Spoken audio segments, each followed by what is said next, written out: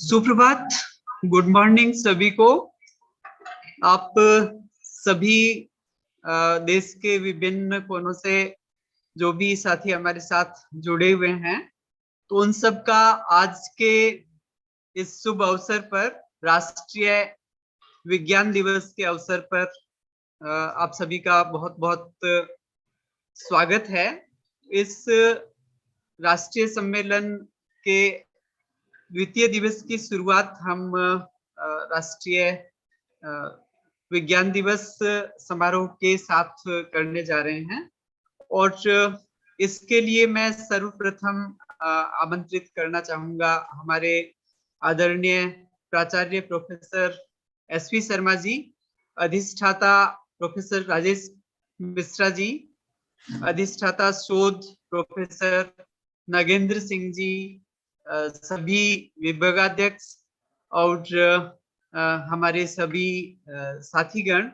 तो निवेदन है प्राचार्य सर से और बाकी सभी लोगों से कि वो आए और सर CV रमन जी की तस्वीर पर माला पहना के और दीप प्रज्वलन करके आज के कार्यक्रम की शुरुआत करें। Sir please.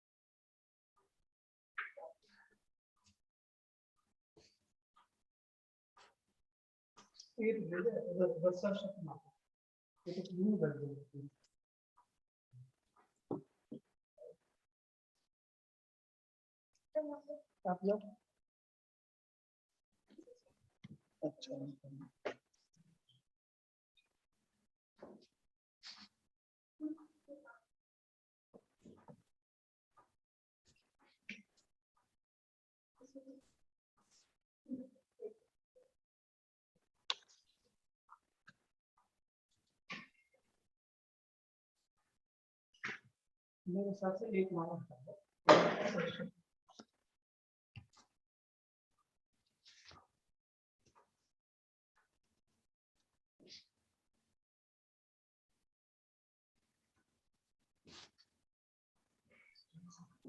बहुत बहुत धन्यवाद प्राचार्य महोदय का।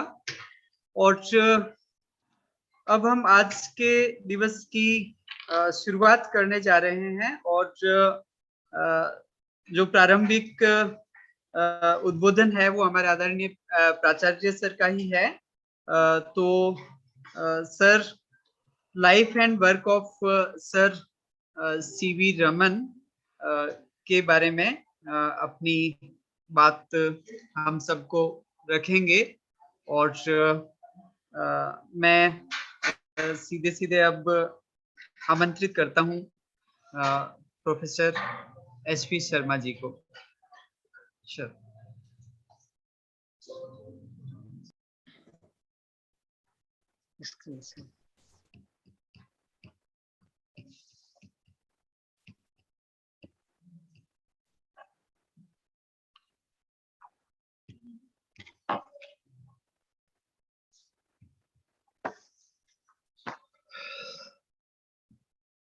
Good morning, friends, and Honorable Dr. Rj Sharma ji, and distinguished speakers, Dean of Instruction, Dean Research, all head of the departments, faculty members, teachers, students, and distinguished participants. Friends, you all are aware that why we are celebrating National Science Day. On 28th February 1928, Sir C.V. Raman discovered a phenomena known as Raman Effect, for which he was awarded the Nobel Prize in 1930. Every year on 28th February, National Science Day is celebrated to commemorate Sir C.V. Raman's contribution to research and his discovery of Raman's effect. Friends, Government of India designated 28th February as National Science Day in the year 1986. And the theme for National Science Day for current year is Integrated Approach in Science and Technology for a Sustainable Future. नहीं आ रहा है?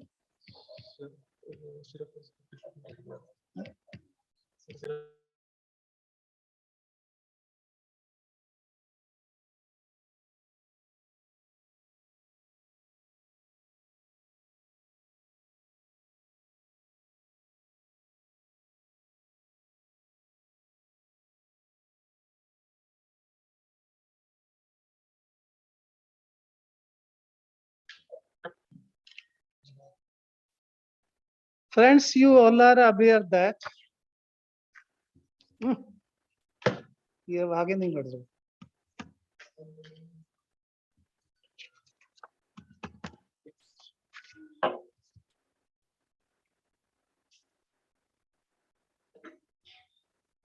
Friends, you all are aware that full name of Sir C.V. Raman is Chandrasekhar Venkat Raman.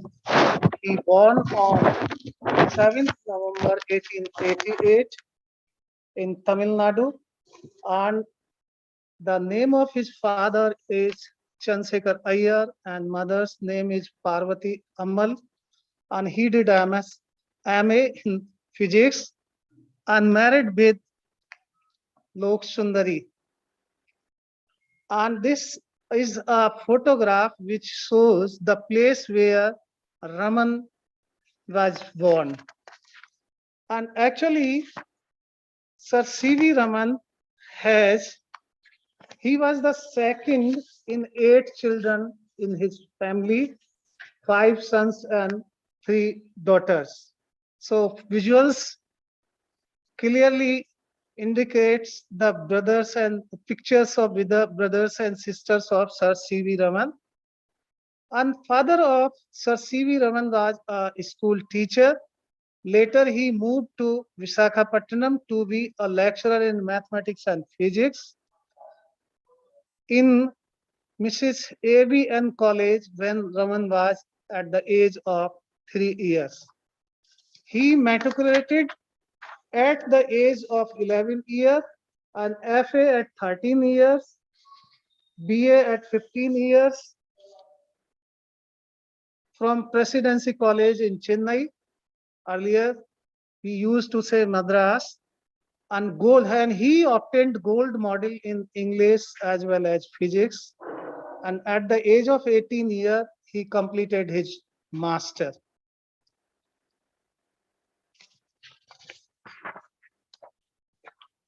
The first research paper at the age of 16 years was published by Sir C.V. Raman in a magazine named the Philosophical Magazine on diffraction of light from prism and another on measurement of surface tension. He taught civil service exam, finance department. In 1907, at the age of 18 and half years, he married with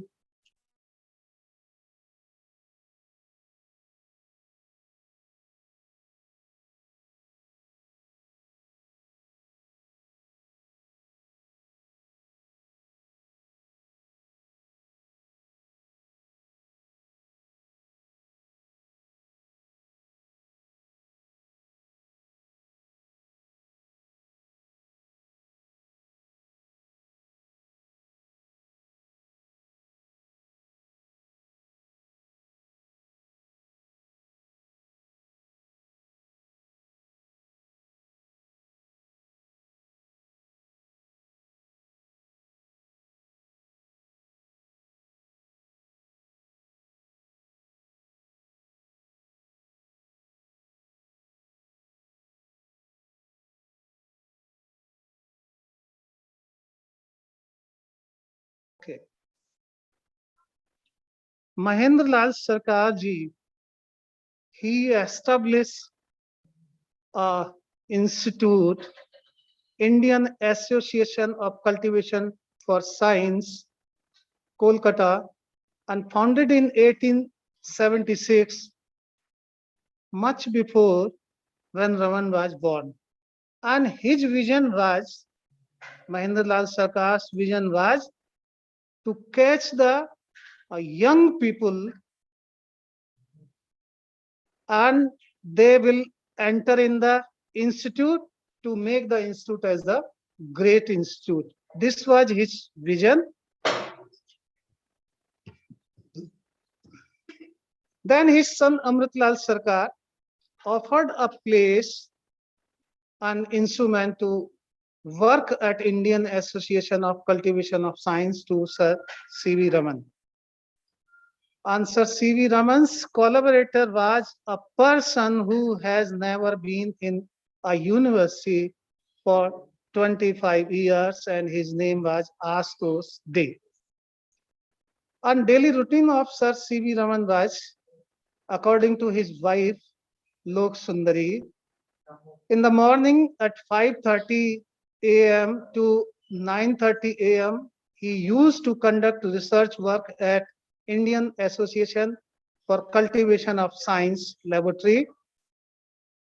10 a.m. to 5 p.m., he used to perform his duty in a regular government job. And 5:30 p.m. to 9:30 p.m., again he used to conduct the research work in IACS laboratory. Raman set up a research laboratory at his home when posted outside the Calcutta. Professor Ashutosh Mukherjee, Vice Chancellor, Calcutta University at that time, offered Palit professorship to Raman. Sir C.V. Raman accepted professorship gladly at the half of the salary.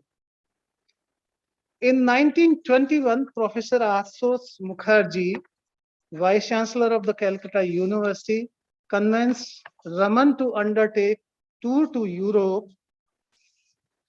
as a delegate of university's Congress. And he accepted and visited the Europe and met with Rutherford, Bragg, and J.J. Thomson's. And during sightseeing tour of London, he fascinated by Paul's Cathedral and its gallery, and where he could see the two research papers, one in Nature and the other one in Proceedings of Royal Society. Raman was so fascinated with the brilliance of the Mediterranean Sea, its beauty and blueness. The more he saw, the more did his wonder grow. Accordingly, he planned and performed experiment on the ship by taking a nickel prism and observe at Brewster's angle. Demolish the theory that the blueness of the sea is the reflection of blue of the sky. That was believed at that time. Blueness of the sea must be due to scattering by the water. That is what he believed. Then the theory of Rayleigh scattering came into the existence, followed by Compton effect, and these two discoveries were awarded Nobel Prize. And after returning from the abroad, Sir C.V. Raman began investigation upon returning from England to the following: the scattering of light by liquids, the scattering of X-rays by liquids, the viscosity of liquids. So simple experiment he performed with the help of white light, I mean sunlight. Sunlight was incident on violet filter, then emergent light was violet, and again it was incident on the scattered light, and then he was having Raman scattered light, then again green filter was used, and finally as he obtained green light. In 1927, true Compton scattering cannot be observed by at optical wavelength. That is what he thought. January 1928, Venkat Sharma, one of his students, observed that glycerin scatters light in green range. Last week of January 1928, Sir C.V. Raman asked his student K.S. Krishnan to take up experimental work and follow up Venkateswaran's observations. 7th February 1928, K.S. Krishnan observed with a 7-inch lens that all his liquids exhibit the famous weak fluorescence of the Ramanathan, and that the polarization of the fluorescence light is greater the smaller the anisotropy of the molecule. Raman confirms that these observations are related to Cameron's Heisenberg process that they had been pursuing.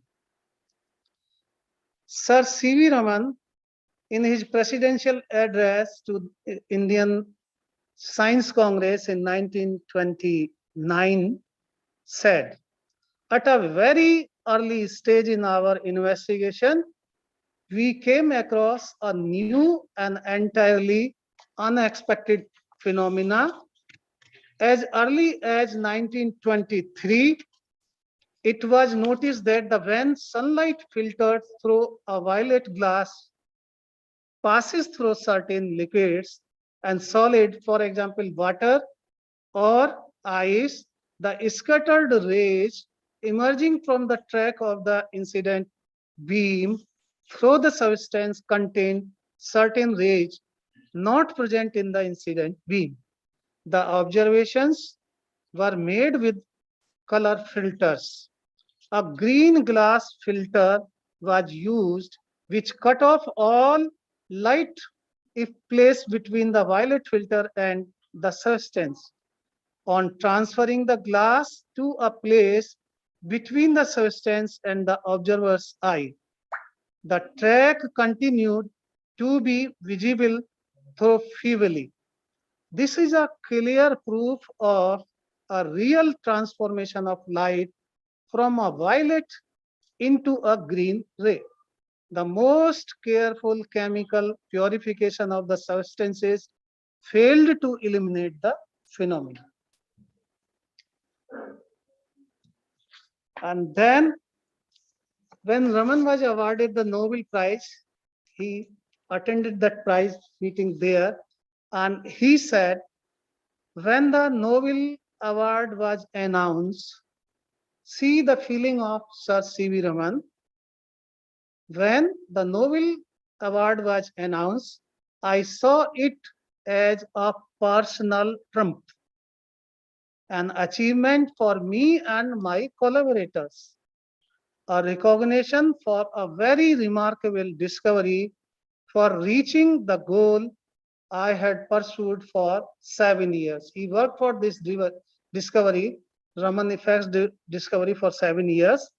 But when I sat in that crowded hall and I saw the sea of Western faces surrounding me, and I, the only Indian in my turban and closed coat, it dawned on me that I was really representing my people and my country. I felt truly humble when I received the prize from King. It was a moment of great emotion, but I could restrain myself.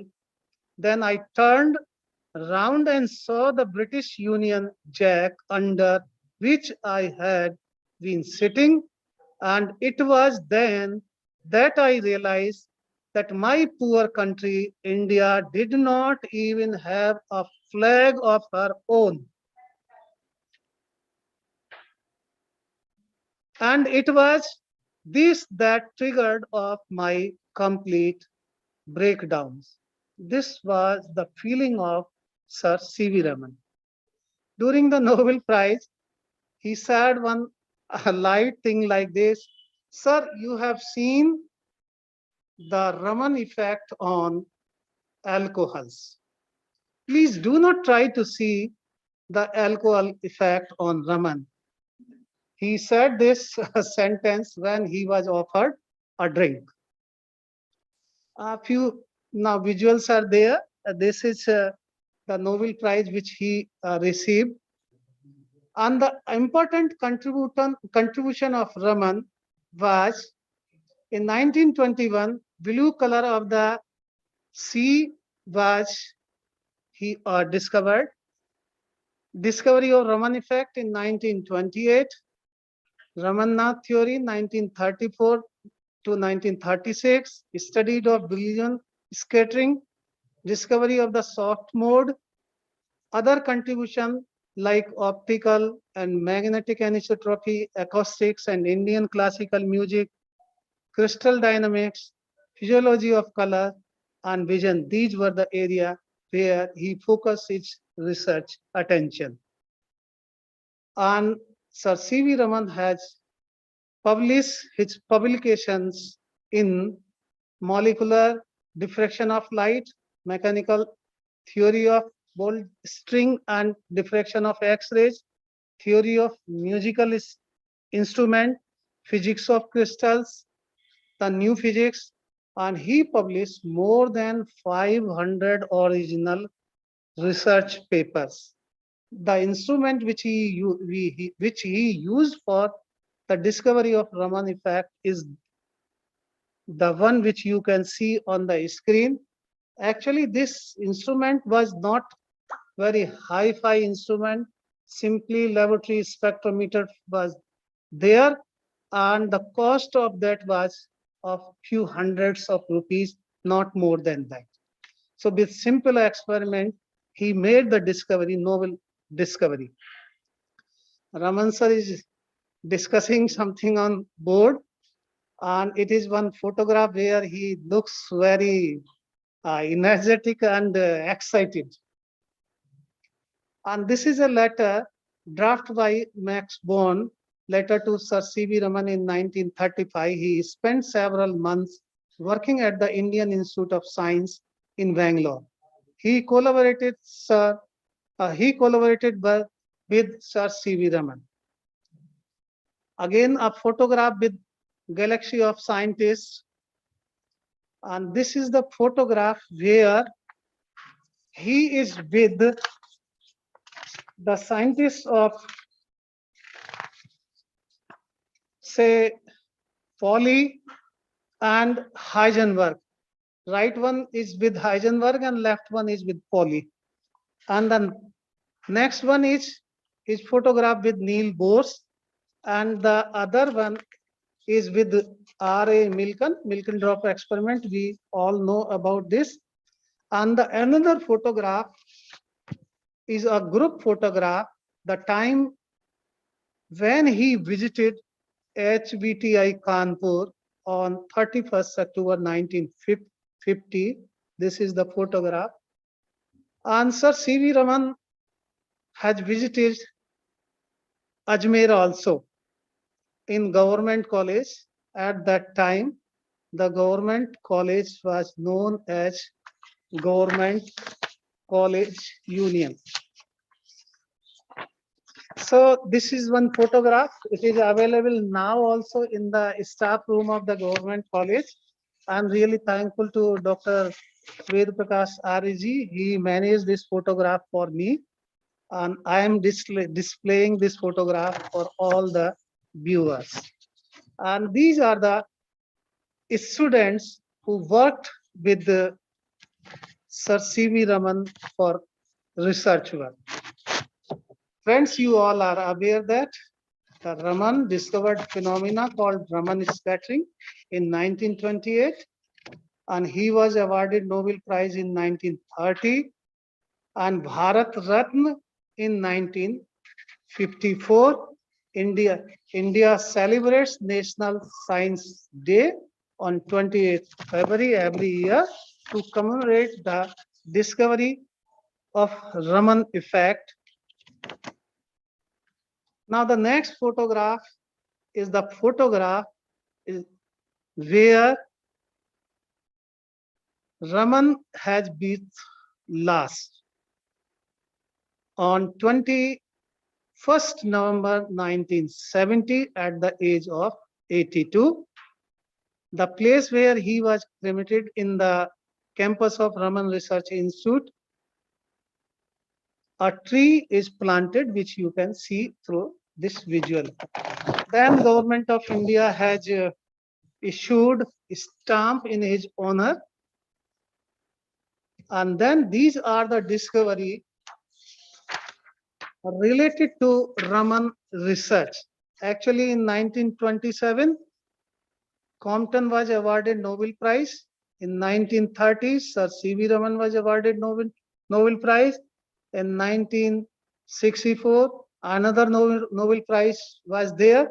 So likewise, we will find that a timeline where the discoveries in the history of Raman spectroscopies are marked with a red. And the resources from where actually I have taken images and other material are these. I am really thankful to each and everyone. Friends, what we can learn from the life and work of Ramans is the one that if you want to do, Professor Kishan Lalji also yesterday told in his inaugural address, chief guest inaugural address, that we are supposed to do the things, not to tell. So same thing we can get from, same message we can get from Raman's life and work. Actually, he did a lot, starting from 5:30 a.m. to 9:30 p.m. Another thing which I want to bring to notice that is the theme of this year's celebration of National Science Day is integrated approach in science and technology for a sustainable future. So our efforts, research effort or other efforts must be in such a way that they must lead something for the development of our great country. Whether it is little or more hardly matter. We have to do some activities, whether we are in classroom or outside the classroom or in research laboratory or elsewhere. Our efforts must be in such a way that they must lead some development in terms of sustainable development for the country. Thank you very much. I do not want to take much time because many presentations are still to be made. Therefore, I request to the chairperson of the session kindly invite the next speaker, Dr. Rj Sharma ji. He is already connected with us so that we will go ahead for the rest of the proceedings timely. Thank you very much. Thank you, sir. Thank you, sir, for your you apprised us about the life and works of Sir C.V. Raman, and now, without taking much time, I extend my warm welcome to Professor Rj Sharma, today's keynote speaker, and I am very much thankful to Professor Sharma for accepting our offer and sparing their valuable time for this conference. I am presenting a brief introduction of Professor Rj Sharma. Professor Sharma has 55 years of experience in low temperature physics, superconducting material and superconducting magnets and cryogenics. Professor Sharma served at National Physical Laboratory, Delhi for 38 years and retired as Director and Head Division of Cryogenics and Superconductivity in 2001. Since then, he is working as an emeritus scientist and now advisor to IMRI magnet project at the Inter-University Accelerator Center. He also had a long stay at Kapitsa Institute for Physical Problems, Moscow. He also served at factories and universities at Helsinki, Tokyo, Berlin, Germany, and other countries. He wrote a book entitled Superconductivity Basics and Applications to Magnet from Springer, Heidelberg in 2015. So I am not taking much time. I would like to invite Professor Rj Sharma sir for their lecture entitled Physics in the Service of Humanity, Role of Superconductivity in Healthcare, the MRI. Professor Rj Sharma sir. Thank you, Professor Rajesh Mishra. Am I audible? And yes, sir. Yes, sir. You are audible, sir. Okay. Thank you very much for this excellent introduction. At the outset, I will like to thank Professor S.V. Sharma, my colleague at NPL of yesteryears, then Dr. Rana Pratap, Dr. V.P. Arya, and all the organization team for having invited me. And it's a great pleasure for me to be speaking to you this morning on a subject on which, in fact, superconductivity, which I started in the country in 1973. Let me just share the screen.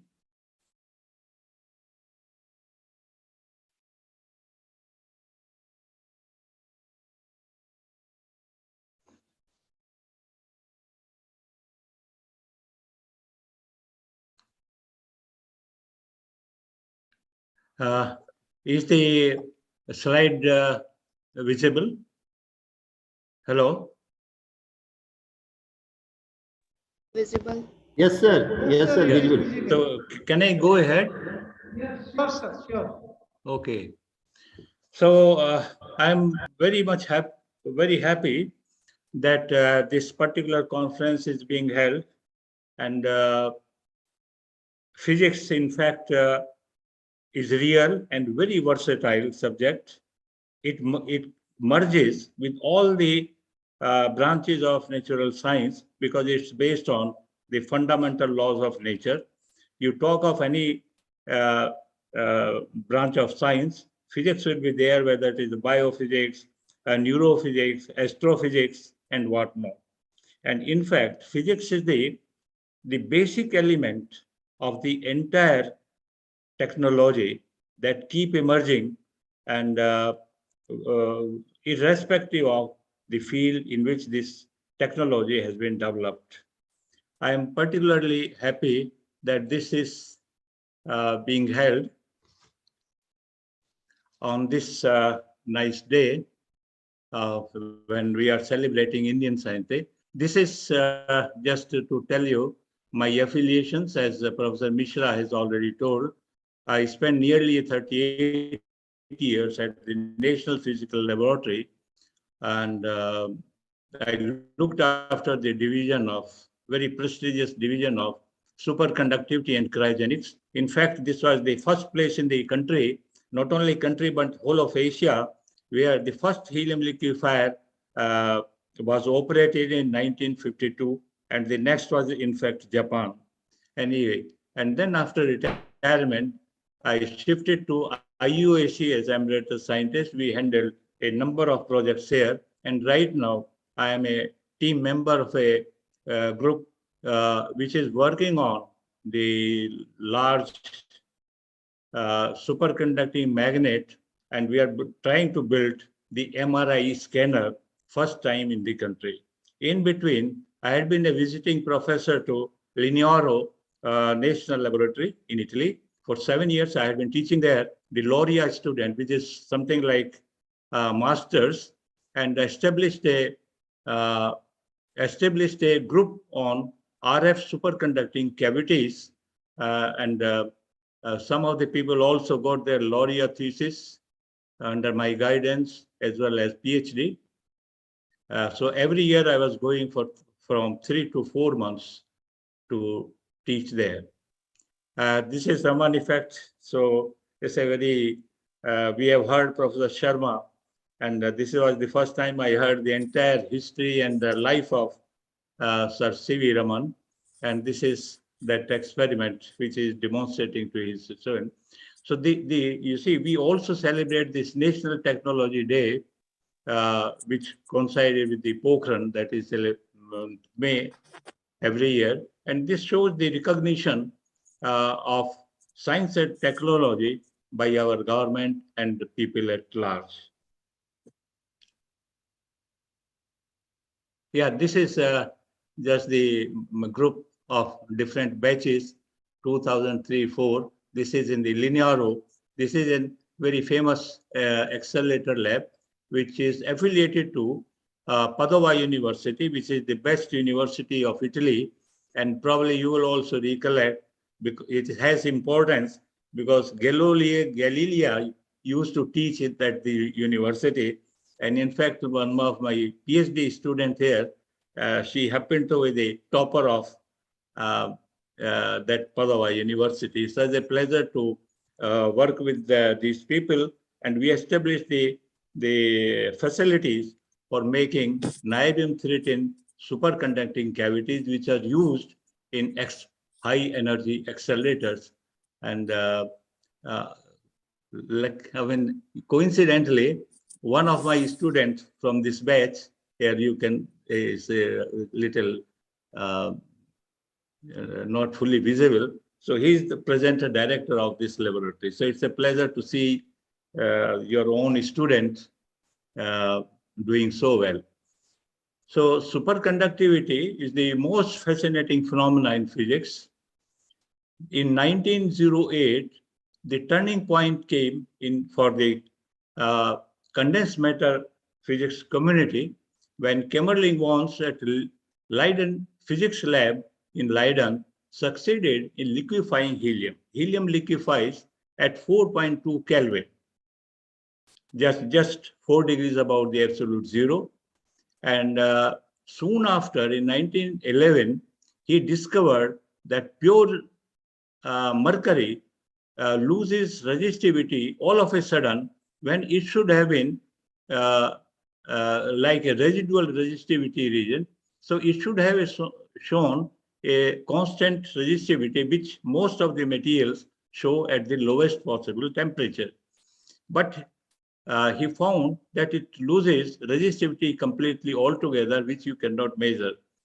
And in 1933, so many years after the discovery of superconductivity, Meissner effect was discovered, which distinguishes a superconductor from a perfect conductor because the magnetic field does not penetrate a material, but if it penetrates a normal state material and you lower the temperature to bring it below the transition temperature of superconductivity, the magnetic field is expelled from the interior of the material. So superconductor is characterized by a zero resistivity That is it's a perfect conductor and then a perfect diamagnet.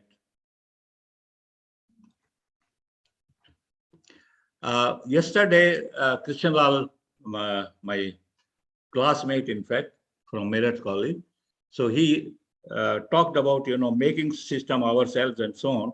So that is why I included this. This is in 2 days' time. I had assembled because we wanted to work on the best material superconducting, that is niobium-13 and vanadium-3 gallium. Of course, you have to add a lot of copper because of certain reason which cannot be discussed here. So what I show here is it's an arc melting furnace, and I assembled this myself, including soldering everything, in 2 days' time by having the components made in our workshop, a great workshop. And I could melt niobium and vanadium here. And mind you, niobium has a melting point of 2,484 degrees. We could melt, and then we prepared, something like 100 grams of material and drew 80 meters of wire within the facilities we created. We did not buy any equipment. We built the bull block, bought some dies from a street in Delhi, and we could make wires without any annealing treatment up to 0.33. So it gives you great pleasure and the confidence level. And this was one reason that in Italy, I found that I could start a new project there, which they appreciated. Then to characterize this material, I needed a superconducting magnet, which was not there in India. So instead of buying from Oxford Instruments, I decided to make myself, and the India's first 7 Tesla high homogeneity magnet I built in 1975. So these are some of the magnets. This is a small magnet which you can dip inside a helium vessel, and you don't need a dedicated cryostat. So what we decided, you see, the best thing is not to tell how good your magnet is. It is for others to tell me how good magnet is my magnet by using it. So we decided at one time, we made some 8 magnets, 7 Tesla magnet, and supplied to different research centers in India, which were equipped with liquid helium. And in fact, one visitor who came to our section, he once scripted that, oh, this looks like a cottage industry. So anyway, then we got an order from IG Car Kalpakam. We also made, because 7 Tesla was not good enough for my measurement. So I decided to go to higher fields. And then we decided to make niobium-13 magnet. Here you can see, this is a large magnet of one material, niobium titanium. And this is insert, which sits inside, and the 2 magnets together produce a field of 11 Tesla. And I feel very happy to tell you that 11 Tesla is the Indian record, which we established in January 1990. And till today, nobody has been able to make niobium-13 magnet, because the technology of making this magnet, because it's an extremely brittle material. So handling niobium-13 is a lot of problem, but we made 4 magnets, and 4 magnets were intact. None of them got destroyed during heat treatment and so on. This is one large magnet, in fact, we made for Institute of Plasma Physics, which is our lab in Ahmedabad, and have built a fusion reactor. I will just mention about it. This is the magnet which they couldn't get it wound anywhere, and ultimately I had to do this work for them. So magnet has become our profession just because we were studying superconducting materials and we needed magnet. This is a very complicated magnet. It is used in NMR, that is nuclear magnetic resonance, where you need high homogeneity, very high homogeneity. And these are very complete. These are 3 magnets, one inside the other. This is the outermost. Then this is one Sarkar who was trained on magnet after getting his PhD with me. And then he was taken by IPR for fusion reactor. And from there, in fact, he was taken by ITER, that is the International Thermonuclear Program, which is a internationally collaborated program. And he, in fact, became the head of the division in ITER France, Quai d'Orsay. And this is the 12 Tesla magnet before heat treatment, after heat treatment, naive threatened, and together this magnet produced 11 Tesla. Then there are other magnets. This is the NMR magnet being built. There's one lady, Renuka Rajput, who also did PhD with me, and then we trained her on magnet. She joined first RRCAT Indore for making magnets for CERN, that is accelerator program. And then she is now the chief magnet designer at Jefferson's Accelerator Lab and working on a new collider which is being built there. So it gives me a lot of pleasure. We also made here, this is high gradient magnetic core separator, which we built together with BHEL at their site. This was the first industrial application of superconducting magnet in India. And then we helped them in making a 200 kVA superconducting generator, again, first time in the country. And this is our magnet we had taken from NPL to BHEL Hyderabad. This is being done at Hyderabad. And this is me, my colleague, Vice Reddy, and we helped them. And believe me, both the project, that is high gradient magnetic separator, as well as the generator, were the runaway success. And everything went as per plan, as per design. And then it was a great pleasure to see this working in the first run itself. And both the projects were completed in time, which is not very common in India. You get many, many extensions for getting the completed. Then in 2001, I carried this culture of making superconducting magnet in the laboratory to IUAC. So he was my first colleague at IUAC whom I trained on magnet. This magnet itself, actually, since we did not have facility here, I took him to NPL and wound this magnet. This is another colleague, Ansari, who made 4 Tesla magnet. And this was the 6 Tesla cryo-free magnet. What is cryo-free magnet? Is that it doesn't need liquid helium, but the magnet is cooled down to 4 Kelvin by cryocooler. We call closed cycle refrigerator, which is a mechanical device.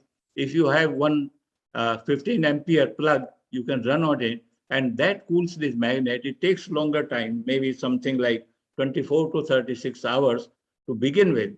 So the virgin cooling takes time. So this was again and continues to be the only magnet which has been built indigenously in the country. These are the different pictures of the same magnet, different parts at different times. This you can see the interior of this magnet. This magnet was, before putting inside this cryostat, was tested separately for its performance in this liquid helium test dever.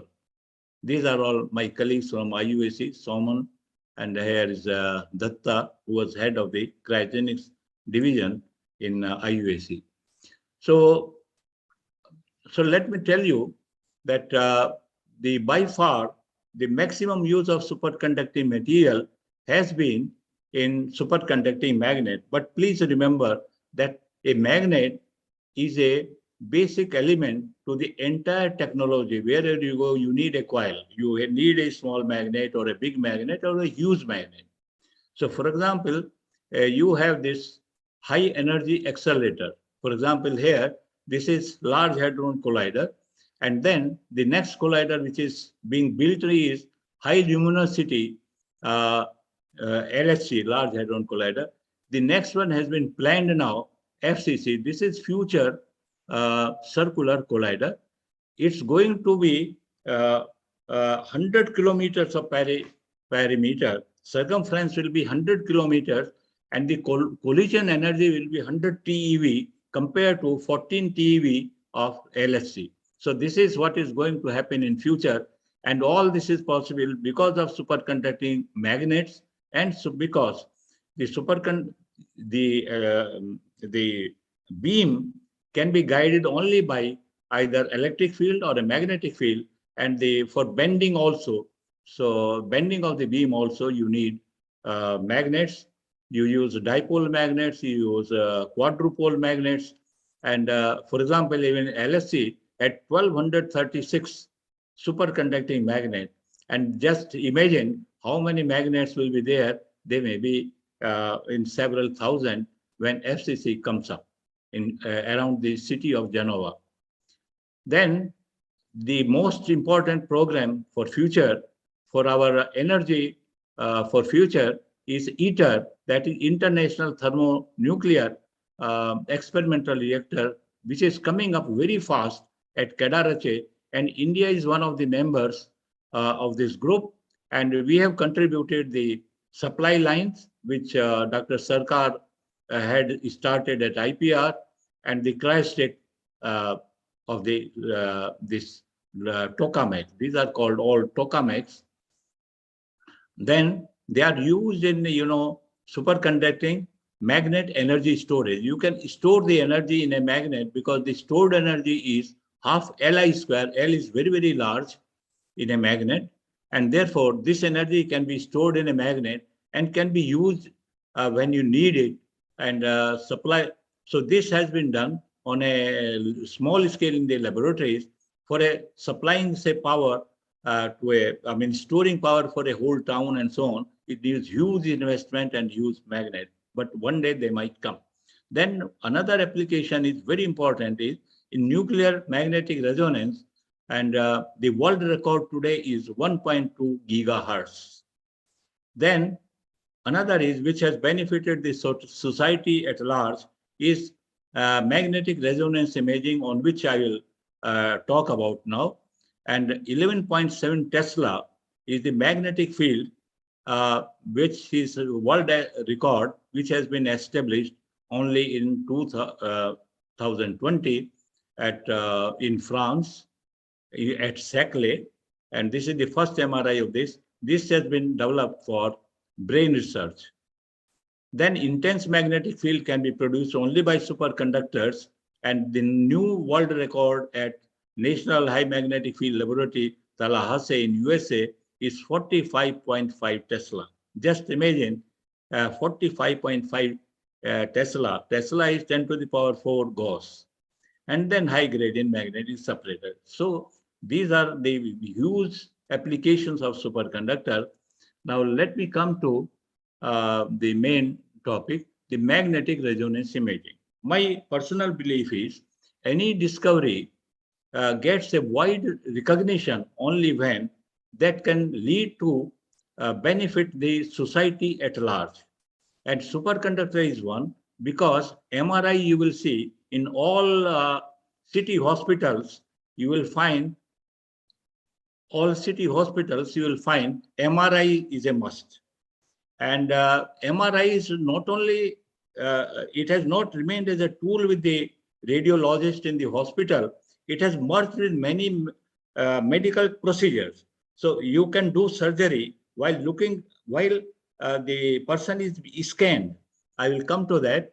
So MRI, what you see is that it is based on nuclear magnetic resonance, and for which we had made one, I showed you, NMR, we made a magnet. MRI is a very big version, because in NMR, your sample size is about 10 millimeter. In MRI, your sample size is a human body, which is 50 centimeter diameter spherical volume. That has to be within that high homogeneity of the magnet. So MRI has become essential for distinguishing between the healthy and the diseased tissues. NMR signal frequency is proportional to the magnetic field, and for example, 100 megahertz corresponds to 2.35 Tesla. In fact, we were asked by DSC to build this NMR magnet system, and the spectrometer was developed by IC Bangalore, and we together established this, demonstrated this experiment very successfully, first time in the country again, while being at NPL. So the whole tissue is mapped by assigning different values of the proton frequency to different proton locations using well-computed field gradient coils. So you have a very high homogeneity field along the axis where the human body goes inside, and then there is a RF field perpendicular to that, and to map the entire area, different tissues, we need these gradient magnets, the small magnetic field they produce in X, Y, and Z direction. The gradient they produce is something like 30 to 45 millitesla per meter. So it's a huge challenge to make a magnet. So MRI is a indigenous magnetic resonance imaging is a project which is funded by the Ministry of Electronics and Telecommunication in Delhi. And there are 5 institutes involved. Samir is the coordinator of this project. And the magnet part, which is the heart of the machine in which the body goes, that has been given to IUAC. And we are trying to build that magnet now, which is the heart of the magnet. So what is there in MRI? This is the whole body, which is to be scanned. Then there are RF coils, there are gradient coils, and this is the main magnet. And how the magnet is built and housed in a cryostat, which is filled with liquid helium. So it's again a very, very complicated system which we are building now. And this magnet is not a solenoid and magnet, which is roughly about more than 1.5 meter long magnet.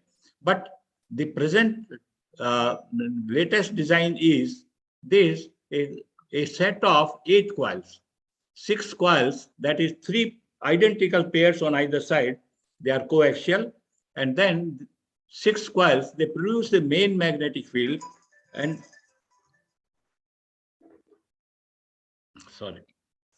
then the stringent requirement of the MRI magnets are following. The homogeneity within 50 centimeter spherical volume has to be less than 5 ppm, roughly 2 to 3 ppm. And it's a very complex coil winding.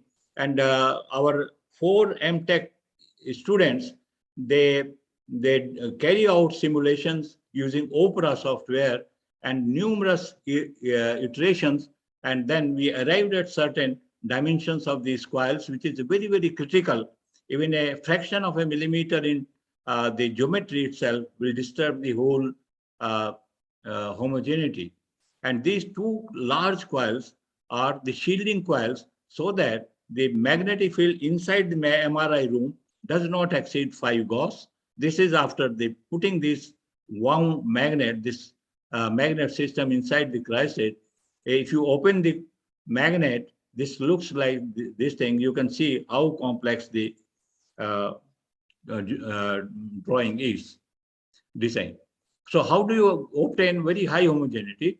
For example, here you see we have a set of 4 coils, central coils, that is 1 and 2, 3 and 4. This is the profile of the field here, and this is how you can see here a maxima. And what we have to do is, this central magnet over 50 centimeter has to be extremely uniform.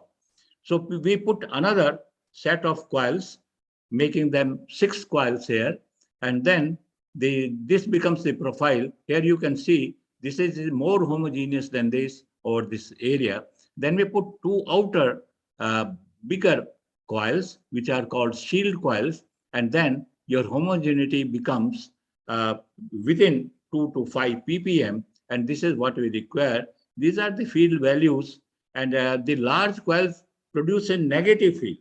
Here you see they produce minus 0.864 Tesla, and from 1 to 6, the field is 2.36. And therefore, the resultant field is exactly 1.5 Tesla. So now one property of this magnet is a highly homogeneous field over 50 centimeter diameter. Other is it has to remain stable. The field has to be stable to 0.01 ppm per hour. Your field should not change 10 ppb, parts per billion per hour. So this is a stringent requirement. How do you do this? You cannot do with an ordinary electromagnet. In a superconductor, please listen this carefully, and let me tell you, MRI does not have, or the magnet does not have a power supply. The power supply is used for charging the magnet only once, and then later it is short-circuited, and the current continues to flow for years, decades of years, and no power supply at all. And how do you achieve this? This is achieved by operating the magnet in persistent mode, which we did for the first time in the country in 90s at NPL while making NMR magnet. So what do? You have this magnet coil, then there is a shunt here, which is again superconducting. But then you put a heater here. This we made many of them at NPL. Maybe Professor Sharma was there around that time. I don't remember exactly. But these are the persistent switches we prepared first time in the country. Nobody will tell you how to prepare. Oxford Instruments say we'll give you any number of persistent switch, but don't ask us what is inside. Anyway, we developed, and if Sharmaji remember, probably Vice Reddy used to be there, my colleague. We together used to do everything ourselves, including winding. All the magnets in NPL, more than 15, I wound myself. So I never felt shy. I was handling lathe all the times. This is how you get the things done, and project succeeds. And then this is power supply. So what you do, you heat this material so becomes normal. So the power supply is connected to this magnet, not through this, because this is resistive. It will flow through the magnet. So magnet is charged, and then you go to the required field level and switch off this heater. So when you switch off this heater, it becomes superconducting, and then current starts flowing through the shunt only, because it is zero resistance path, whereas this is a resistive path. So, and then since the current is running through this, the power supply is cut off. So there is no power supply when the magnet is under operation. And now how long does it last? You see, the time constant is given always by L by R. That is inductance divided by resistance. L here is very, very large. R is almost 0. 0 means 10 to the power minus 14 or so. So if you calculate this time, tau, decay time of the current, when you flow a current in a magnet, how does it decay? It comes down. It comes down, takes decades and centuries. You can calculate L by R, because R tends to 0, 10 to the power minus 14 will be there. And then L will be very large, something like 100 Henry or so. So a superconductor magnet does not consume power. It runs on 0 power. That is the beauty of superconducting magnets. But now if you see what is important, you have a joint here between superconductor and superconductor. And on the other side also, there is a joint. Now, how to make this joint is extremely difficult and the top secret of any company. They will never divulge how to make the joint. It's not soldered directly, because the problem is all superconducting wires are of multifilamentary form. That is, you have thousands of filaments, 5 to 30 micron in size. You have thousands of them all embedded in copper. So if you look at a magnet here, for example, what you see is a copper wire, because it's copper. But inside, there are thousands of these fine filaments. And when you join superconductor to a superconductor, there should not be any non-superconducting material. How do you do that? Nobody tells you. So we tried different method at NPL, and fortunately, very fortunately, the first one was successful, and they worked. So they are almost secret, with every company. So we are trying to make the joints, and we have reached this. The resistance has to be of the order of minus 13 to 14. So you take the two terminals of the superconductor and you remove completely copper part. And from inside, you will see very, very fine filaments. How to join these filaments? We are doing it through a superconducting solder. But to remove the copper is not easy because you are dealing with a micron-sized filaments.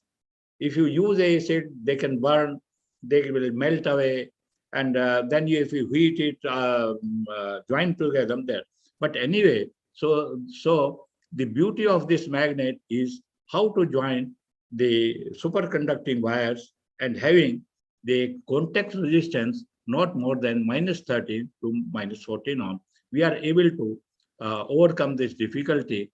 Then, so this is one. So this jointing gives you the stability as 0.01 ppm per hour, and we hope to achieve it. Our magnet is arriving next month because we have given it outside for winding because the diameter itself is more than a meter. We don't have winding machine of that size. Another is, or let me tell you, all superconductors are very bad conductor of electricity if they are in normal state. Copper, silver, gold, the best conductor are not superconductors. A superconductor, when turns normal, it has very large resistivity because all of them are either alloys or compounds. They have very high resistivity.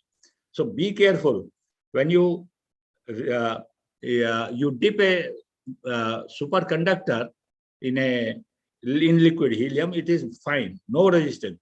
The moment you exit, all superconductors are bound by 3 critical parameters: critical temperature, critical current, critical magnetic field.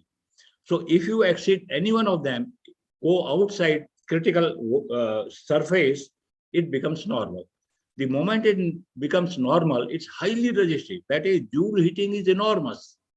And in a superconductor, say for example, I have given here a few microjoule of energy, which is equivalent to the potential energy of a pin. If I drop by a few centimeters, that energy, if given to a magnet during operation, it will trigger heat, it will generate heat, and it will propagate very fast because high resistance and conductivity is very low. Thermal conductivity of superconductor is low. So the point is, you make a small mistake, the level goes down, you exceed the critical current or field, then it becomes normal. So what will happen? The magnet will melt. You know, magnet is dipped in liquid helium, but it will melt in millisecond. It will melt the magnet, the material, in milliseconds if the magnet is not protected. This is called quench.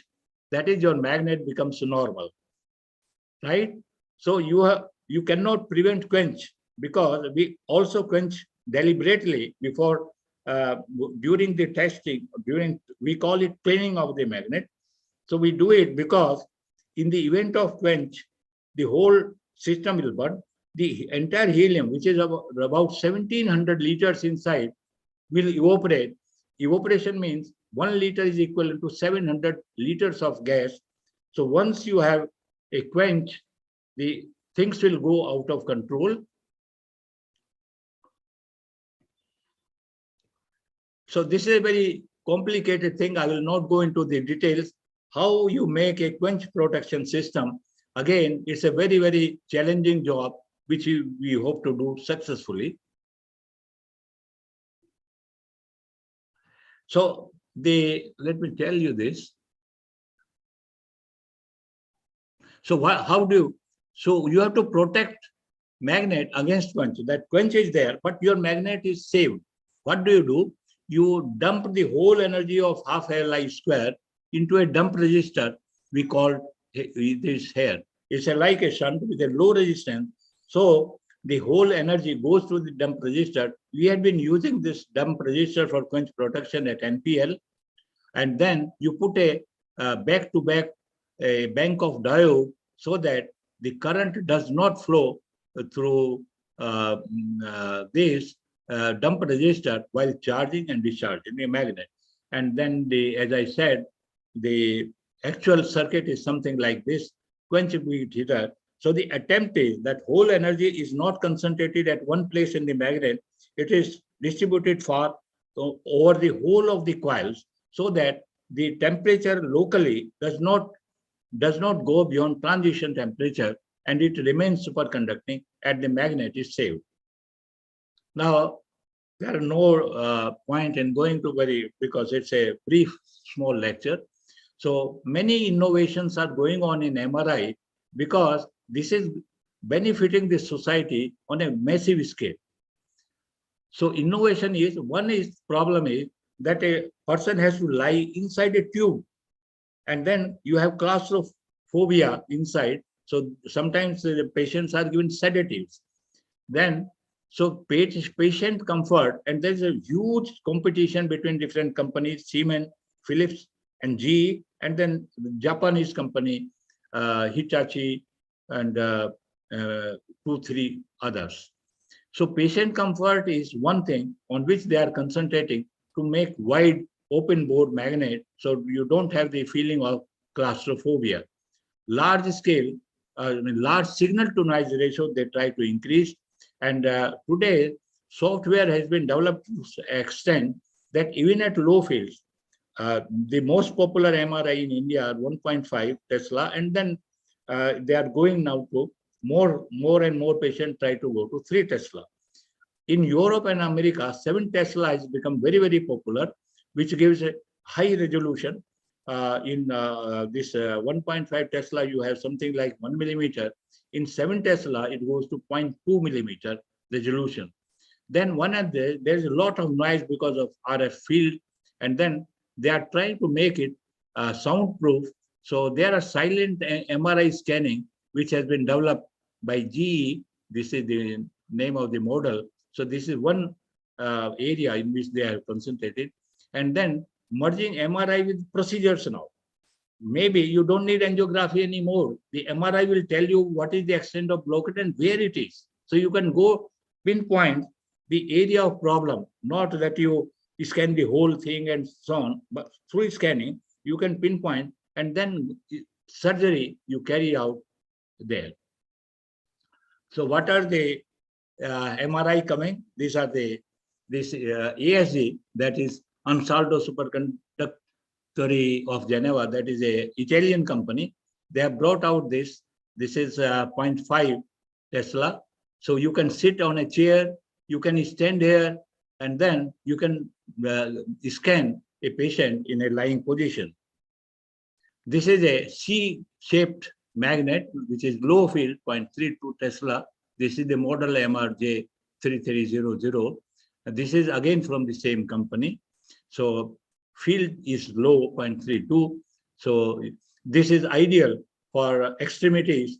You want to scan knee and other different parts, or elbow or something. So this is an ideal MRI. This is magnetron-free Max. That is, Siemens has brought out this very, very light. It weighs only 3 tons compared to 5 to 6 tons, which 1.5 Tesla MRI weigh. So these are very, and then the board size is now 80 centimeter instead of 50. So you have a large area. So claustrophobia is reduced drastically. This is the world record, which has been established in 2020, very recently. And just imagine, see the parameters. I was talking about 3 Tesla weight of the yes, I'm trying to finish it. 132 tons is the weight of this magnet. Many companies have joined hands together and built this MRI scan in Sekle. This is another, you see, the fashion designers are also entering the field. This is Victoria University in New Zealand, in Wellington. And then they have come out with this design where the patient sits, there's a space on left, space on right, back and front. And you can see this, window. The patient, while being scanned, can see through the window what is there outside. So no problem of that account. These are the recent innovations which are going on. And most of the medical procedures are going on clubbed with MRI scan. So you are imaged, and at the same time, surgery is performed by the surgeons. And most of the data which I have presented to you, they come from my book. Sharma ji has a book. This is the second edition which has come, which is thicker than the first one. And I have tried to explain most of the things which I have given. There are 12 chapters, but in a way, a student, a non-specialist can follow. Each chapter is self-sufficient. You don't have to see the background in another book and so on. So, guys, thank you for your patience.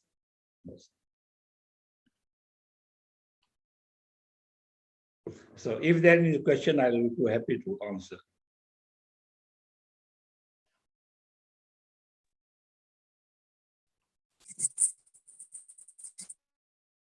Sir मैं SV Sharma sir बोल रहा हूँ sir. जी जी जी जी sir एक मेरे दिमाग में आ रहा है, जैसे हम ये एमआरआई में फील्ड स्ट्रेंथ बढ़ाते जा रहे हैं, 7 टेस्ट नॉर्मली 1.3 से 2.3 और अभी आप 7 टेस्ला तक भी जा रहे हैं, तो वो जो हमारी बायोलॉजिकल सेल्स हैं, फील्ड अगर उन पे गिरेगा तो क्या बर्निंग सेंसेशन की पॉसिबिलिटी होगी? No, I don't know much in depth, but FDA, which gives the permission for use, they have verified that 7 Tesla does not have any deleterious effect. FDA has permitted. So it was started in USA, and now slowly this Europe has also many countries. I think there are already more than 60 MRIs which are working. But the only thing is that it's very expensive, very expensive compared to 3 Tesla and 1.5 Tesla. For day-to-day work, actually, day-to-day work, these radiologists say that 1.5 Tesla is more than sufficient for most of the routine work. Unless you go for spectroscopy, 1.5 Tesla is enough.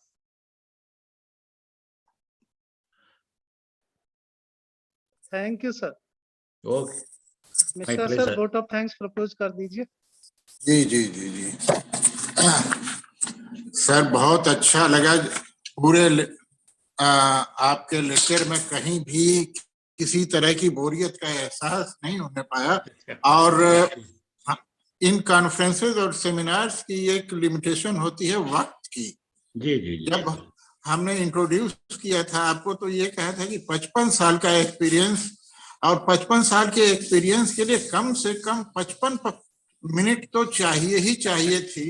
लेकिन ये हमारी बदकिस्मती है कि हम इतना time spare नहीं कर पाते। सर, आमतौर से as a man of humanity मैं तो फिजिक्स और मैथमेटिक्स को ये समझता हूँ कि ये हमारे मुल्क की आधी आबादी के लिए वबाल-ए-जहाँ बने हुए हैं, क्योंकि जितने बच्चे फिजिक्स पढ़ते हैं वो परेशान रहते हैं और उनके पेरेंट्स भी। तो लेकिन आपने जितने सिंपल लैंग्वेज से और सिंपल वे से फिजिक्स की ह्यूमैनिटी में क्या रोल है, वाकई ये बड़ा हम लोगों के लिए तो जो साइंस से अवेयर नहीं है या फिजिक्स से अवेयर नहीं है उनके लिए बड़ा अद्भुत टॉपिक भी है। और हम लोग तो ये चाहते थे कि अगर फेस टू फेस मोड में कभी आपसे सामना हुआ, और मैं प्रोफेसर एसवी शर्मा साहब से रिक्वेस्ट भी करूंगा कि हम लोगों को पूरी तसल्ली नहीं हुई, जो हमारी तृष्णगी थी, जो प्यास थी, इतने से मिटी नहीं है। तो इन फ्यूचर हम कोशिश करेंगे कि ये पैंडेमिक सिचुएशन भी थोड़ी सी क्लियर हो जाए। तो हम चाहते हैं कि आप हमारे संस्थान में फेस टू फेस मोड में आए, और हम जैसे लेमैन्स की बहुत सारी क्वेरीज हैं जो इस तरह से ऑनलाइन रह के शायद नहीं हो पाए। तो सर आपका बहुत बहुत धन्यवाद। आपने बहुत अच्छे तरीके से सुपर कंडक्टिविटी का हेल्थ केयर में क्या रोल है, हम लोग तो बस फिजिक्स जानते हैं कि physics is a very tough subject, लेकिन आपने जितने अच्छे तरीके से इसको एलोबरेट किया है और जिस तरह से प्रेजेंट किया है, sir we are very much thankful to you on the behalf of NCERT and on the behalf of Regional Institute of Education. I am very much thankful to you, sir. I salute you, sir. Thank you. Mishra ji नमस्कार, बहुत बहुत धन्यवाद आपको। और अब मेरा experience 58 years हो गया है। जी जी जी। और मैं पहली बार बहुत सालों के बाद छोटा लेक्चर दिया। मैं इटली में मोस्टली 4 आवर्स का लेक्चर देता हूँ with a 5 minutes coffee break. फिर सर हम लोग I am used to long as well as short. There's no problem. मेरे लिए बहुत ही ये सौभाग्य की बात थी कि आप लोगों में और एक एजुकेशन इंस्टीट्यूट में ये मुझे मौका मिला।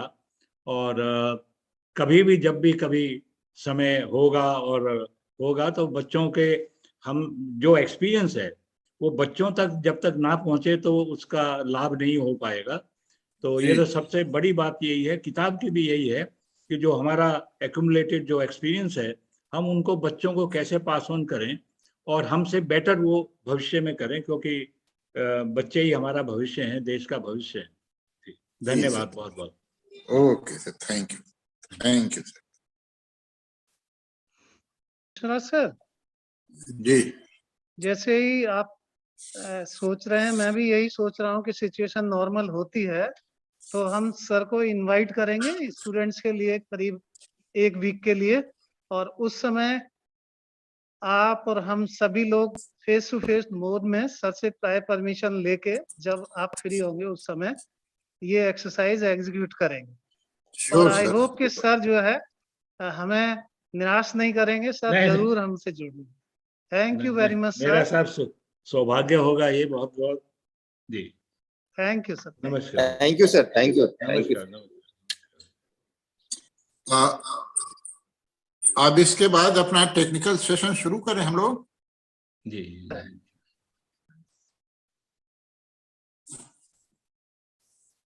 हेलो। हाँ sir ji sir, paper presentation.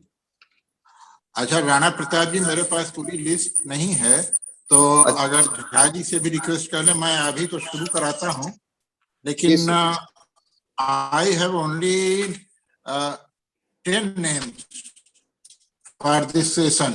So I think I talked to Professor Braj Prakash and he apprised me that in this session we have 24 participants perhaps. ठीक है सर, जी हमारे पास लिस्ट है। तो मैं शुरू करा देता हूँ, फिर झा साहब को जरा सा देख लीजिए और किसको हैंडओवर कर दूंगा। तो सर जहाँ साहब एक दूसरा प्रोग्राम संस्थान में ओरिएंटेशन बीएड और एमएड के स्टूडेंट्स का चल रहा है, एक्चुअली वो वहाँ पर बिजी हैं। हम लोग ने कोशिश किया था, मैं अगर आप कुछ डिफिकल्टी आ रही है तो राणा प्रताप यहाँ से कर सकते हैं, या और जो साथ में होंगे आपके ना उनसे रिक्वेस्ट कर लेंगे सर। जी सर जी। अच्छा सर, मेरे पास एक्चुअली अच्छा ठीक है, मीनाक्षी मैम जुड़ी हुई हैं, वो कर लेंगे। ठीक है, ओके तो मैं शुरू कर देता हूँ, फिर वो संभाल लेंगी। जी जी जी, thank you. Okay friends, now we are going to start our first technical session of this very day. In this session, at least 10 presenters. Theme, we have 2 themes in this session.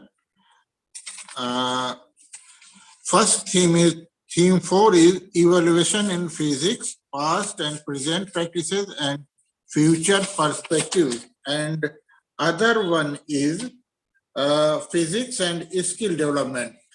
So without taking much time, I would like to invite our first presenter, Mr. Jeeval Vyas, who will present their paper on alchemy of physics, a review. Yes, sir. So I'm Jeeval Vyas. I'm going to share my screen now. Okay, ma'am. One request is more. You have to only 5 minutes. You have to introduce your paper and sum up within 5 minutes because we are lacking of time. Okay, sir. Okay, sir. Thank you. Deep, proceed. Okay, so good morning, everyone. The title of my paper is Alchemy of Physics, a review. I'd like to start with the introduction. Firstly, physics is a branch of science that deals with the basic laws of nature and the manifestations of natural phenomena. Alchemy of physics is justified by the process of transformation, creation, or combination of physics with the other branches of sciences. Physics has massive implications in the environmental science such as climate change, renewable energy, pollution, human health, satellite technology, and seismology. The boundaries of physics and the other sciences are not invariably distinct. The future aspects of interface of physics with these branches of science will create avenues for the welfare of human beings in the coming time. Now I'll start with the specific subjects that have been influenced by physics. Firstly, physics and its influence or interface with chemistry. The science which is perhaps the most intensely affected by physics is chemistry. The early days of chemistry dealt with the chemistry of substances that are not associated with living things. This early chemistry was very important for physics. The interaction between the two sciences was very great because the theory of atoms was validated to a large extent by experiments in chemistry. Moving ahead, physics and its madam आवाज नहीं आ रही है interface आपकी with, or like, I'm not audible? No, you are audible. Okay, sir. Please Physics and its proceed. Sound नहीं आ रहा है राणा प्रताप जी इधर आवाज आ रही है Please proceed. नहीं आ रहा, shall I proceed? Okay. Yeah, proceed. Physics and its interface with mathematics is the next topic. A firm relationship between mathematics and physics have been subject of study for mathematicians and physicists since ancient times. For physicists, mathematics is a tool used to answer questions, and for mathematicians, physics is a source of inspiration with theoretical concepts such as quantum theory providing momentum for mathematicians to solve and evolve. It is very evident that physics and mathematics are very much dependent on each other. Without the knowledge of either, it is very difficult to find, understand, and explain the laws of nature. Now, the next topic is physics and biology, the interface of physics with biology and medicine. Physics is the quiet essence of biology. It can be said that physics explains how things work and biology explains how living things work. The concept and illustrations of space, time, and matter have induced a better understanding of existence of living organisms and the study of the laws of conservation of energy. Medical physics is a subdiscipline of biology and physics. It deals with the application of physics to healthcare using physics for patients in blood pressure measurement, treatment, etc. Lastly, the topics that I will be dealing with are physics and its interface with psychology and astronomy. Quantum physics and human psychology may seem completely unrelated, but there have been researches that stated that quantum mechanics, which is a branch of physics, can be used to explain the human behavior and decision making. A new theory called as quantum cognition has been introduced, which suggests that the principles that are used behind quantum physics can be used to better understand the human behavior. Lastly, physics and its interface is astronomy. The branch of astronomy is considered to be the applied physics, and it applies the science of hypothesis and the basic rules of physics to further understand the celestial bodies and the universe. Concluding my presentation, there has been a mania in all fields of science in the past century to explore the various implications of physics and its interrelation to other sciences. Physics also includes a wide range of masses, from exhaustively small particles like protons, neutrons, ranging up to 10 to the power minus 27 kgs, to highly massive galaxies of order 10 to the power 80 kgs. Physics considers both the microscopic and macroscopic domains. This extensive scope of physics makes it an elemental or the main or pivotal science of the other sciences. Thank you.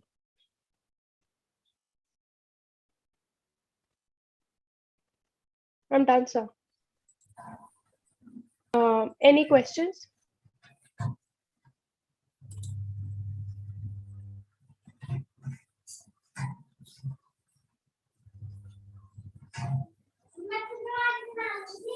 Mishra ji sir, आपका mic mute है। It seems there is no question, so I would like to invite Farheen Rafat, Yes. and his title of the paper is Alternative Frameworks about Simple Electric Circuit Among Secondary School Students. So please, Farheen Rafat.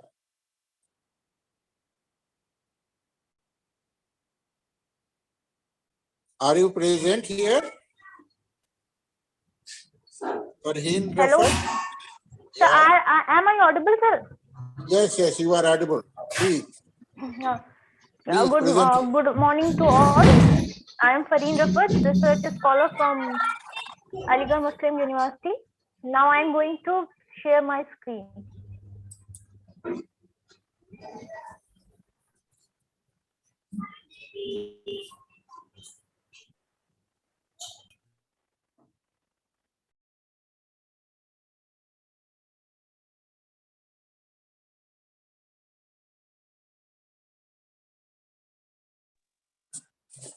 Please proceed.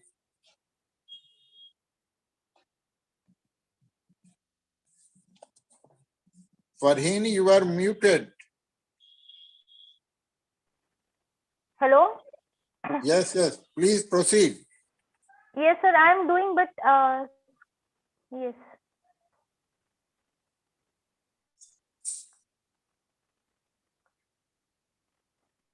I am.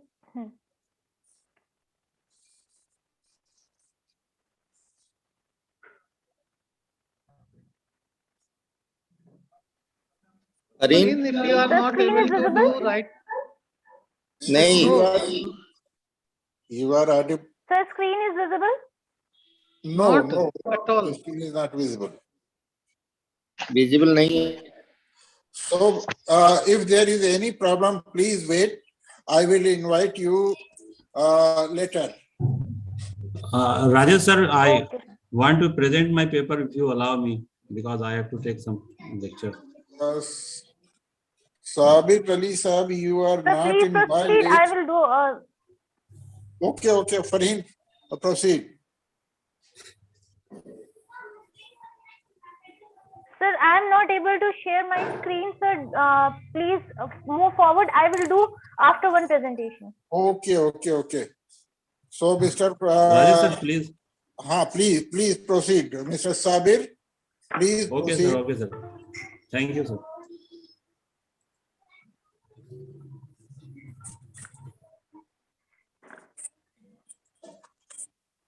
क्या हो रहा है? हाँ, screen share हुआ। Okay, good morning, everybody. I am audible, sir. Yes, you are audible. Okay, good morning, everybody. Myself, Dr. Sabir Ali from Maulana Azad National University. And topic of my presentation is the role of experimental nuclear physics in revealing the atomic and nuclear structure.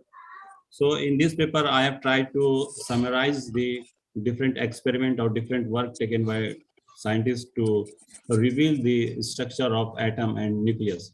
So the motivation of work is that experimentation is one of the core branch of learning, motivated by learning by doing, and inspire the learner to take challenges and understanding the complex topic for experimentation. And experimental physics is an important paper in the curriculum of today's physical science and plays an important role in the discoveries of various fundamental particles. So the present paper gives a detailed discussion on discovery of various fundamental particles and different experimental techniques developed in this process. So the whole work started from the Dalton atomic theory. Dalton was the first to propose his atomic theory, who started his work.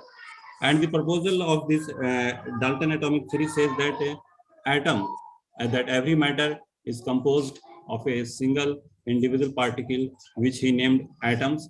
And this atom cannot be further subdivided. So atom is the fundamental particle as per the Dalton's atomic theory.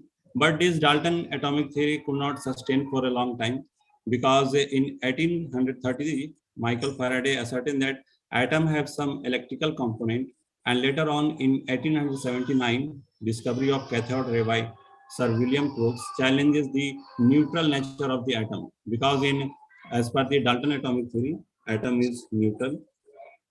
And later on, discovery of Röntgen rays, which is the X-ray by William Röntgen, further challenges the fundamental nature of the atom. So the after that Dalton atomic model, J.J. Thomson come forward to carry the work proposed by the Dalton, and he performed an experiment using the cathode ray tube. So in his cathode ray tube experiment, Thomson observed that a particle or a stream of ray coming out of the negatively charged electrode, that is cathode, to the positively charged electrode. This leads to the discovery of electron by Sir J.J. Thomson. So on the basis of his discovery of negatively charged particle called electron, Thomson proposes his model, which is well known as Plum coding model. And in this Plum coding model, J.J. Thomson says that atom resembles a sphere of positive charge with electron, which is negatively charged, present inside this sphere, and the electron is distributed in this sphere like water in a watermelon. There is seeds, as the seeds are distributed in a watermelon. So as per Thomson, the electron are similarly distributed in a positively charged sphere called atom. So the positive and negative charge is equal in magnitude. Therefore, the atom has no charge as whole, as it is electrically neutral. But later on, this Thomson model could not also sustain, because Thomson atomic model failed to explain how the positive charge hold on the electron inside the atom. It also failed to explain an atom's stability. The theory did not mention anything about the nucleus of an atom. The nucleus, as we know, that later on discovered by Rutherford. So Rutherford carried out the famous gold foil experiment to confirm the model of atom present by J.J. Thomson. So in his experiment, Rutherford used a radioactive source of alpha particle and put it in a lead cavity, and this radioactive source is emitting alpha particle, and he bombarded this alpha particle in a very thin gold foil. And what he observed, that most of the alpha particle passes through the gold foil undeflected. Majority of the alpha particle were passing straight without deflecting much, and very few, 1 in million, get deflected at very large angle.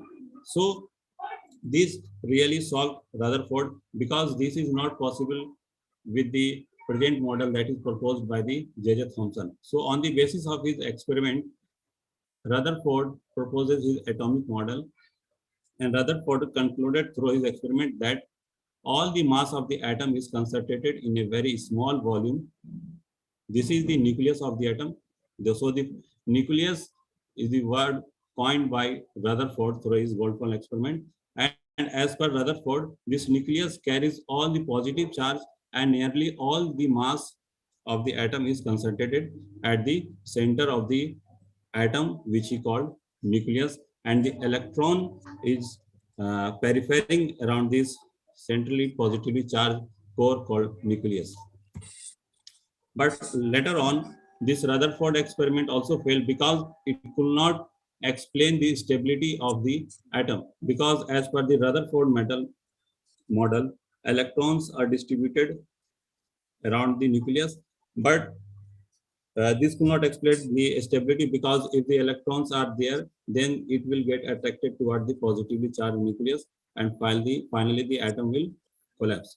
So in order to explain the stability of the atom, Bohr proposes his atomic model. In the Bohr model consists of a small nucleus, which is positively charged, surrounded by negative electrons moving around the nucleus in different orbit, which is called stable orbit, and electrons located away from the nucleus has more energy in compared to electrons which are located close to the nucleus.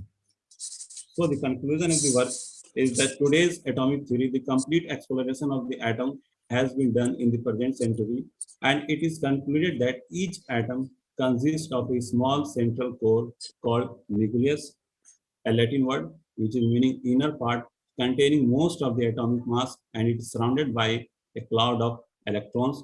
The electrostatic attraction between the positively charged nucleus and the negatively charged electron hold the atom together. The total negative charge of electrons equals the total positive charge on nucleus. Thus, the atom as a whole is electrically neutral. Making a deep dive into the nuclear structure through the technical advancement made in accelerated physics, it was revealed that nucleus itself is composed of neutron and proton. And later on, we know that through the Large Hadron Collider, we are able to explore the structure of proton and neutron, and we know that proton and neutron are made up of quarks. So very thank you for attending my talk. Thank you, sir. Thank you, Mr. Sabri sir. Any question, please? Thank you, sir. Any question or suggestion, please?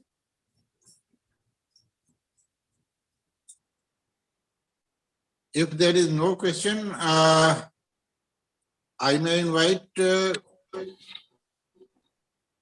P.U. Ganguly. Her title is Inculcation of Values Through Physics Education. Yes, sir, can you hear me? Hello? Hello, Yes. sir, can you hear me? Yes, yes, please proceed. Yes, sir. I'm just Proceed. sharing my screen.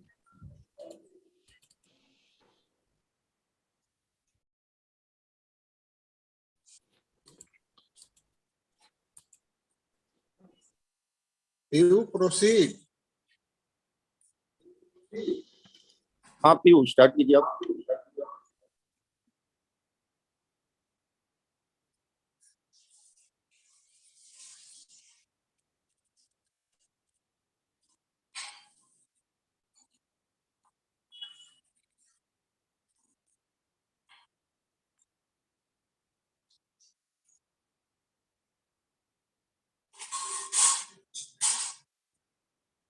Hello?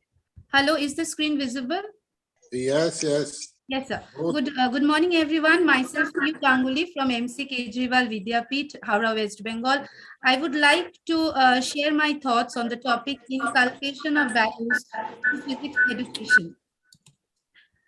We all know that value-based education has now been an integral part of the new education policy 2020. I feel value education need not be taught as a separate subject, but it can be integrated into the core subjects like physics. Physics by most of the students is looked upon as a difficult subject, which is filled with tedious mathematical steps. And so we see that the students become phobic, nervous, and stressed. As an educator of physics, I always try to experiment on different teaching methodology, which can perhaps change this stress to success. As I already mentioned, that literate person without values is like a clever devil or a wise animal. So my aim is both intellectual as well as moral development. Objective of this paper is to observe and measure the behavioral modification in a child and how it changes his way of looking at the subject when values are inculcated in regular classroom teaching. I have made two groups, Group A and Group B. Group A is the control group and Group B is the experimental group, each having 40 students. And in Group A, it's the regular lecture method was practiced, rote learning was practiced. And for Group B, after the introduction of the chapter, relevant philosophical quotes are shared. The teachers and students, they shared their real life experiences which are related to the topic, and various value-based projects follow it. The aim is mainly to merge physics with values that will make the child more confident and competent. I would now like to share few teaching learning experiences that I had done in my school. Like in chapter energy, after completion of the chapter discussing its various applications in pendulum and free fall, I just asked the students that how they can relate it to their real life. And then students said that nothing in life is free. We have to earn it. And see, we had done a project where the students had sold food items and they collected money, which in turn was used for underprivileged children. Like after the friction chapter was taught, children discusses how opposition and negative criticism helps them to become a better human being. And also value-based projects are done where the students can act as lubricants to make life smooth for people who are in distress. Like when Newton's third law is discussed after the chapter, we talk about this and see here the children, they visit the old age homes, they visit the orphanages, and they relate their real life experiences, and they understand that to get happiness, when they make people happy, they get the happiness in return. This was a beautiful project after reflection of light, where the children, they tied reflective collars to the street dogs that saved them from the road accidents. So this was a beautiful one. Next, after this was done, we had designed a post-test, and the academics result was again judged for both the group. And if we go to the result, we see that in the post-test, we find that group B shows the better academic achievement. An emotional intelligence questionnaire was also designed where I kept these attributes in mind to test the personal competence and the social competence of the child, how much it has been developed. And after the questionnaire was given to both the groups, post-test was performed and data was collected. And from Please sum up and go for conclusion. Yes, sir. Sum up and go for conclusion, please. Yes, sir. And the post-test was shown here. We can see that both the academic result and the EQ result, it shows that the intellectual development and the moral development goes hand in hand for the group B or the experimental group. So the conclusion is that if we try to inculcate values through physics education or through other core subjects, then the teacher-student relationship is improved. It reduces the stress and phobia in the subconscious mind. The values are inculcated, life skills are developed, and in turn, we get children with enlightened mind, which might reduce the corruption in our society. So I conclude my presentation by saying that let us be like gamma rays, focused, so that we can move towards large milestones. Thank you, sir. Thank you.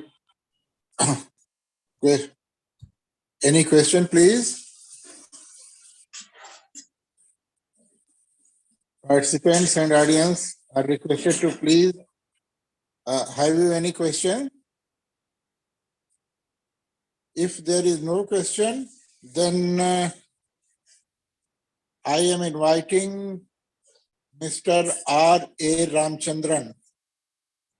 Our topic is analysis of scientific literacy and problem-solving ability in physics among higher secondary school students. Thank you, Piyu.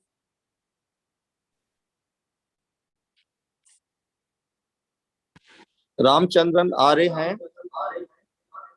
R.A. Ramchandran is. Are you listening me, Mr. R.A. Ramchandran? Perhaps Mr. Ramchandran is not here. So I am inviting Mr. Muhammad Ghulam Siddiqui. Yes, sir. Good morning. Gulman Siddiqui, and his paper title is Reconfigurable Planar Antenna for Wireless Applications. Mr. Muhammad Gulman,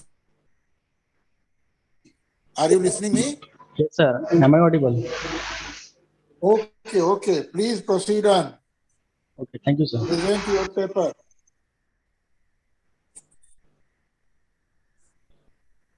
So is my screen visible, sir? Yes, you are visible and audible both. Okay. So a very Please good morning. proceed. to everyone and all. I am Dr. Mohammad Gulman Siddiqui. I'm going to present the topic Reconfigurable Planar Antenna for Wireless Application. So just to introduce the abstract, I'm going to present the electrical switching mechanism for reconfigurable antennas. These are special type of antennas that is designed for wireless and medical applications. And the reconfigurability means that we are going to use the pin diode.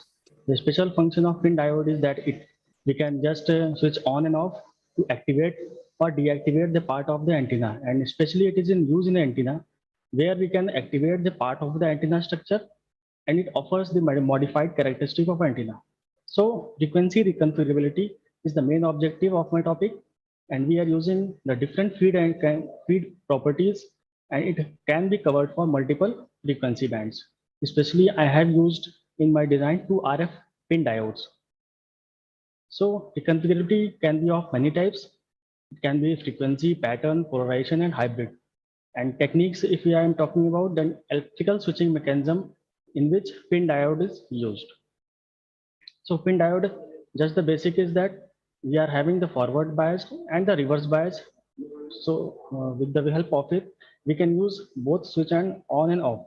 And in switch on, a resistance is used, that is very low resistance, and in for reverse bias, a large resistance of 5 kilo ohm, more than 5 kilo ohm is used to pin off the diode. So my proposed work is based on that we are deciding the targeted frequency of working.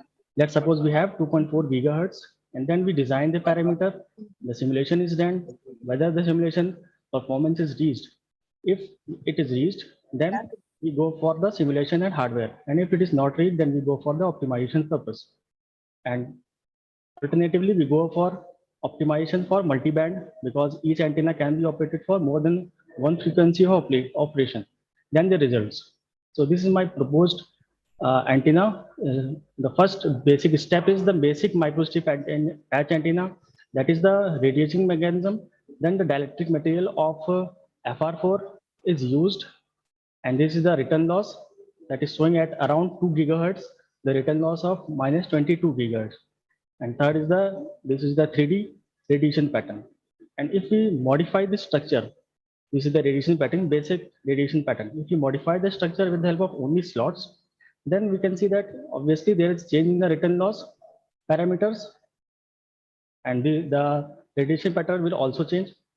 Then if we are using one single pin diode, then the characteristics also alters, and we can see that the return loss keeps on increasing and the radiation pattern remains the same.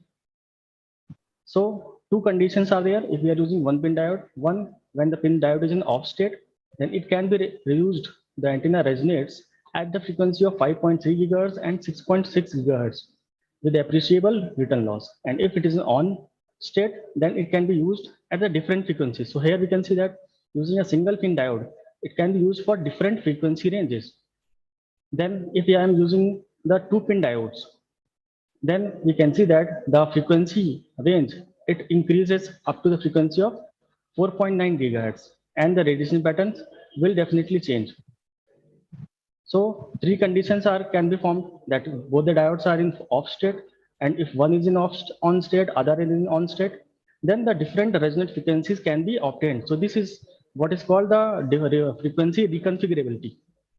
So obviously we can go for fabrication and measurement through the vector network analyzer, and if suppose we are using the pin diode, then obviously we require the switching mechanism, that means the switch and the power supply. So these I have done with the help of the laboratory that we have at Vanasri Vidyapeeth, the VNA vector analyzer at the frequency of 40 gigahertz, and the printed circuit machines is also present there with the help of simulation, HFSS and CST. So currently I am working on this nano antennas at terahertz application, such as intelligent reflecting surface beyond 5G and 6G, and obviously for flexible antennas for health monitoring application. So not taking too much time, these are my publications that I did. And thank you for your kind attention. Any queries can be welcomed.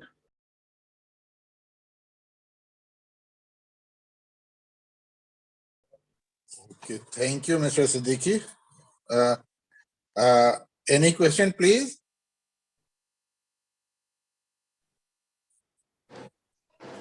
Any question or suggestion, please? From the audience and participants? Sir, I think there is no question. Let us go for next. Okay, sir. Okay. I am. Sir Then I am. Sir एक गिरीश नारायण पांडे जी अभी present करना चाह रहे हैं. अरे तो अभी तो एक लाइन खत्म करना है. ठीक है सर, ठीक है. Okay continue. Now I am inviting Mr. Sandeep G. Kakade. Her topic is skill development courses in physics. Okay, Mr. Sandeep Kakade, Yes, proceed on. I will share the screen, sir. Please proceed.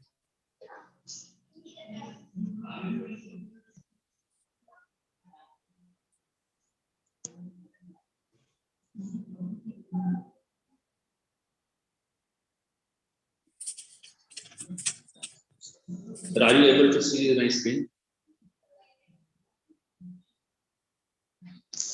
Yes. आपकी screen share नहीं हुई है संदीप जी? नहीं हुई है sir. No.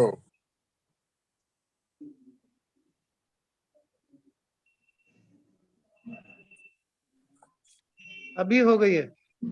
हो गई. हाँ. हुई है sir. It seems, yes. Please proceed. Thank you.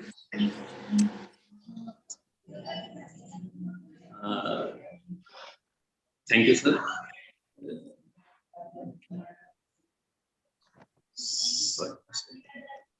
So particularly, I am very much thankful for giving me a scope to present my research based work actually on skill development process in physics.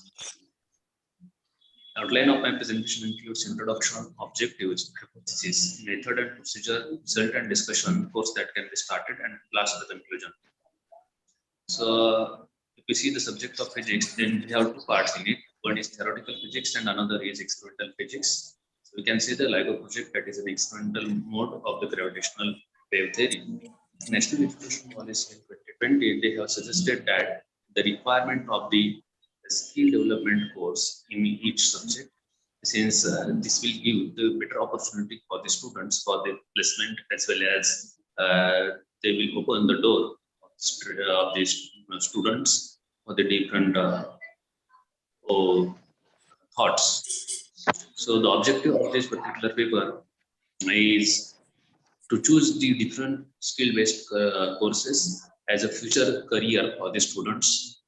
And for that particular purpose, it's an emergency need to design a good quality syllabus so that students can learn the different skill-based courses. So a need of the required skills in physics that initially we have to consider, and accordingly, it is necessary to observe and analyze the need which is related to the human beings in a physics subjects. At once the requirement is understood, then accordingly we can design the skill-oriented courses and the subjects. Here also we have to consider startup grants available from the government side for the students and the business. So the methods and procedure includes, as I told you initially, that is the student requirements, then the course scopes, design of the syllabus, expected skills and outcome. See, enhanced sessions are required for that. Theory behind the skills, equal weightage to the skills, and theory evaluation earned skills. So generally when we design the syllabus of the course, then we are going from theoretical background and then we are looking for the experimental purpose. But in case of skill-based courses, we have to do its need to do exactly in a reverse way. What is the requirement of the skills in the community related with the physics subjects, and accordingly the skill component is to be enhanced and the related theory can be designed later on. Then to build this culture, it is necessary to propose the skill enhanced sessions, and then the evaluation, whatever the students learn the skills, that evaluation is also important, whether they are actually able to do use that skills and that can be helpful for the community or not, that is important to see. So next, in the result and discussions, I can say there are the different courses which we can utilize or propose for the students, just like advanced optometry, Here we can use the students can learn from the lens of a speck to the lens which is utilized in a telescope. So I can say from the vision to the vast world, we can propose the syllabus. Here the scope of the course is for the stargazing purpose and all other purposes are there. Then the solar energies and energy studies. This is also the course since now need of energy to the human being is important, and we know that solar energy is a big source as well as the atomic energy power plants. They are also utilizing nowadays due to the limited availability of the conventional sources. So there is a big scope for the students to incorporate in the solar energy. Then biomedical instrumentation and radiology. This is also an important course since number of students can do the course in radiology and bioinstrumentations, and they can join the hospitals. They can actually utilize the skills in the CT scan machines, different equipments they are utilized in the hospitals. The good quality persons are required for them, and in BAR or in different institutes related with radiology, some courses are there, and such courses can be incorporated in the different colleges with facility, and the opportunities can be open for the students. Next is non-destructive testing techniques. So it is important as far as industry is consider it, since in case of industries, we know that number of things are required for the measurement and dimensions of the jobs and all. Then the software industries are there. Nowadays, physics students, we know that they are more logical and having a good ideas in their mind. They can learn, construct the programs, they can construct the outputs and all. And in that consequence, the data science and artificial intelligence now growing fields, and students can utilize that things in their as well as the machine learning part. That is also important. Students can utilize their knowledge. So skill-based conceptual learning is an important thing. So during the designing of courses, we have to think that what is missing. So here we need to discuss with the students. So whether they are satisfied with that proposed skill-based courses and what they expect from this present education system. So extra skills. Please sum up. Then placement and applications. So different courses are there, like a thin film, semiconductor, and Labo, which courses having a lot of opportunities. Use of skills in the futures life for the job opportunities. Please sum up your paper. And it opens the door for the students to learn the skill development courses. Student will definitely learn new skills and utilize the skills in the future in terms of jobs, soft skills, startups, business, research, and as hobbies also for their satisfaction. The enrollment of skill development course integrate with the teachers to teach subjects with a different approach, design, and curriculum, and implement it in the stipulated time. To start the innovative skill development courses in physics for the student is also a big challenge in front of the teachers to fulfill the student satisfaction. And this experimentation and enrollment of skill development courses is helpful for the conceptual understanding as well as the outside box thinking. I am sure that this will open the door for the students in various fields along with the traditional career opportunities in physics. So I am thankful. Thank you, sir. Thank you, Sandeep ji. Yes, sir. Mr. Rj Ramchandran is hearing me. Yes, sir. I am able to listen you. Her paper. Thank you. Sir, I have a technical issue. Okay. No Kindly problem. present next PPT. Next. Then I will call you later. Okay, sir. Thank you. Now I would like to invite Mr. Rj Sundar, and her title is Fabricating and Utilization of All-in-One Wi-Fi Antenna in COVID Pandemic for Schools. Mr. J. Sundar, are you listening to me? Yes, sir. Yes, sir. Yes, sir. Or can you hear me, sir? Yes, we are. Yeah. Please come and present your paper. Yeah, I'm going to start now. So can you see the screen, sir? One. Okay. Please. Can you see the screen, sir? Yes. Your screen is sharing. Can I able to start that? Okay. Emerging trends in physics and physics education. So this is an fabricating utilization. So from that,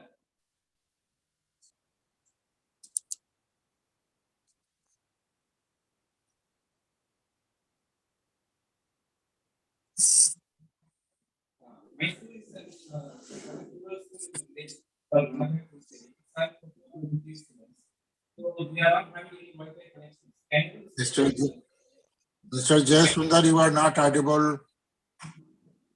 yeah.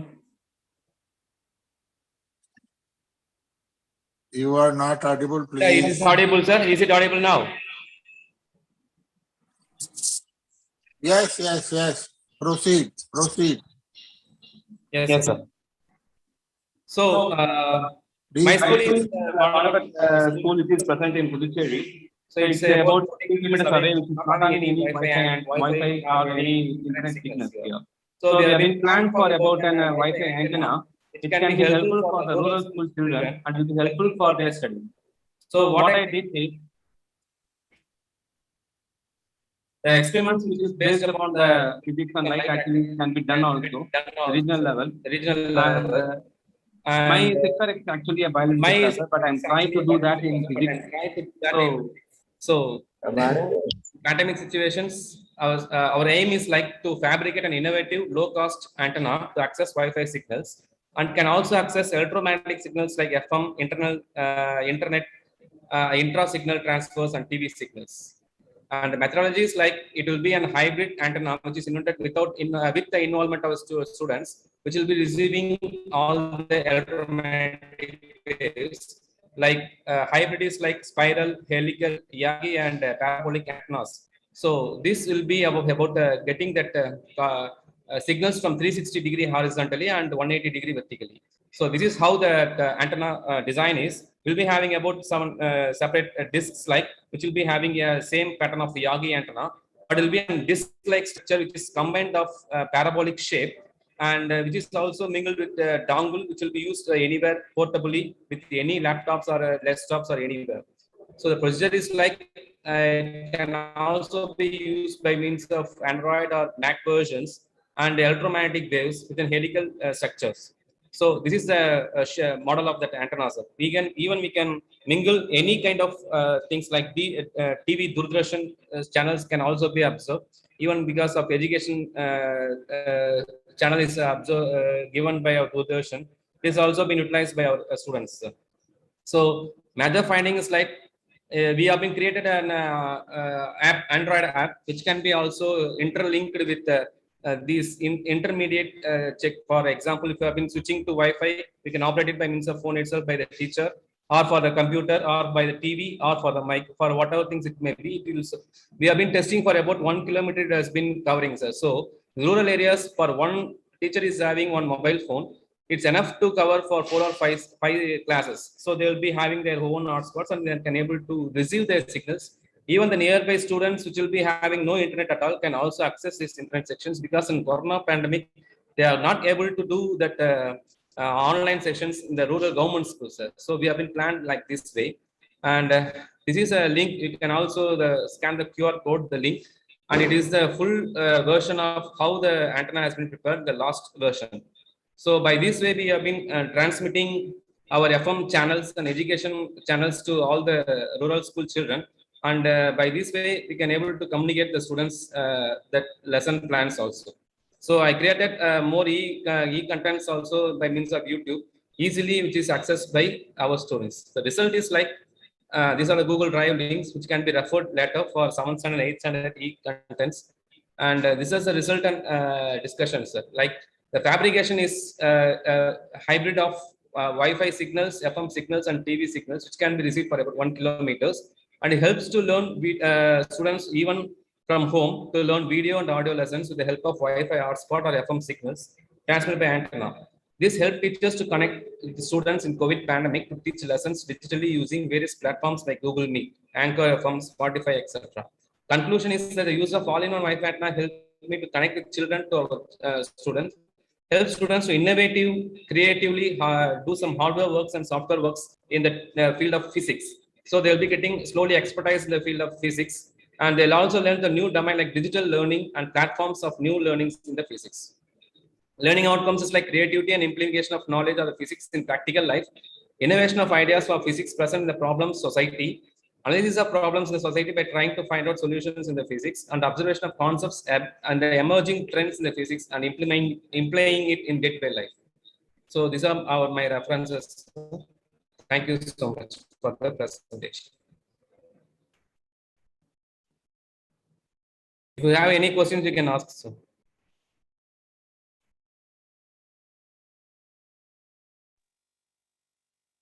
Please ask questions.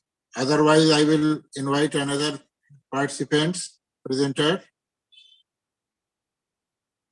Is there any question, please?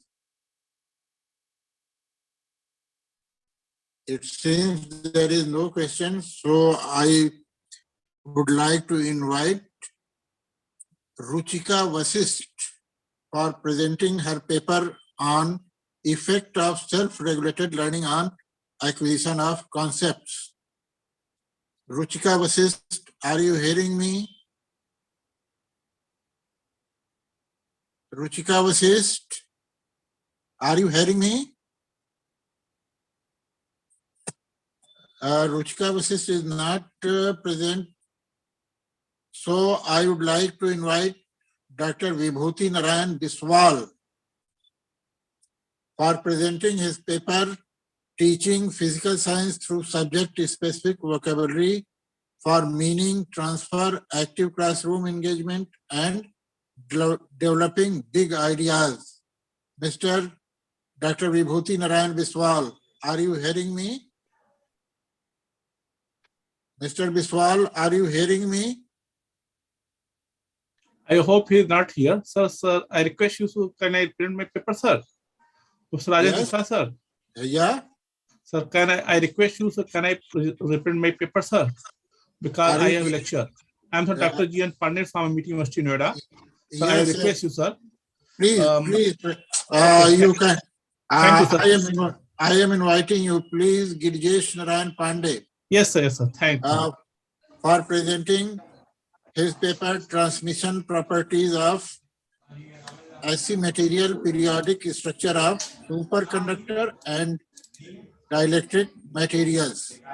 Please, Mr. Pandey, present your paper. Sir, very good morning, Rajibsar sir, for providing me chance to express my view and idea about my research paper. Thank you, RIE committee, for giving me a chance. So the topic of my today's lecture is transmission property of symmetrically periodic structure of superconductor and dielectric material. I am Dr. G.N. Pandey from Physics Department of Meissner University, Noida. So the first I'd like to, this is the outline of my talk. So first abstract, second introduction to Fronic crystal, and then mathematical analysis, result and decision, and then I proceed for the conclusion. So in this present talk, we have to study about the optical transmission property of one-dimensional. We have taken ternary structure of superconductor and dielectric material. For this purpose, we have used TMM method. TMM method means we have to use the transfer method from my paper. So for designing the structure, we have considered superconductor, BSSU, this is the name of superconductor, SiO2, silicon as dielectric material for the structure. So we have to so we have the get result. So we have find some specific result. We have to study about the variation of temperature, and we have also studied about the variation of number of layers, and then we have also created defect, and we have to study about the transmission properties. So I proceed. So first I proceed about the introduction. So you know, Maxwell equation is a very fundamental equation about the propagation of electromagnetic waves. This is the Maxwell equation. This is very famous. So this is the Maxwell 4 equation. I'm not going to be detailed. Everyone knowing about this one. And refractive index can be defined as, you know, I'm talking about the Fronic crystal. So refractive index is dependent on under root epsilon mu. Epsilon is the permittivity and mu is the permittivity. So as yesterday I discussed about that, Sanjeev John and Almich, the two famous scientists, he has written his paper simultaneously in 1987, both of them, and they have given the concept of photonic crystal. Photonic crystal means we have taken photon, and photon means, you know very well, electromagnetic energy, and crystal means we have taken the repeating pattern of atoms, ions, molecule, and so on. So the first question going to arise is, what is the photonic crystal? Photonic crystal means we have taken the periodic structure of alternate variation of refractive index. We have taken the material which have the variation of refractive index. Suppose that this is one material, so they have refractive index is N1, and this is N2, N1, N2, and so on. So we have taken the variation of refractive index. So we have taken the variation of refractive. So this is the naturally occurring photonic crystal. This is the figure of peacock, and this is the butterfly. This is the natural occurring photonic crystal in the nature. So we have discussed about this is the energy dispersion relation. This is the electronic band gap. Electronic band gap arises due to electron, and photonic. I'm talking about this one. Photonic band gap. Photonic band gap is arises due to the photon. So what is the photonic crystal? Photonic crystal, the thing. They simply interaction between light with the matter.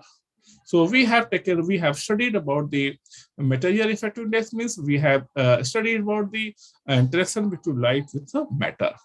So this is the when the range of I've taken the range of electromagnetic wave with light is 4,400 nanometers to 700 nanometer, and this is the wavelength of electron I have taken here. So as you know very well, fundamental law.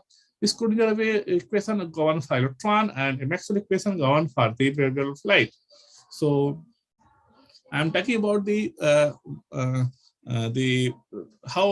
type of photonic crystal. So this is one dimension. This is the variation of one dimension.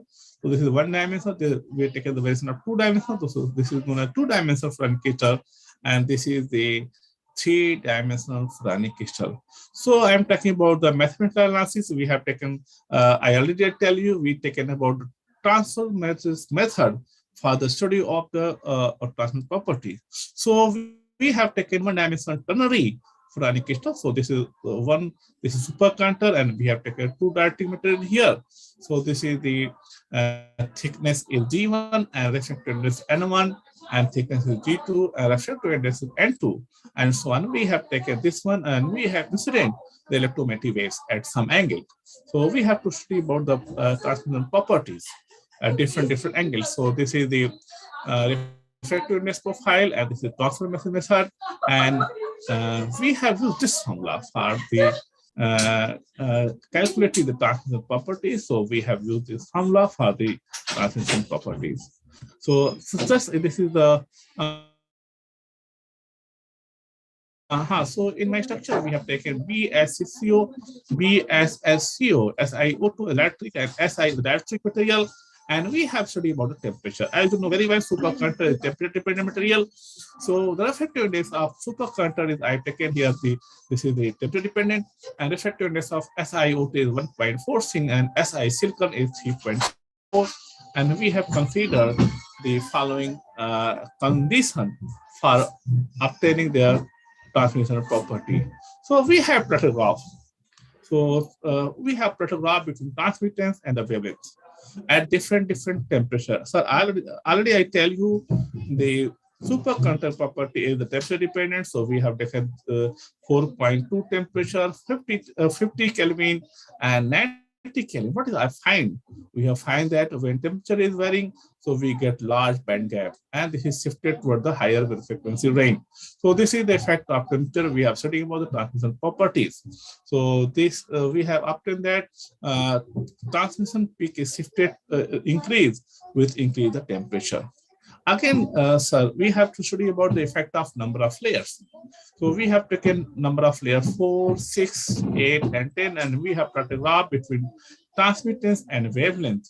So we have to find that, so where number of layers is small, so we get a very wide band gap. So we can say that.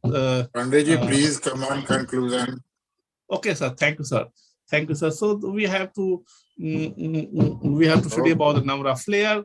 So again, we have created a defect. So we have obtained that the transmittance peak is rises due to less number of layers. So we can say that number of layers is more effective than the temperature dependent. So this can be used as a temperature dependent sensitive broadband reflector. And the conclusion is that in this, I studied about that a number of cells is more effective than the temperature. Thank you, sir, for providing me a chance to express my view. Thank you, sir. Thank you, Rj Sharma, sir, for your nice cooperation. Oh, okay, sir. Thank you. Thank you, Pandeyji. Thank you. Please, any question? Any question or Please suggestion, stop please? screen sharing. Okay, sir. Okay, sir. Okay. Thank you, sir. Thank you, sir. Thank you, sir. Once again. Okay. So there is no question. So I am inviting Manoj Praveen ji. Yes, sir. I am ready. Please, your topic is using mind tools in scheme-based problem solving in physics. Please. Yes, sir. Yes, sir. Sir, is my screen visible, sir? Yes. Okay. So my topic is using mind tools in schema-based problem solving in physics. I teach in a teacher's training college. So my study is not in pure physics, but in physics education. So my first proposition is that most of the students solve physics problems not really understanding it, but just by memorizing equations and some problem solving procedures. They don't have a clear conceptual understanding. To improve their conceptual understanding, we have a technique. But before that, let me tell you, this presentation is about two studies which I have conducted. One I have conducted in 2017. That was an online module with schema-based instruction. So I used schema to teach physics problems. And again in 2020, I worked with Vijesh, again on schema-based instruction. This time, not in the online mode, but with homework and without homework. So to keep things very simple, I will tell you that in this schema-based instruction, we have a problem-solving learning environment. So we can consider this learning environment as a superset. And within inside, just like a seed, we can see the schema. So the schema is it is a template. I will explain what is schema. Actually, a schema is a drawing or a template that represents an idea or procedure. So in problem solving, the meaning, the semantic structure, and the mathematical structure, the situation, the equations, the reflections, everything is contained in one schema. Just for an example, I have shown in this picture a schema for one type of problem. This is acceleration problem. So in this, the related concepts are available, the related equations are available. Now the student has to connect this schema with the type of problem, and he will meaningfully attribute some situational aspects onto it. He will substitute knowing that this is the type of problem which is at hand, and then he will come to a conclusion. Then he will again use schema to reflect upon it. So I told you that this schema is just like a seed within the fruit. The fruit is the problem solving learning environment. Actually, the problem solving and learning environment has 4 things. On the outer periphery, we have the structure map, which means it is a big concept map of all the concepts within the unit. And after familiarizing with the structure map, the student has to get familiarized with the problem schema, which is a template, just like I showed you earlier. Every type of problem, for example, acceleration problems, has a one particular type of schema, and it has situational aspects, structural aspects, relationships, data sets, equations, reflecting, etc. Once the student gets familiarized with schema. He goes to worked examples and then practice problems. My first study was, as I told you, schema-based instruction online I gave for one experimental group. Then I gave schema-based instruction face-to-face for the second experimental group. Then the usual substitution method, the drill method for the control group. Similarly, for the second study, that was 4 years later, I gave this schema-based instruction with homework, schema-based instruction without homework. Then the control group was again the usual drill method, the substitution method. Now, let us quickly come to the conclusions. Just for the sake of the systematicity, this was the method. It was a quasi-experimental study, pre-test, post-test design, and COVA statistical technique was used. Now, what was the effect of this schema-based instruction on problem-solving ability? I tell you, experimental group 1, which means schema-based instruction in the online mode. Actually, I used Moodle. These people showed better problem-solving ability than schema-based instruction in a face-to-face mode. And this was again the least qualified people were in the control group, which used the drill method or the usual substitution way. Now, the study 2, I told you, again, the study 1, what happened to the conceptual understanding? First, we checked the problem solving ability. Now, the conceptual understanding also had the same pattern, which means if you use schema-based instruction, we get better conceptual understanding. The similar results was revealed in the second study also, which I conducted 3 or 4 years later. Now, quickly, let me tell you that the previous researches internationally done are in line with my research findings. Powell 2011, Jitendra 2013, 2016, they all suggest that schema-based instruction develops the skill of solving word problems in mathematics. They have done the research in mathematics. Now, the conclusion is that if problems are practiced with schema-based instruction in an online platform, I used Moodle, so the problem solving ability and the conceptual understanding could be improved. Also, my second study showed that homework also increases the effect of schema-based instruction. So I suggest that schema-based instruction with homework made compulsory will give very great results. Now, what is my last slide says that what is, as a researcher, what I propose is that I want to, in my next study, I want to use mind tools with schema-based instruction. Now, this mind tools means the student can think with the computer. I will give you this definition of Johnson, 1996. Mind tools are computer applications. When used by learners to represent what they know, they necessarily engage them in critical thinking about the content they are studying, which means along with schema-based instruction, let the student think about data sets, schema, concepts, maps, situation diagrams, final output diagrams, and animations. So this coupling will do a great thing. Thank you, sir. That's all. Okay, thank you, sir. Thank you. Is there any question, please? If I can, I'm Dr. Dhanya from RI-NCERT. Manoj Praveen sir, very interesting discussion on schema-based instruction.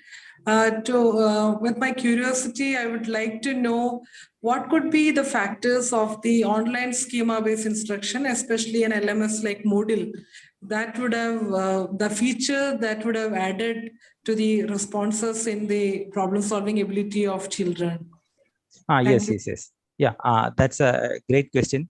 Usually, we see that this online software has a lesser efficiency compared to the face-to-face teaching. But I found this very more promising. Maybe because of the reason that it just adjusts with the speed of the learner. So whenever the student has to learn, he can go into it, and this Moodle has different facilities like taking a quiz, learning deep into it, and it has some type of branched programming where students can whenever he goes wrong, he can look back and reflect upon it, then come with a better conclusion. Maybe that feature could have aided this better learning. Yes, madam. Thank you, sir. Okay, thank you, Manoj ji. Please remove our screen. Thank you. Thank you. Yes, sir. Sure. And now I invite Anjan Banik for his paper, Innovative Dimensional Physics Education, Connecting Schools to ISRO, Impact of Metacognitive Program as Opportunity to Students to be Scientists. Thank you, sir. Myself, Anjan from Agartala, Tripura. This is an experiment-based research paper we have, and so please allow me. Please yes, sir, yes, sir. Yes, sir. Yes, sir. Yes, sir. Yes, sir. Yes, sir. I am just highlighting some points only and research and conclusion. I am from Tripura, Government of India, Tripura. Welcome. And it's our privilege that RIE Ajmer given this opportunity to discuss on this matter in a great session on National Science Day. Thanks to all the dignitaries, Principal RIE, Organizing Secretary, Co-Secretary, Chairperson, and Co-Chairperson and reporters also in this session. The theme is Physics, Technology, and Society Perspectives. So, on this based on this, my presentation is there. Innovative dimensional physics education connecting schools to ISRO, impact of metacognitive program IISSA, that is India International Saravai Student Scientist Award, as an opportunity to students to be scientists. Students to be scientists, this is the prime focus of the nation also, to be a world leader in the field of science and education, even by 2047 as a Laksh. Focus on to inspire students to be scientists, and on birth anniversary of Vikram Sarabhai, known father of Indian space program, that has been initiated. This is a designed program based on physics educational assignment, induced virtual physics educational lab, experimental and Astro Olympiad oriented activity integrated with this ICT also in Azadi Ka Amrit Mahotsav, and it started on 2020 to 21, and 2022 is running also. Myself, Anjan Manik, is the being a national chairperson of this program, designed this program, and this is conducted by the DASA India and National Council of Student Scientists India under the guidance of Department of Science and Technology, Government of India. This program has been designed under the guidance of leadership of scientists of NASA and ISRO and Department of Science and Technology also. Those are the some. Even NCERT is also helping in such way. TP Sharma sir, Prabhakar Sharma sir, Dr. Chaniara sir from NASA, George Seliger, Jayant Joshi contributed to Mission Mangal, Padma Shri Prahlad Rao ji contributed to Agni Missile, J.J. Rawal, Vipin Kumar, Manoj Pataria ji, Nakul Parashar, and myself is also there.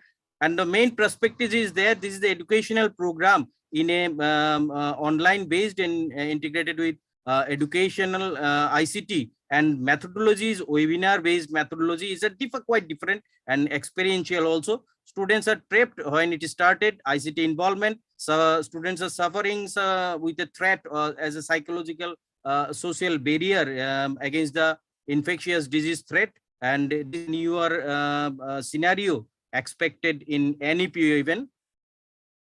This program has been designed under the guidance of myself and the help of scientists of Department of Science and Technology, National Council of Science and Technology Communication, National Innovation Foundation, ISRO, and NASA also contributed. The different webinar also done with the guidance of this, which is available on YouTube also. And here one important thing is that with a virtual app, students have to develop one rocket or a launching vehicle like PSLV, GSLV, and they have to launch this vehicle to the space and make trajectory, orbit, and they have to finally land on any celestial object on planet, moon, Mars, etc. also.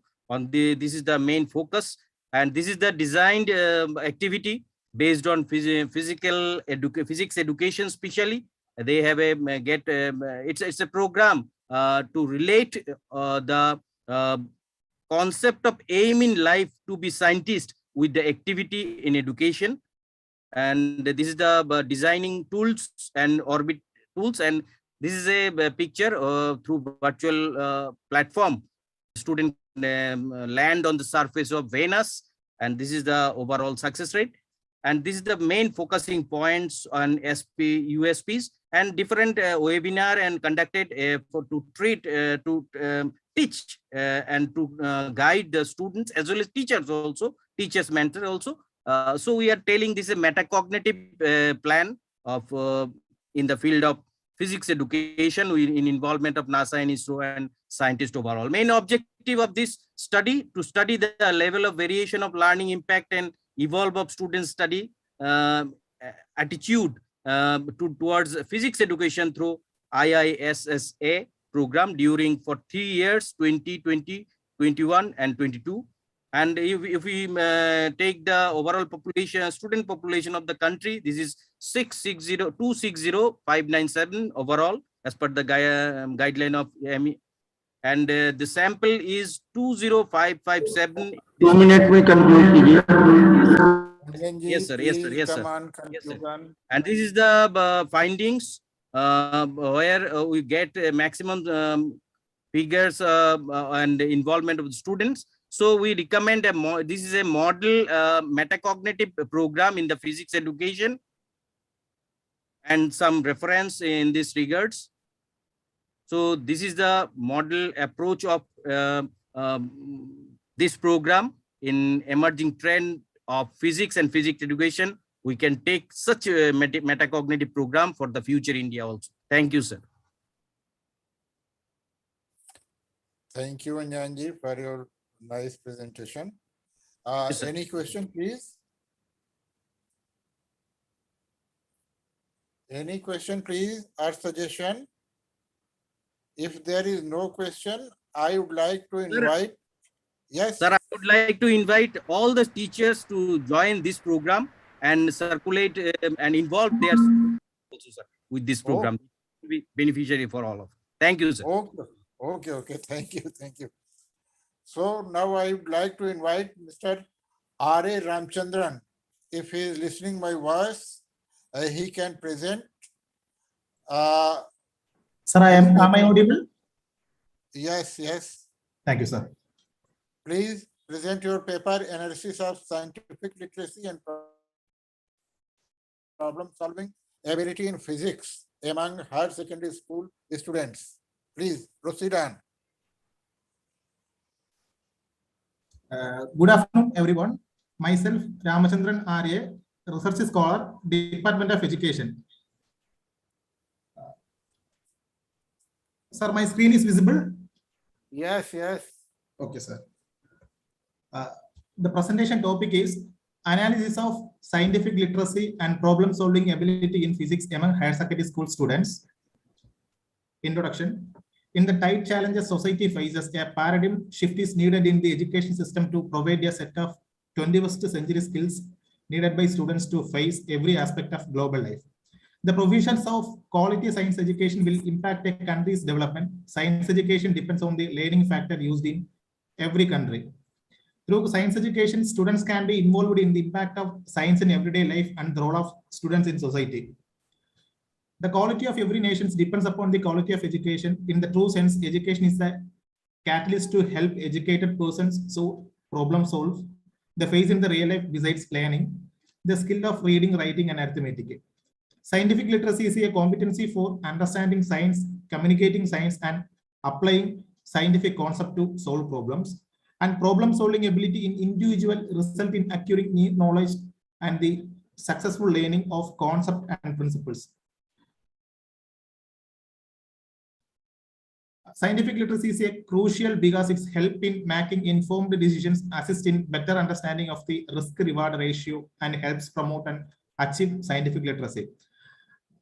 Additionally, they learn to manage time and develop patience. The investigator realized the immense need of assess the level of scientific literacy and problem-solving ability in physics among higher secondary school students, and hence the study. The objectives of the study: to find out the level of scientific literacy among higher secondary school students, to find out the level of problem-solving ability among higher secondary school students, to find out whether there is significant difference in scientific literacy among higher secondary school students, to find out whether there is significant difference in problem-solving ability among higher secondary school students based on gender. The last one object: to find out whether there is significant relationship between scientific literacy and problem-solving ability among higher secondary school students.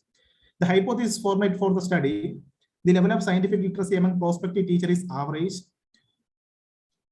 The level of problem-solving ability among higher secondary school students is average. There will be a significant difference in the scientific literacy among higher secondary school students based on gender.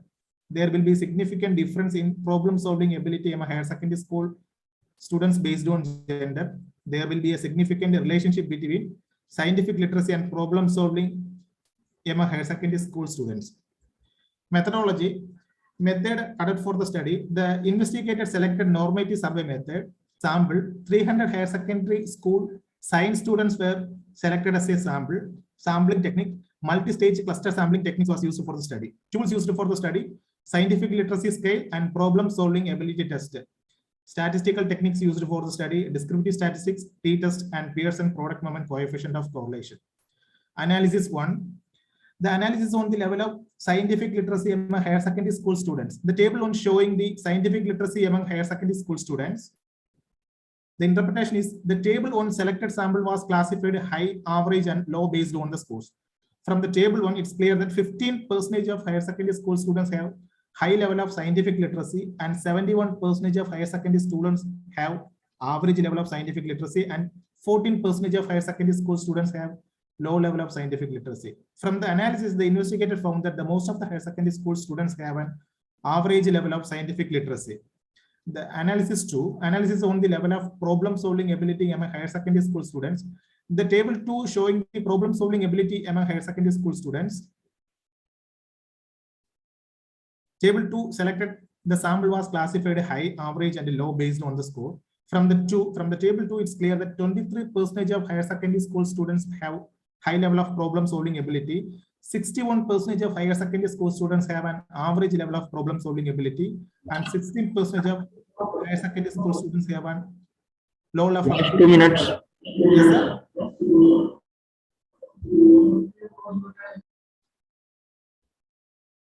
Analysis 3. The significant difference in scientific literacy among higher secondary school students based on gender. The table 3 reveals that the critical ratio is 3.01 and is significant at the 0.01 level. It indicates a significant difference in scientific literacy among higher secondary school students based on gender. The mean score of male students M equal to 86.15 and female students M equal to 83.59 significantly different. Hence the, can I hear me? Sir? Am I audible? Yes, sir, you are audible. Okay, thank you. The last one, analysis of the correlation between scientific literacy and Ramachandran ji, आप conclude. Move to education implications, sir, or major findings. The major findings of the study: higher secondary students have high level of scientific literacy. Higher secondary students have an high level of problem-solving ability. The male higher secondary school students' scientific literacy is more than female higher secondary school students.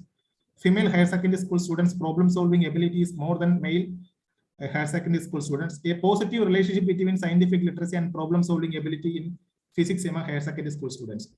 Education implication: it is resulted that the students are able to make scientific decisions to solve problems appropriately. This study is recommended for further researchers who wish to explore more depth in problem-solving skills and scientific literacy of students.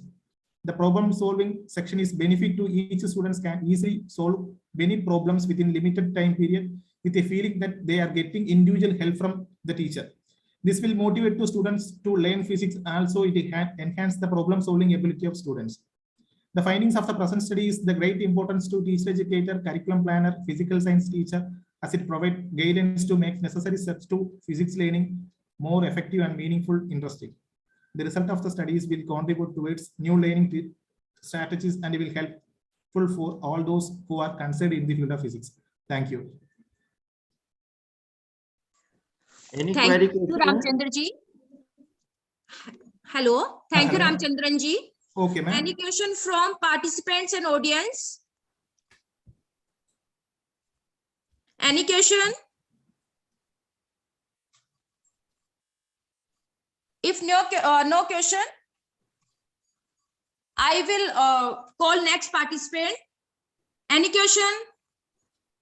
Now I call next participant, Poonam Tiwari ji and Vishant Gehlot.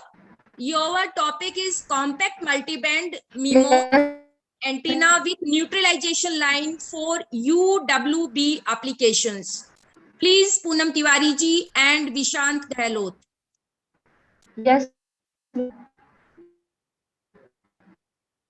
Yes, ma'am. Am I audible, ma'am? Your audible, ma'am? Your voice is Hello? breaking. Hello. Yes, Your ma'am. voice is Am breaking. I audible?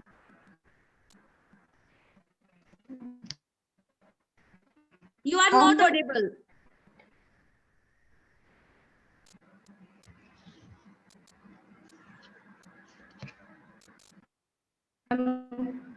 Now I'm audible, ma'am?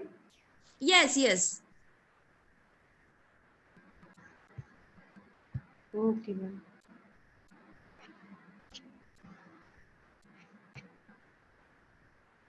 Now I'm sharing my screen.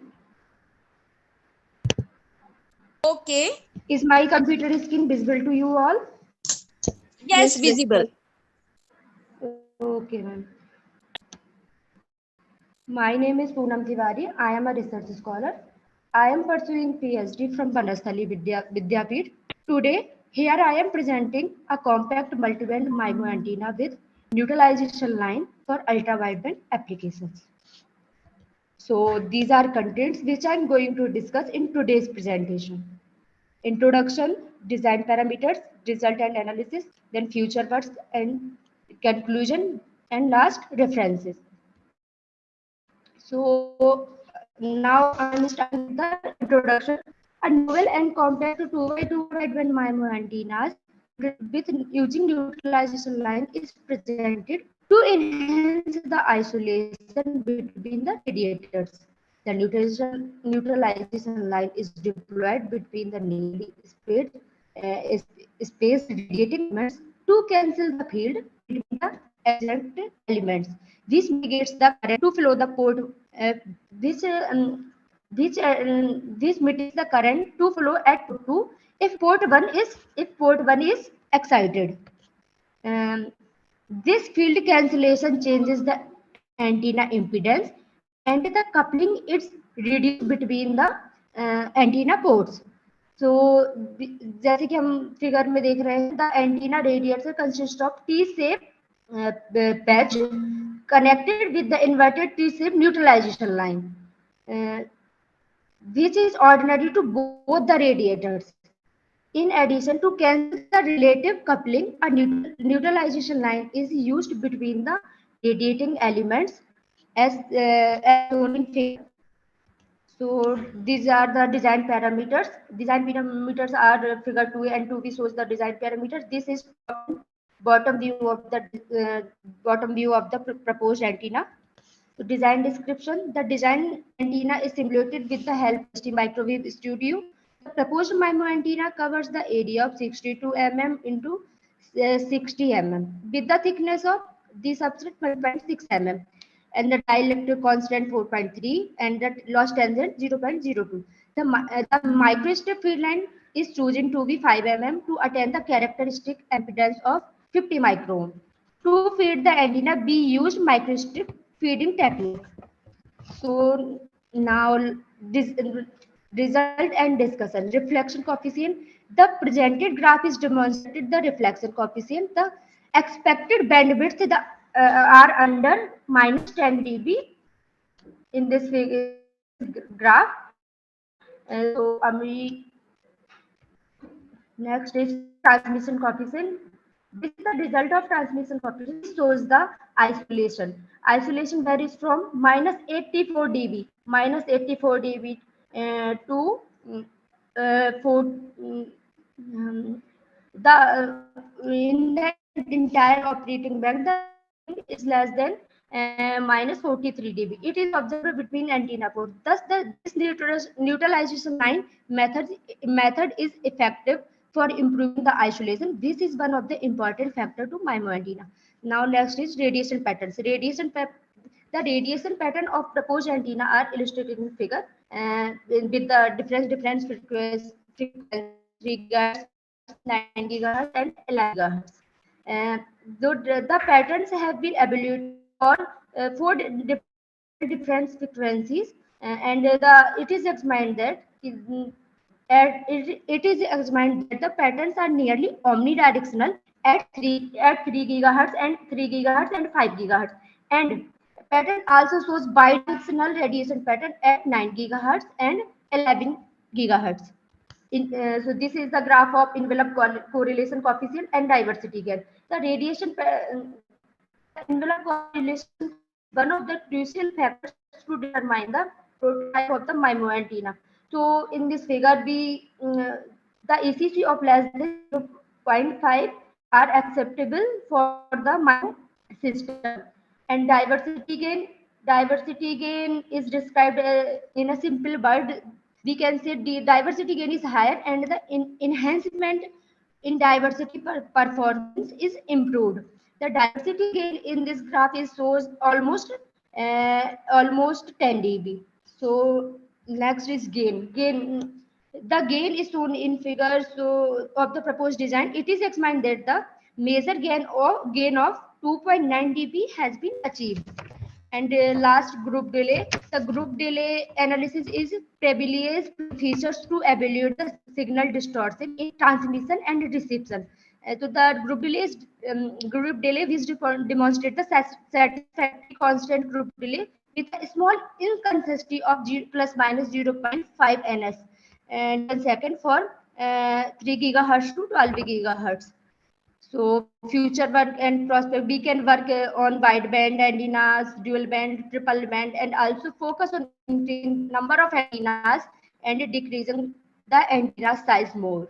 Conclusion: the compact multiband MIMO antenna with neutralization line for ultra-wideband application has been simulated and analyzed effectively. It has been recognized that the MIMO antenna with neutralization line design is an adequate choice for many ultra-wideband applications.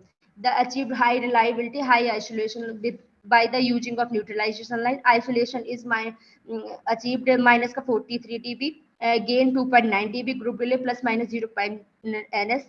Envelope correlation coefficient is less than 0.5. This offers the best and ideal for the ultra wideband applications such as wireless local area network, which frequency range up to 4.7 to 5.85 gigahertz, fixed marathon mobile communication, and in real scientific and medical ISM band. Thank you.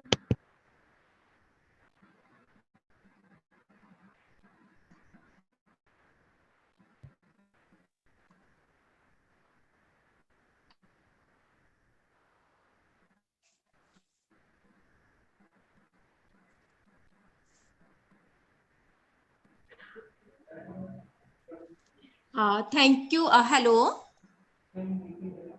हाँ जी ma'am. Okay. आपका presentation complete हो गया? And thank Yes, you Tiwari, thank you Poonam Tiwari ji and Vishant Gehlot ji.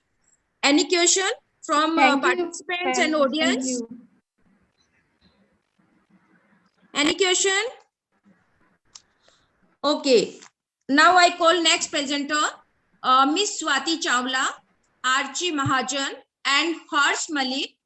Your topic is devising new technique as an emerging trend to perform physics experiment in a simpler and unconventional manner. Please, Swati Chawla ji. Good afternoon, ma'am. I believe that my screen is visible and I am audible as well. Yes, yes. All right, ma'am. Thank you. So good afternoon, everyone. The title of my paper is Devising New Technique as an Emerging Trend to Perform Physics Experiment in a Simpler and Unconventional Manner. The learning objectives are to develop the thought process of concept building among the students and provide a precedent for adopting this technique for other experiments as well. This new methodology will henceforth enhance the experience of hands-on experiments and impart everlasting learning in the field of physics. So, as we all know, education is a critical component that contributes extensively in the human development indices. The educational pedagogies must be dynamic and be able to create independent learners. Physics is stimulating and the world is increasingly depends on it. Sadly, many students are paranoid of the subject and are skeptical while pursuing it. Hence, it is of utmost importance that we dispose of these inhibitions by bringing new, out-of-the-box techniques into the play that fall in accordance with the educational standards, while also serving as emerging trend of the physics education. Usually, the school student, basically the senior school students particularly, are required to do a certain number of experiments specified in their syllabus. And the experiments are performed by the students in a guided manner without putting much thought into the extrapolation of concepts or finding the alternative methods of determining the same physical quantity by simpler and innovative method. The experiment being presented in this paper is based on this philosophy where the different magnetic fields B1, B2 at the center of the circular coil are produced using the different values of current in a coil while keeping the direction of current constant and then by reversing the direction of current as well as the magnitude.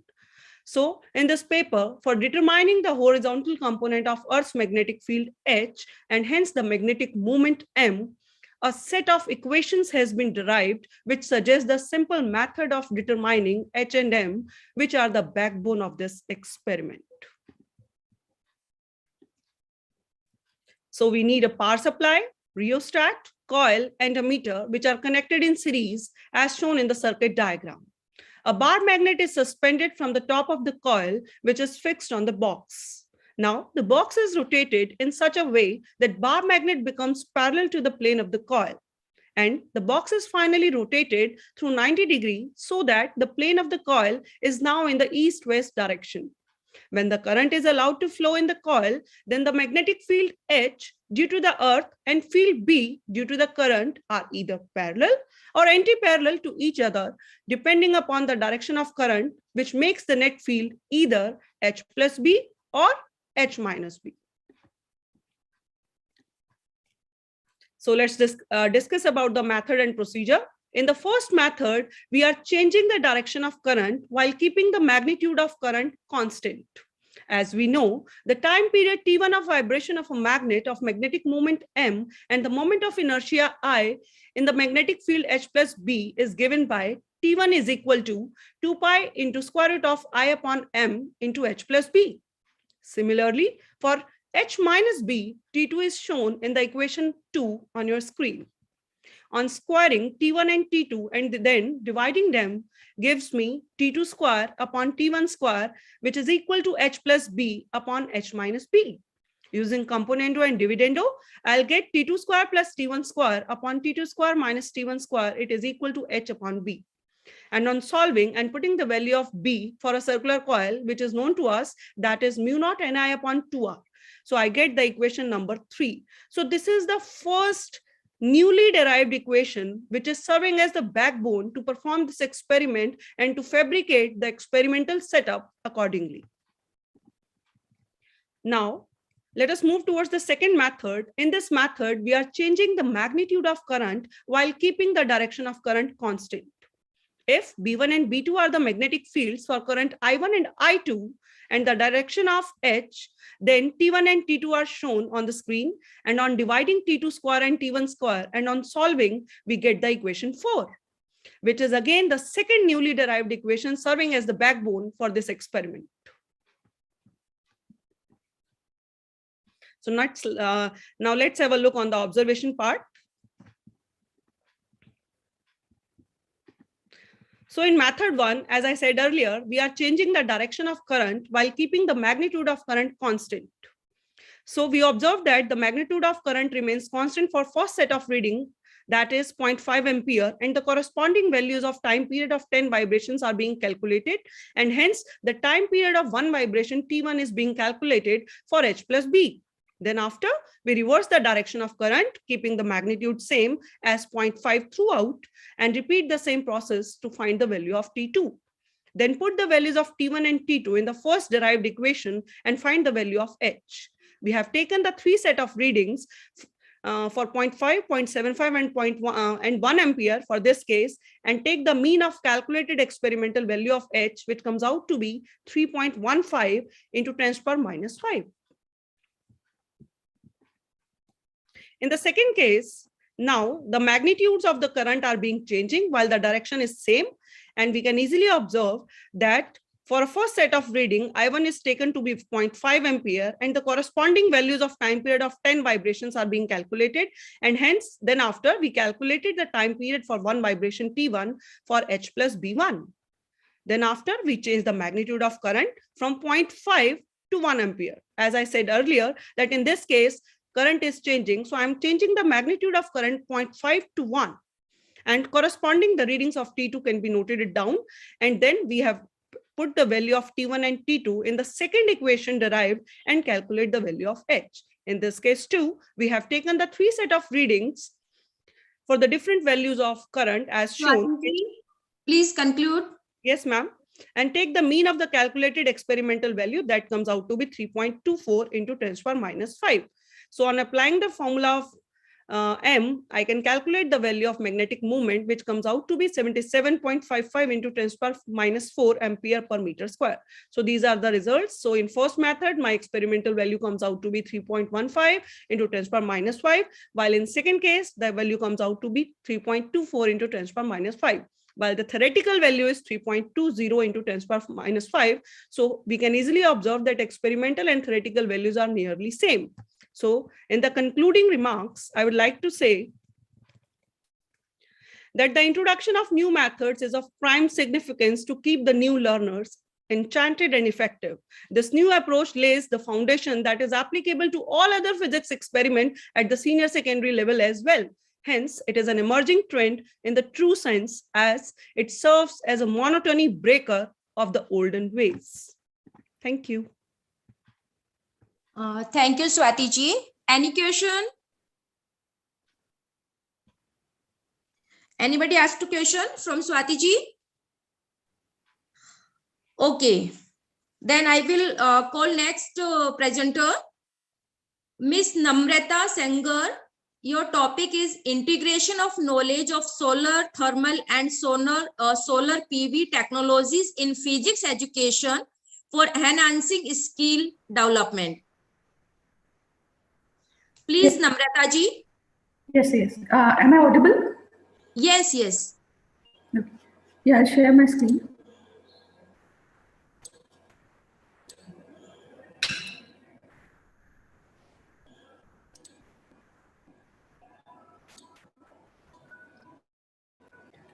Is my screen visible? Yes.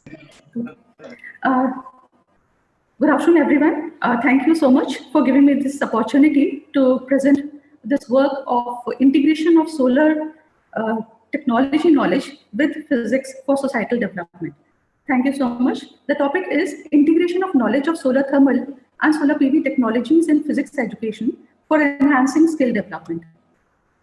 As we all know that energy access is a very important part of everyone's life, and for that, sustainable development goals and goal number 7 specifically focuses on clean, affordable, and reliable energy access to everyone in the world. According to International Energy Agency, around 1 billion people do not have access to reliable electricity, that is for 24/7, and 2.7 billion people almost rely on traditional biomass for cooking and heating. Most of these people are in developing countries, and that too, 80% are in the rural areas. you can just see that this is the scenario without proper energy access, that people are facing various kind of problems, especially health problems, and obviously the productivity is also low. With energy access, it is, according to World Bank, it is said that it is closely linked with social and economic development. Absence or inadequate access to clean energy affects healthcare, availability of clean water, education, information, communication, environment, agriculture, industrial growth, and productivity. Most of the time, women and children the time is spent in picking wood and carrying water in developing countries. Around 4 million deaths each year are due to indoor and outdoor air pollution caused by polluting fuels. So therefore, affordable, clean, and adequate energy has been realized to be a sustainable development goal number 7. In context to this, solar energy is growing everywhere, especially in India. The government is promoting solar energy because it is a cleaner form of energy and it can help in improving lives of many. Solar energy can provide electric power, heating, cooling, cooking, drying, desalination, transportation, so it can be used in various applications. Majority of the developing countries of the world, they have more than 5 kilowatt-hour per meter square of global solar irradiation per day, and especially our country, India, is abundantly blessed with solar energy potential. So there can be various factors which can help, like in decrease risk of respiratory diseases, related illness, quality time for studying, if we allow penetration of solar energy into our societies. So it can help in various sectors and in improving the life of many communities. So with this, now I'm turning this to how solar energy can be linked to physics education. Most of the principles of physics are actually used in solar energy technology. Solar energy technologies, most of the time what you'll see that mainly the principles of physics are involved in solar energy technologies, in fabricating of the solar cells, in the power generation, in solar thermal appliances. All these are based on physics applications, physics principles application. So therefore, successful penetration of solar technologies can be done through physics education, overcoming reluctance and hesitation of people, because with involvement of solar in physics education, people will be more aware of these. Development of region-based solutions can be done. Sustenance of solar project can be done in a better way. There will be employment opportunities and application of various scientific and technological principles which make studies more practical and interesting. Conclude your presentation. Okay. So for this, we can just integrate it through specialized paper and courses, theory papers, experiments, seminar projects, visits, and workshops. We are at Department of Pure and Applied Physics, University of Kota. We are conducting experiments, and we have courses like BTech, BSc, MSc Physics with Energy Studies, and MTech Solar Energy, which is run by Department of Pure and Applied Physics. We have also done an experiment, a project with Newton Bhabha Higher Education Partnership Project on solar energy technologies, in which students fabricated various projects, and from them there were various learning outcomes which are connected with the mainly physics applications, physics principles, physics fundamentals on solar radiation, heat transfer, thermal conductivity, diffusivity, transmittance, solar thermal appliances, electric collectors, and semiconductors. And also student can learn about the physics principles in a better way through the application in the form of solar energy technologies linked with physics education. So the conclusion is that because solar PV and thermal technologies are closely related to physics principles, and many physicists worldwide are working to improve these technologies, it is a growing field, so physics students should be given a chance to know about the developments and advancements in the solar energy area. There are ample opportunities for research and development in solar energy material, devices, and applications. Knowledge of solar energy technologies may be easily integrated into physics education through theory, experiments, Zoom projects, seminars, visits, and workshops. This integration will keep the students updated and abreast with the new developments and open new pathways of opportunities for them to skill development. Thank you so much. Thank you, Namrata ji. Thank you so much. Next presenter is Dr. Rj Sharma. Your topic is emerging trends and skill development in higher education using smart technology. Dr. Rj Sharma.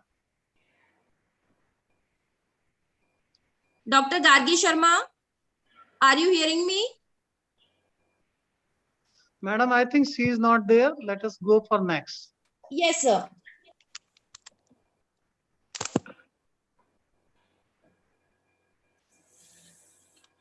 Next presenter is Ishaq Majid Bhatt. Mr. Ishaq Majid Bhatt. Yes, ma'am. Please, sir. Am I audible, ma'am? Yes, sir. Okay.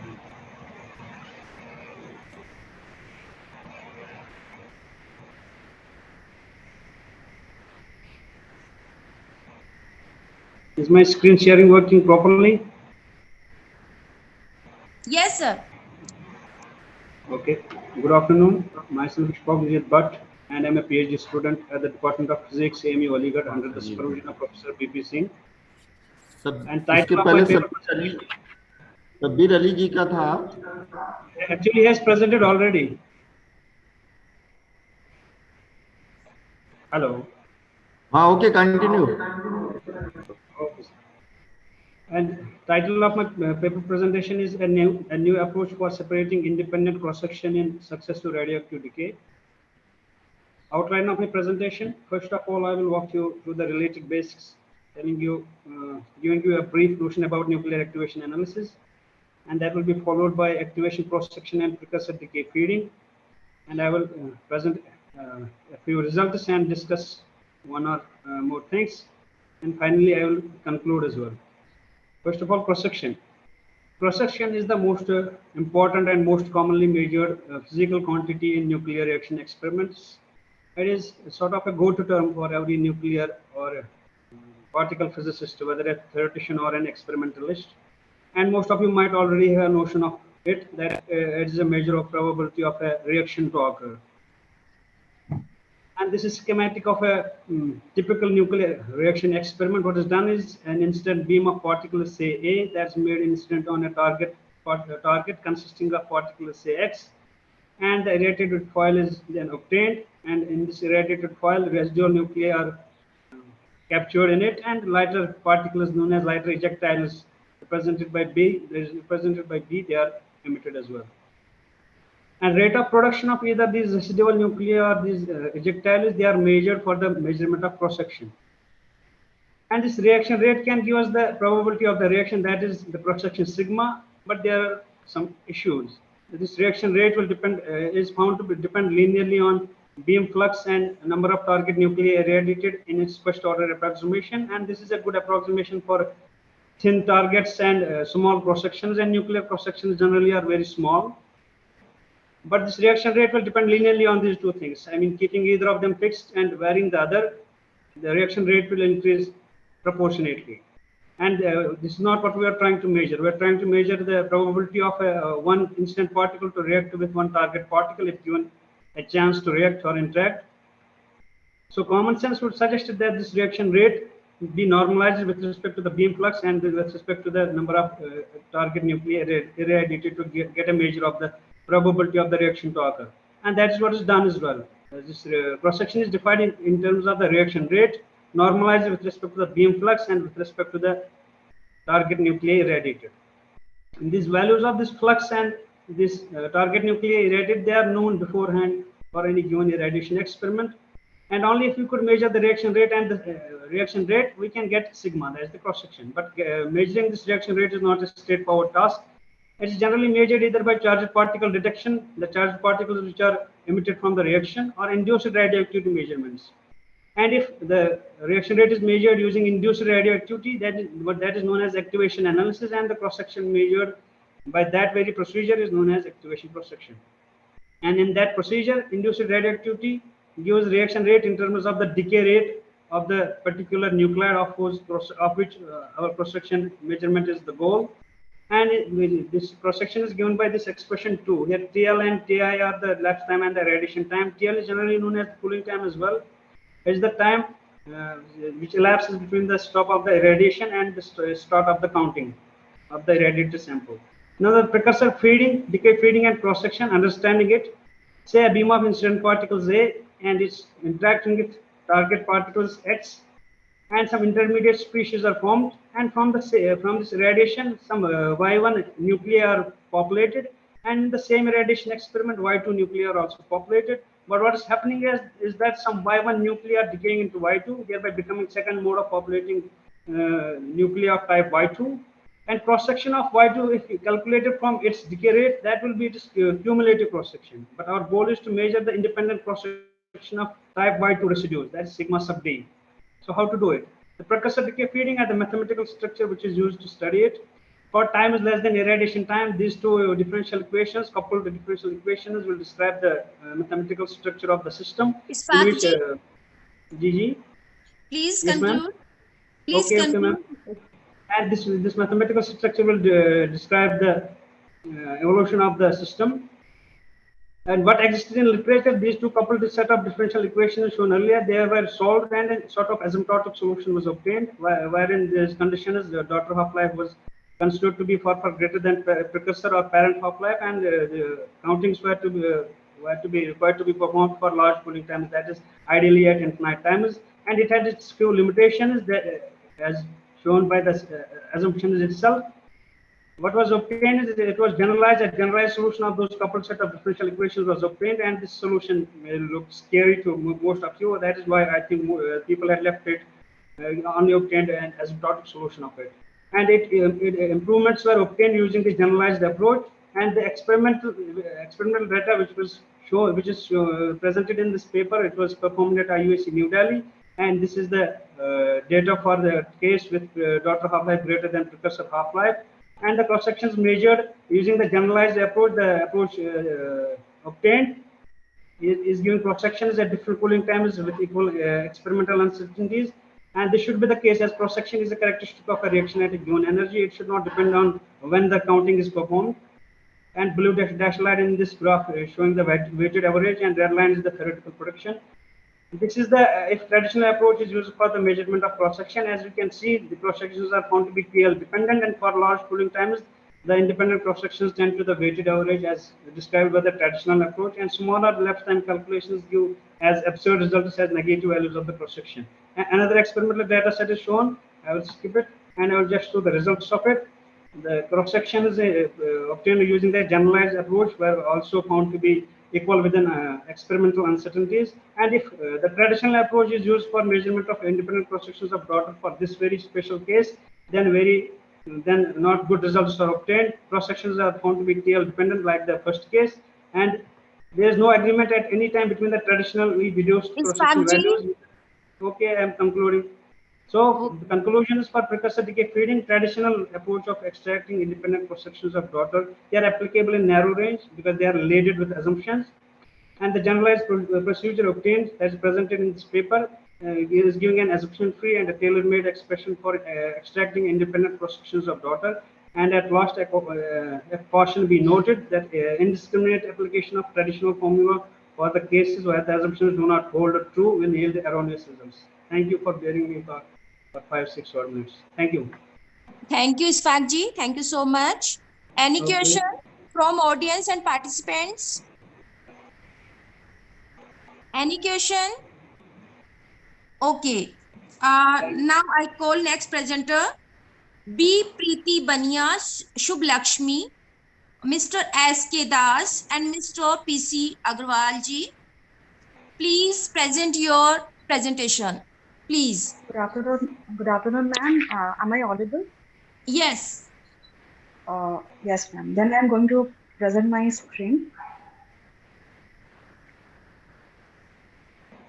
Is my screen visible, ma'am? No. Yes, yes. Okay, ma'am.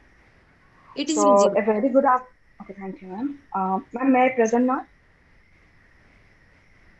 Please. Okay, very good afternoon to everyone. Under the theme of advanced and smart material, I, B. Preeti Bania Shubh Lakshmi, under the supervision of Professor P.C. Agrawal and Professor S.K. Das, going to present today's paper on bulk metallic glasses, BMGs, and US material. Well, we are going to have a discussion under the following sections: introduction, objective, methodology, expected research outcome, application, and references. First, come to the introduction. I think all of us are well acquainted with the natural glass, which is formed by means of volcanic eruptions, meteorite impacts, and it exhibits amorphous structure, whereas metals exhibit crystalline structure. What if metals exhibit amorphous structure, which is basically the key concept of metallic glasses? Here we have showed a plot between strength and elastic limit, which shows that metallic glass is basically a glassy alloy, which is as strong as steel and as moldable as plastic. Moving to the next slide. Initially, it was formed in the form of thin films. That's why it was known as metallic glasses. But in the year 1992, a pentary metallic glass was formed in the form of bulk, having dimension more than 1 mm. That's the reason why it is known as bulk metallic glasses now. Now come to the objective, why we are interested in the research of BMZs. Well, BMZ is a very recently developed material, and it shows some genuine properties. And being a new genre of element, it acts as an excellent sample for the study of superconductivity. And we often see that materials with reduced dimensions show exotic properties. And the same goes for BMCs. It is different from the crystalline counterparts. That's why the study of the 5 superconducting state parameters is quite easy in case of BMCs.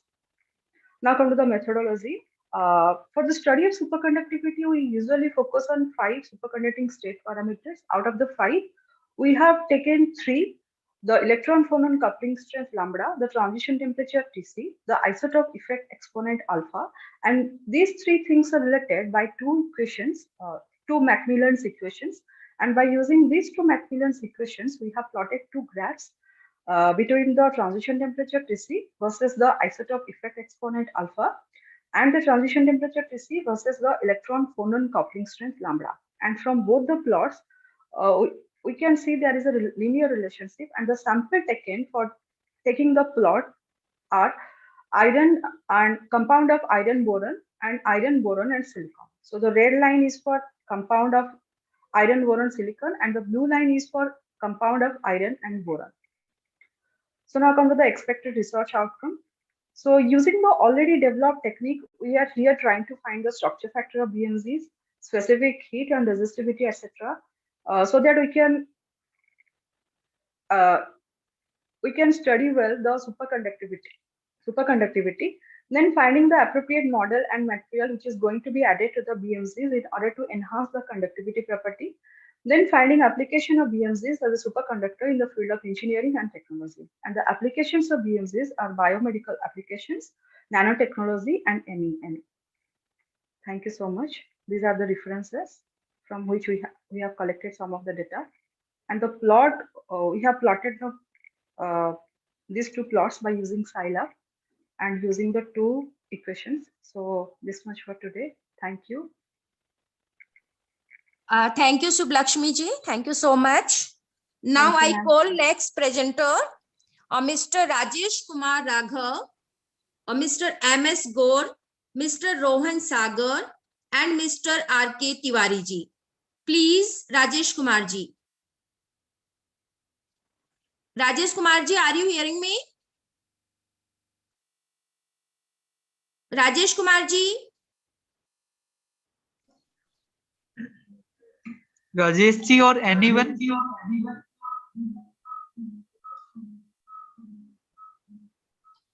Ma'am अगले को बुला लें.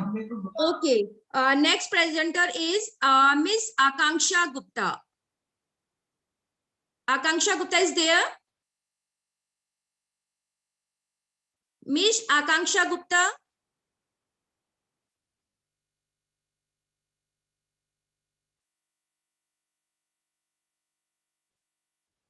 Okay, हम next presenter को call कर रहे हैं. Next presenter is V. Srinivaslu and Mr. Prasad. Yes, madam. Yes, madam. Are you hearing my voice, madam? Yes, sir. It is audible? Yes, sir. Okay, now I am sharing my screen. Okay, sir.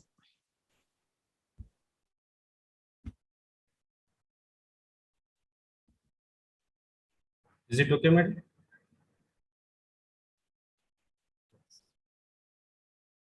Yes, sir. Is it okay, madam? Right.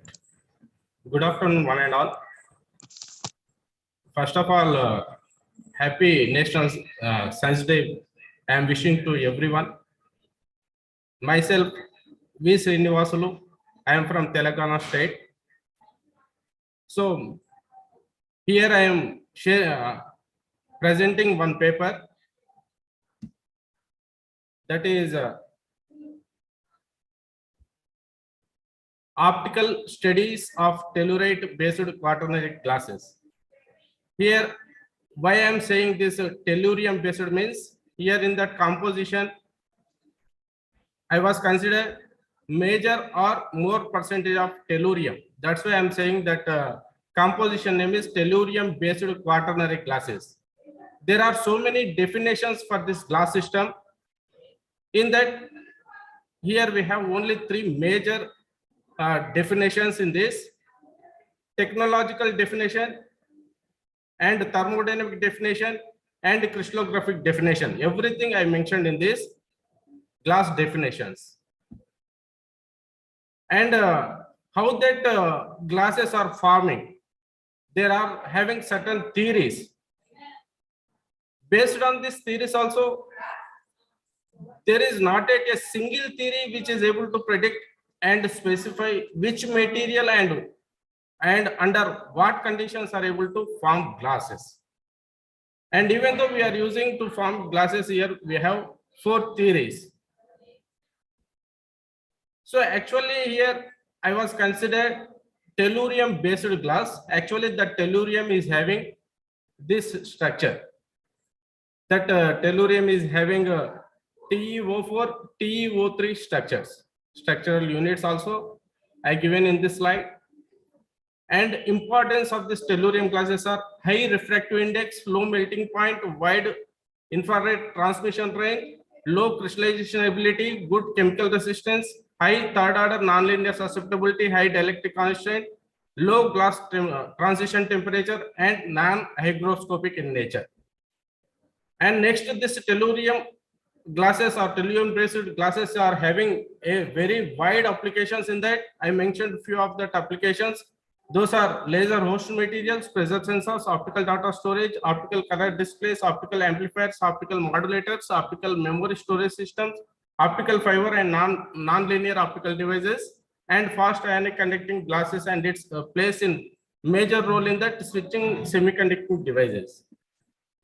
So this is the introduction why that 4 are quaternary based glasses. In that I was considered TeO2 is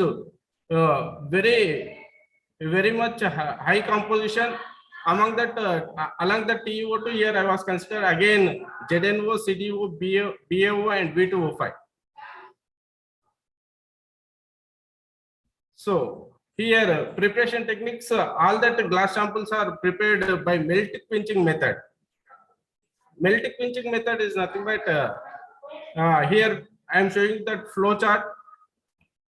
First of all, that experimental part, in that all that glass or different chemical compositions weighted with and mixing of appropriate amount of chemicals, like here I was considered TeO2, ZNO, CDO, BAO and 1 mole of V2O5.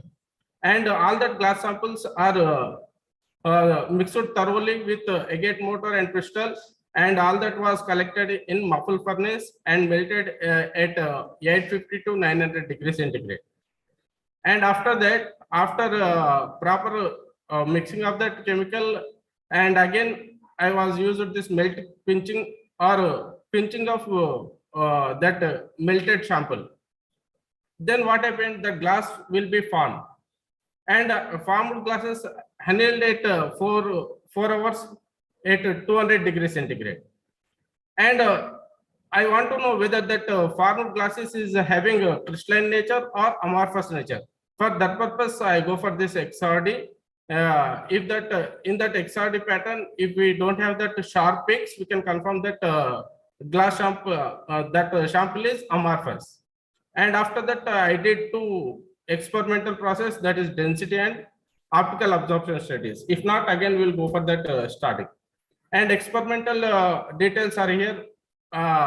XRD analysis was carried out to confirm the amorphous nature of the glass sample using this is one experimental name, and the density of the glass samples was determined at room temperature by standard Archimedes principle, and optical absorption spectra of present glass samples were recorded at room temperature by using one optical absorption spectra named this one. Sorry for this. And here characterization techniques are, one is XRD and physical parameters. In the physical parameters, density, molar volume, oxygen packing density I was found out, and optical parameters, here we have cutoff wavelength, optical energy gap, Woodbatch energy, refractive index, optical basicity, molar refraction, and metallization criteria. So here just you see, here this is one my glass sample or composition. In this TuO2 is having 64 mole percentage and 15 CDO and 20 minus X ZNO, X BO and 1 mole V2O5. And based on this X values, here I was prepared 5 glass samples, and that names are TCZB1 to TCZB5. Just you look at this here. After forming that glass samples, I did this XRD pattern. In that XRD pattern, we don't have that sharp peaks. That's why I confirmed that. Please, sir. Madam. Please, sir, conclude your session. Okay. Present. Here, molar volume, oxygen packing density, optical basicity, and everything I was prepared and I found out and tabulated all the readings here. And finally, what I was concluded by using this one. Observations are nothing but as it is same conclusions only. The quaternary, this glass sample is having density. Just to look at this one. XRD patterns, we know that there is not having any sharp peak. That's why we can confirm that present glass sample is having amorphous nature. And from optical absorption spectra of tellurium based glasses, it is observed that with increase of BAO content, fundamental absorption edge is shifted to lower wavelength, increasing the optical band gap. That is tabulated in that table 3. The shift is fundamental absorption edge, indicating structural rearrangement of relative concentrations of various fundamental units. The Woodbatch energy indicating fragility nature of the glass system, and decreased with the increase of BAO content. The refractive index obtained from the optical energy gap, that one is also decreased with increasing of this BAO content. And density decreased and molar volume increased for the present glass system with the increase of BAO. It is observed that density and molar volume are inversely proportional, and oxygen packing density decreased with increase of BAO content. These all are the references, and I am very thankful to this National Conference on Emerging Trends in Physical and Physical Education, and everyone. Thank you, madam. Thank you, sir. Thank you so much. Next presenter is Mr. T.R. Das and Mr. B. Dalai, Mr. C. Parida, and Mr. S.K. Das. Please. Yes, ma'am. Yes, ma'am. Yes, ma'am. Sir, good afternoon to everybody. Ma'am, my screen is visible too? Yes, sir. Okay. It is visible, sir. Okay, ma'am.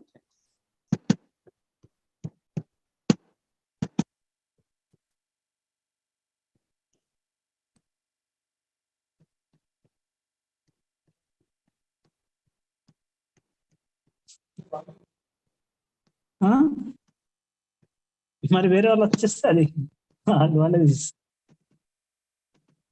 Yes, ma'am. Myself, Sublieutenant P.R. Das, student in physics. My paper is review of graphene oxide. Am I audible to all of you? Ma'am, am I audible to all of you? Yes, sir.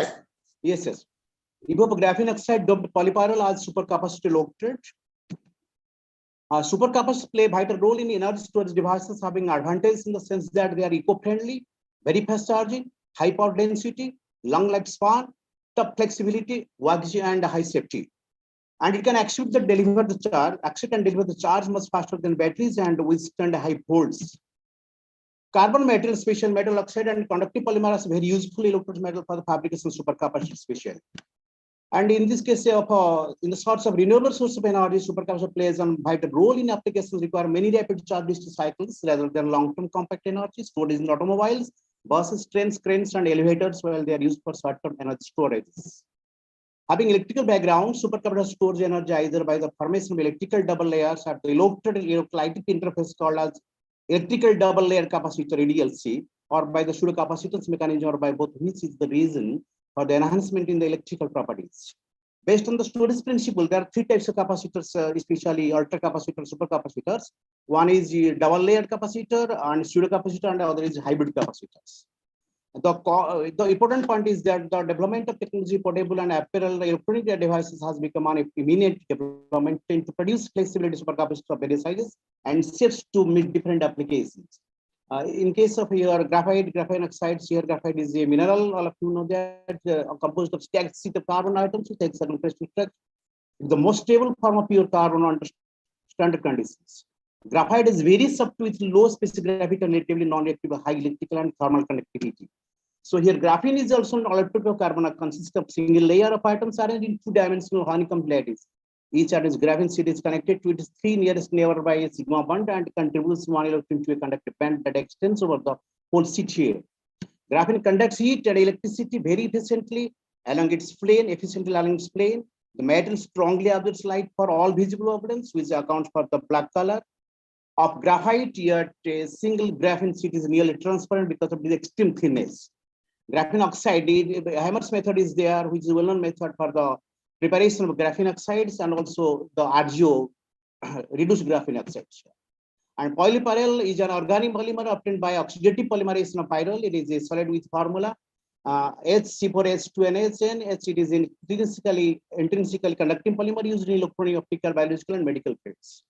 Generally, conductive polymers are conductive on nature due to the existence of conjugate electrons or alternative single bonds and double bond system in its chemical structure.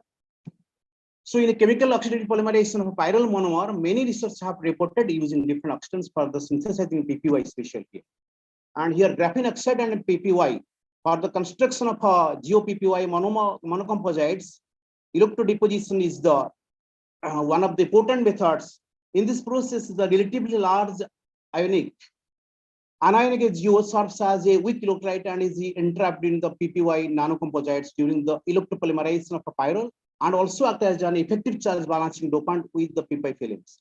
XPS, X-ray diffraction, XRD, scanning electron microscopy, and Fourier transform infrared spectroscopy, Rj demonstrated that the GeoPPY are successfully synthesized. And to obtain GeoPPY, nanocomposites exhibits good electrochemical properties and a cycling performance, indicating the synergistic effect of PPY and Geo, taking higher capacitance, lower cost, and shorter processing time into consideration. Geo may be suitable for the fabrication of electrochemical supercapacitors. And here the process of making supercapacitor cells begins with the chemical etching methods, and this etching method makes the proper larger so that the sample can adhere perfectly. Based on the measurements results, the supercapacitor cells use the working principle of electrochemical double layer capacitors, which are based on the intersurface layer between Geo and KOH electrolyte as dielectric. So this is the conclusion. Graphene-based materials are the most favored because of their high specific surface area, high conductivity. The PPY geocomposite electrode has a higher capacitance and a lower charge transfer resistance than PPY electrode.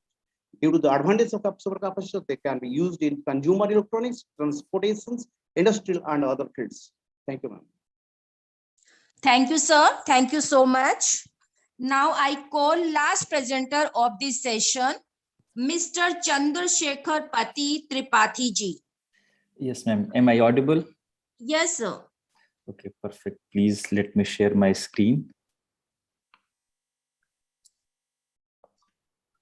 Okay, by that time, I think if Akanksha Gupta is there, so please be ready. Is the screen visible, ma'am? Yes, sir. Okay, perfect. Thank you very much, ma'am. I'll be briefly talking about the application of silver nanoparticles for their application in sensing of some toxic ions and degradation of organic dyes. So nanoparticles, they have a large number of unique properties when compared to their bulk counterparts. They have a very high surface to volume ratio, which allows them actually to have a large number of active sites and thus allow a large number of applications. Mainly quantum effects comes into play, which again change their electronic structure, the band gap changes and all. And they can be, these nanoparticles, they can be of different type. There are various, a large number of reported synthesis method. They can be of different morphologies, different structures, different sizes. They can be differently functionalized, and hence they can be used for a large number of applications. So mainly among metal nanoparticles, which is gold, silver, and platinum, silver has received a significant interest because of a large number of its unusual properties. So this is what I'm going to talk about briefly. I will just show you that silver nanoparticles can be used. Oops. Okay.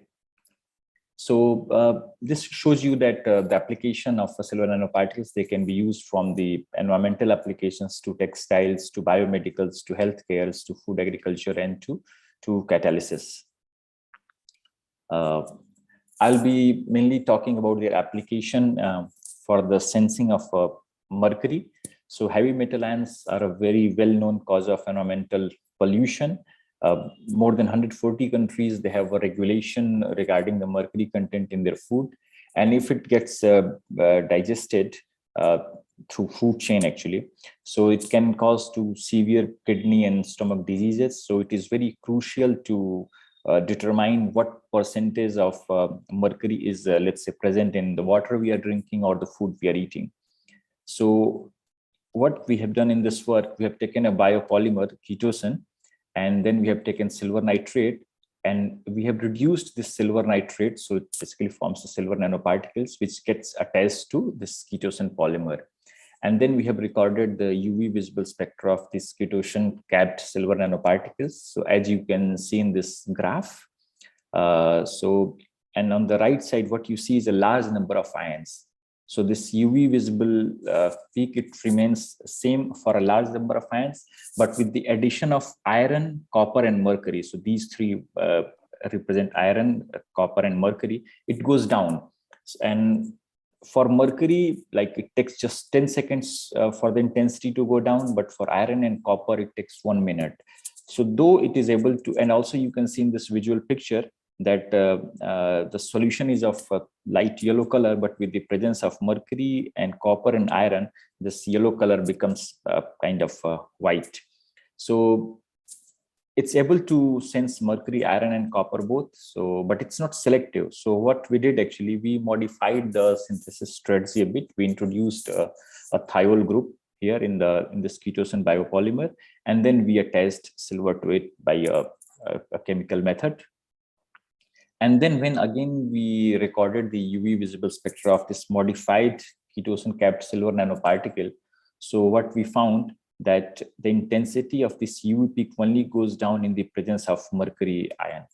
And as you can see here in this visible picture, that the color remains same in the presence of all the ions, but in the presence of mercury, it becomes white, and the response time for this thing to happen is just less than actually 10 seconds. So this is the characterization of the material that we have prepared. So on the left side, we see a transmission electron microscope image of silver nanoparticles, the modified ketone capped silver nanoparticles. And what you see in the right side is in the presence of the mercury ions. So what happens, as you can see in the inset of the left picture, there are a few nanometers of size, but when we add mercury to it, they agglomerate. So they form like big structure, as we can see in the right-hand side of the picture. The same is confirmed in the scanning electron microscope image. This is before addition of mercury, and this is the after addition of mercury. The agglomeration is seen here also. And we have also measured done the dynamic light scattering measurements before an addition of the mercury ion, and clearly the size increases with the addition. So this shows you the graph of the UV visible spectra of modified ketone capped silver nanoparticles with different amount of mercury ions. So from this graph, we can actually plot this absorbance versus the concentration, which gives us what is the minimum value that we can detect. And by this calculation, we have found that the limit of detection using this particular nanosensor, 5 parts per billion we can detect. Okay, so that's and not only this, what we can also do. So this shows you again the same developed nanosensor, this modified ketone cellular nanoparticles. Okay, so with the addition of mercury at pH 5, it becomes white, so we can sense mercury. But if we increase the pH, we go from 5 to 11, so the mercury gets precipitated. So this actually is not only able to sense, but it is at the same time, it is also able to remove the mercury which is present in the drinking water. So this shows you an like overall schematic of the developed method. So it's highly specific to mercury ions, this fast response, non-toxic, it's easy to prepare, easy to use, and it provides reproducible data. So this is just one part of the talk. What else we did with this silver nanoparticles? Dyes, organic dyes are very well-known water pollutants. So what we did, we put them on a glass, actually, we using some chemical method. So you can see like when they're prepared, they look like this. And these are some basic characterization, the scanning electron microscopy image, the term of the synthesized silver nanoparticles and AFM. And what we did actually, we took 4-nitrophenol first, and when we inserted this developed material into this the solution of 4-nitrophenol. Please, sir. Yes, ma'am, just a minute. So it gets converted into 4-aminophenol. And this shows you the source spectra for reaction monitoring. So briefly, what I showed you is that the silver nanoparticles, they can first can be used as for the application of as a sensor for mercury ions, and then I showed you that they can also be used for the degradation of 4-nitrophenol. The same way they can be also applied to the organic dyes methyl orange and methyl red. With all this, I thank you very much to the organizers of the conference, and thank you very much, ma'am. Thank you, sir. Thank you so much. Ms. Akanksha Gupta, are you ready for your presentation? Yes, ma'am. Yes, I am ready for the presentation. Thank you so much. Please. A very good afternoon to all the dignitaries present here. I am going to present a paper based on the theme that smart and advanced material. So it is a joint paper in which me and Dr. Jasmeet Kaur Tandon. Now I'm going to share my screen.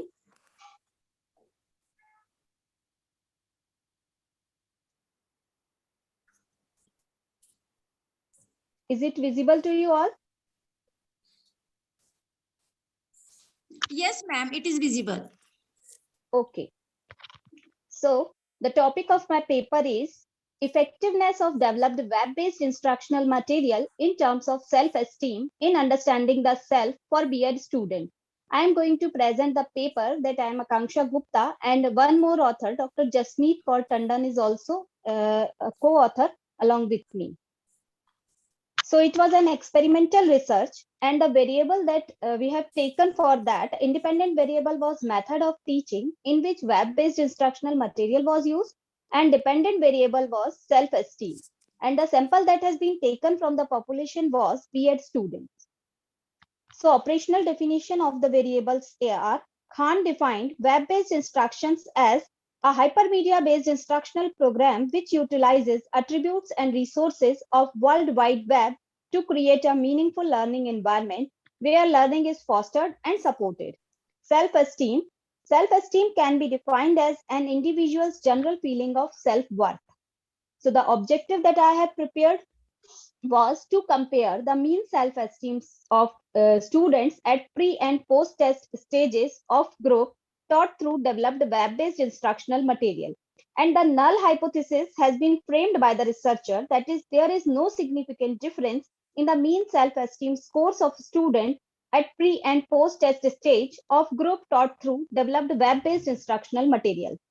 The researcher has delimited the study for the content of web-based instructional material was prepared in understanding the self of B.Ed syllabus of colleges affiliated to Devi Ahilya University, Indore only, and the study was limited to B.Ed 4th semester of session 2018-20 students of DAVV affiliated colleges only. The reviews that has been done by the researcher P et al., Schmidt, Usta, Thresher et al., Gauri, Nagalakshmi and Manikam found no significant difference in the performance of students between online and on-campus group. And from the related studies of K, Allen et al., Cobb and Susan, Altayeb and Banafi, Alias et al., Suleiman, Lakanpol et al., Jinanam reviewed that web-based instruction is better than the traditional method. So a gap has been found by the researcher that due to lack of consistency in finding, researcher has chosen the area of web-based instructional material. And the one more reviews are Alhaz and Banafi took critical thinking and problem solving as the variable. Jharia, Manikam and Devnathan and Suleiman had developed for the school and colleges by taking achievement as the variable. So again, the researcher has found the gap related with the variables that researcher decided to develop understanding the self by taking self-esteem as the variable. Understanding the self is not only a part of B.Ed syllabus, but it is related with individuals' real experiences and it is related with the self-motivation. It can be used as a motivational strategy for our youth also. And even these material can be prepared for physics, chemistry and other subjects also. Methodology that has been used by the researcher was sample, tool, design and procedure. Sample consisted of 55 B.Ed trainees. Sample was selected randomly for the treatment and it represented both the genders. And tool that has been taken by the researcher was self-esteem scale.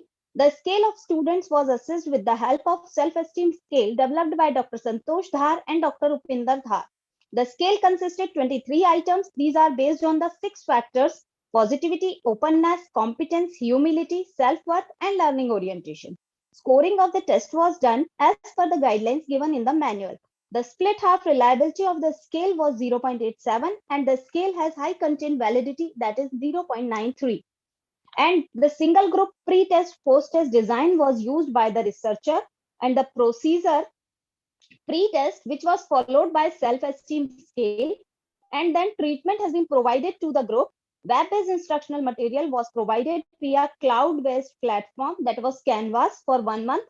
And then after that post-test, that was followed by again the same self-esteem scale. Statistical analysis and interpretation for the objective.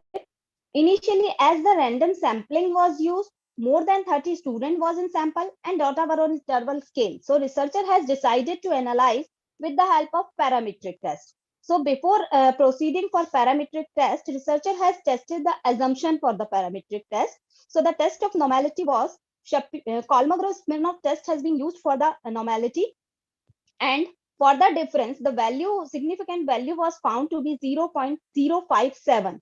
So with the value was not significant, hence the assumption of normality holds good. Then their researcher has applied the paired sample t-test for the scores. So this is the summary for paired sample t-test. Here the value of significance is 0.000. So from the table 2, the t-value is 15.27, whose two-tailed significant value with degree of freedom 50. Yes, ma'am? Please conclude. Yes, yeah, sure. So value of significance is 0.00, which is significant. So the null hypothesis has been rejected. And further, the mean score of post self-esteem are higher than the pre-scores. So the web-based instructional material was found to be effective. So findings of the study was, from the study, it was found that developed web-based instructional material on understanding the self was effective in terms of self-esteem.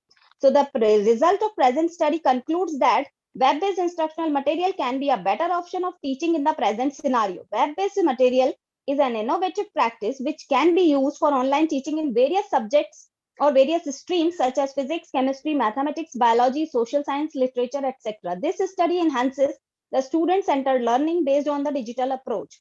Online learning can make education more accessible and convenient for the teachers as well as for the students. Present study has a wide implication for the persons working in the field of education.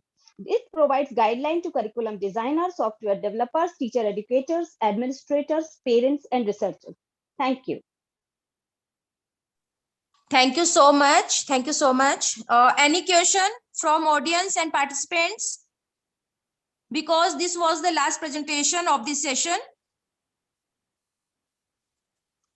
Anyone question? Okay. Now I congratulate to all the participants.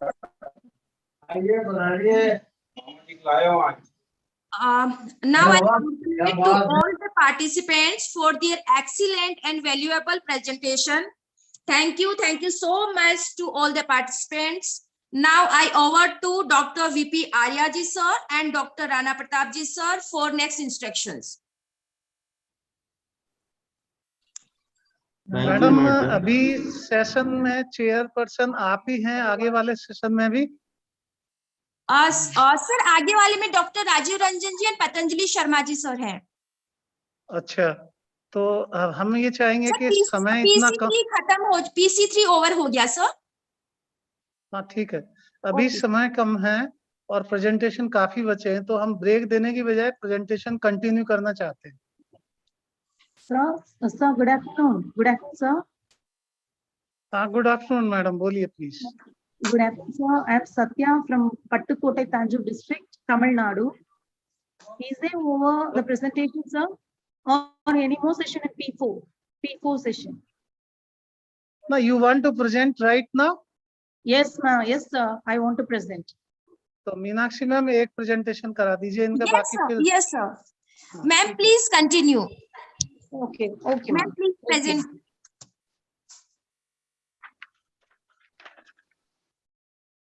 इधर है इनका सत्या का। Wait, ma'am. I have. हाँ।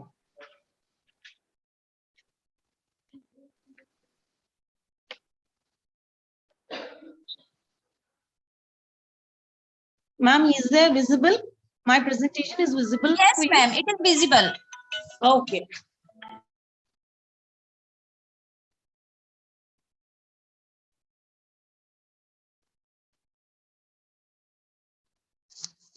Can I start, ma'am?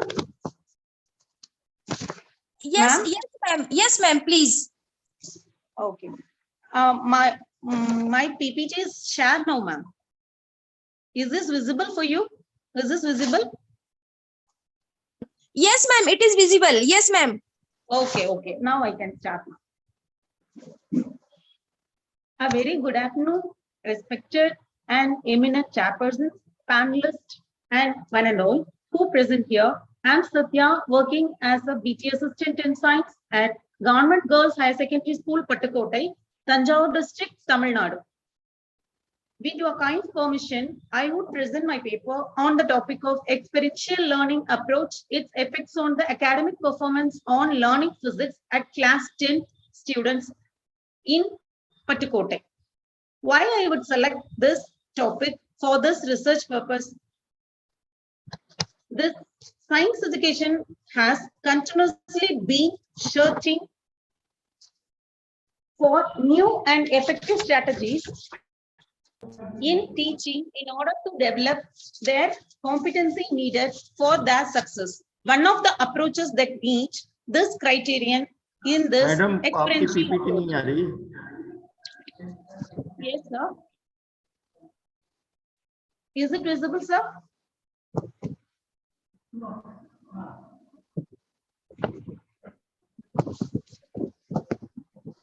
Is it visible, sir?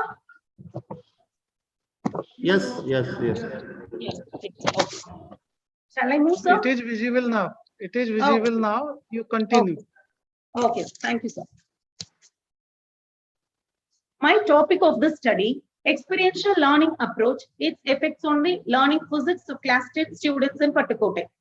So reason for the selection of the topic, in the most of the classrooms, teacher only active in their teaching, but students are passive in their learning. So how to change their attitude towards classroom activities and how to bloom their interest towards class taught by teachers? I could get answer for these questions by this experiential learning. Why experiential learning do we need? This science education being searching for new and effective strategies in teaching in order to develop their competencies needed for their success. In our classroom, chalk and talk involves more teacher play main role to knowledge sharing and conduct testing and assessments. So objectives of this study to investigate a student's academic performance in physics based on experiential learning model. So investigate the different learning styles in physics learning at Pattukotai. Hypothesis of the study: there is no significant in the mean scores of these students in physics learning taught by experiential learning taught by traditional methods. There is no significant difference in the mean scores of students in physics learning taught by experiential learning methods. Method and procedure: this study used a quasi-experiment comparison of pre-test and post-test research design. So sampling technique for the study, I have used random sampling technique. PAT, that is Physics Achievement Test Questionnaire, were employed in this study. Physics Achievement Test to each group contained 30 students were compared. Teaching methodology: I have done some activities in my all science classes. I often used some activities that connect to curricula while giving students the chance to engage, interest, and apply concept to relevant experience. I have to use mnemonic method, learning by doing, and experimental activities, etc. These are all some activities I'm going to happen in our classes. So this is my activities in the Newton's first law, second law, third law, and torque, impulse. These are all. And this is my students' activities by their home. And this is my testing and evaluation part of this conducting of these classes. So result and discussions: 56.46% were come from experiential group and 43.54% come from control group. Mean that the students still struggle with the understanding and the fundamental knowledge and skills on the topic. The implications of this study: NEP 2020 also has recommended in stages experiential learning, including hands-on learning and art integrated and sport integrated learning. Sharing ideas and best practices is very important for us. Continuous learning for self-improvement, giving national and international workshop to them, and then teaching integration courses like PowerPoint presentation, that is PPT, Nishta, Google Slides, Diksha app, that's it. Then recommendation of and suggestions of this study: physics and all teachers should try to use the experiential learning approach and the new teaching methods also. Physics and chemistry are the more tough and important subjects in science, as well as the higher studies also, that have more formulas, rules, and etc. We thought that with the easiest way and create interest on it. So as a science teacher, we must take care of the students' learning method to provide in you. So conclusion part of this study: students are getting knowledge from so many ways or sources. Teachers should guide them in a proper way. Focus is not in teaching. Focus is only on transferring or sharing knowledge. So we need to there on mind to it. So thank you for all. Thanks one and all to present here. Thank you for your giving the wonderful opportunity to me.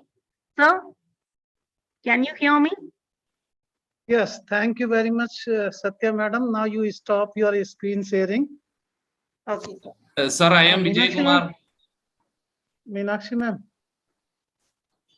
Okay. हाँ Vijay ji Actually, Hello, sir. Please listen, please. Actually, we had session from the since morning till now. Some of the participants, they tried, but they could not present their presentation due to because their file was not opening. And such are like one of them is Farheen. Farheen, are you available? Are you connected with the net? If you are able to present it right now, you present it. If Farheen is not there, then Ramchandran R.A. He was connected, but we were calling him, but I think he did not turn up for the presentation. If right now he is available, he can present. If he is not there, then Ruchika Vasist. Sir Ramchandra ji Arya ने present कर दिया है. कर दिया. Thank you very much. Thank you, ma'am. Thank you. Okay, Ramchandra ji का हो गया. Then next, Ruchika Vashishth and doctor Vibhuti Narayan Vishwal ji. आप लोग अगर जुड़े हुए हैं, प्रेजेंट नहीं कर पाए थे, करना चाहते हैं तो अभी प्रेजेंट कर दीजिए. एंड देन इसी प्रकार से एक और है doctor Gargi Sharma.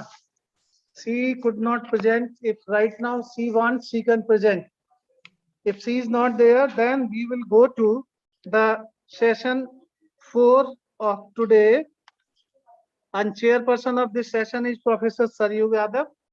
And reporters are Ms. Garma Kumawat and Pratibha Kumari. And co-chairperson, I think, are Dr. A.K. Gupta and Mr. Mujammil Hassan. Now, I request to the chairperson if he is connected right now. Otherwise, we will conduct this session because it is really difficult for us to manage the all presentation. That's why now I call Devpriya Ghosh. Devpriya I'm Ghosh. there, sir. I'm there, sir. Okay, let us present it right now. Yes. Is my screen visible, sir? Yes, it is visible. Within 5 minutes, you complete your presentation. Need not to introduce. Directly, you come to the central idea of the paper. Okay, okay. Thank you, sir. Good afternoon to all dignitaries and academicians with whom I'm sharing this platform. The title of my oral presentation is Possible Innovative Teaching Learning Practices Promoting Holistic Art Integrated Experiential Pedagogical Approach for Physics at Middle School Level.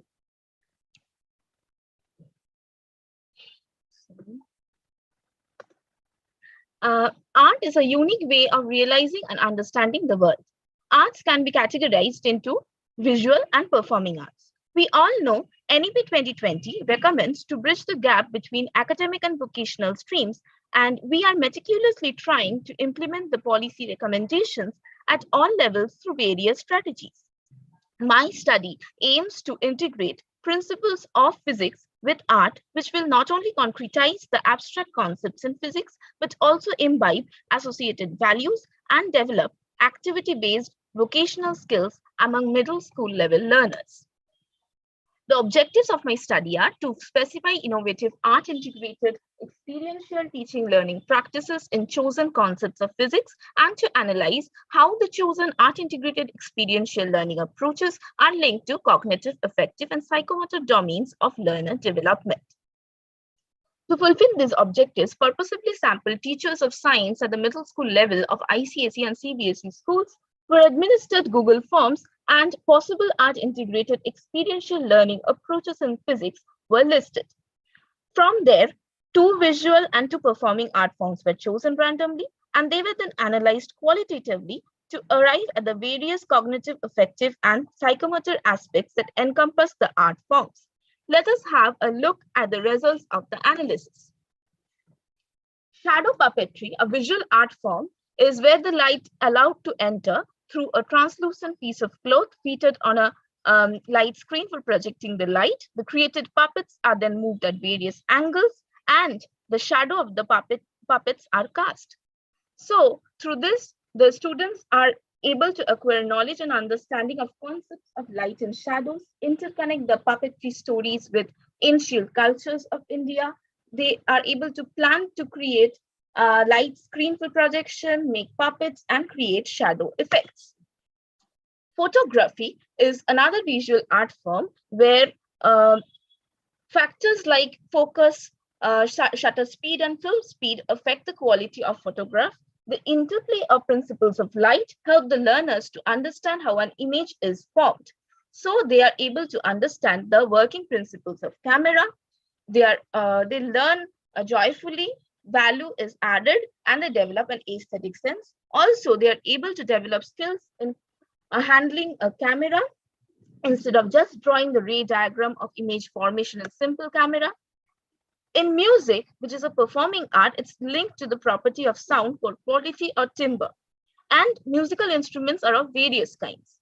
The middle school learners on exposure to various types of musical instruments are able to distinguish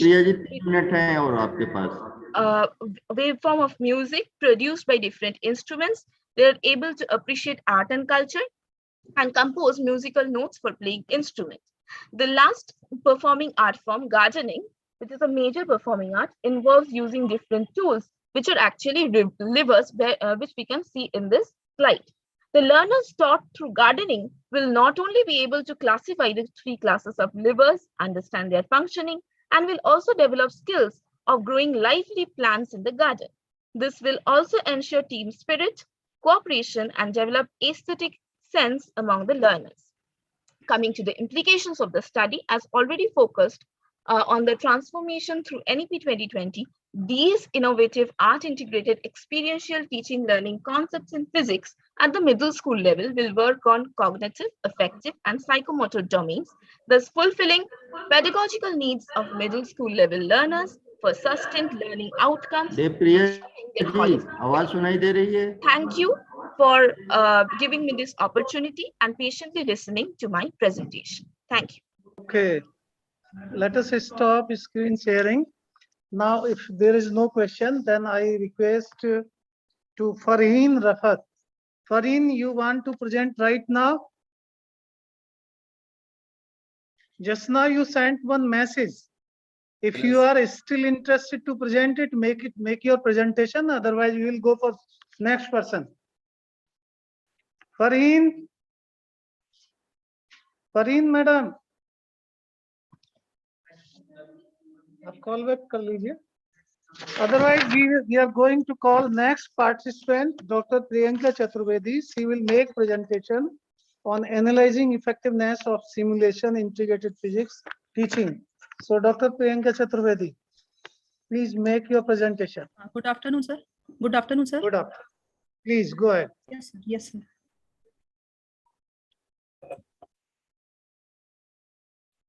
Sir, the screen is visible. Can I continue, sir? Sure. Yes. Please continue. Sir, please the screen. Continue. Yes, yes. The screen is very much sir, the visible. topic of... Voice is also audible. Yes, sir. Thank you, sir. Sir, the topic of my paper is analyzing effectiveness of simulation integrated physics teaching. Abstract. This paper is based on comprehensive review of research based on the effectiveness of simulation integrated physics teaching. For making physics subject more understandable and interesting, simulators are required. In current scenario, instructing with interactive simulation fosters the scientific skills as well as fosters the computational and 21st century skills. For example, critical thinking, problem solving, and communication skill. This study is based on computer simulators, FAT, virtual labs. During the COVID-19 pandemic, the uses of these simulators demonstrated their adequacy more. Our finding recommends that simulation-based teaching can be utilized as a pedagogical tool for physics teaching. This study also suggests that the use of simulator is more effective in deeper understanding of the concept, which are abstract in nature, such as wave optics, electricity, etc. नहीं sir कह रहे ठीक है ना ma'am उनको वो plus slide दिखिए देख क्या करना है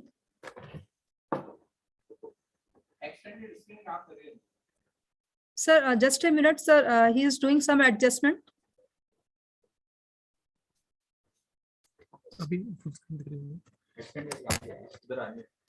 These physics introduction. Physics is the study of nature and natural phenomena, and to understand the physics, critical thinking and the conceptual understanding is required. Conceptual understanding means to transfer the knowledge into daily lives.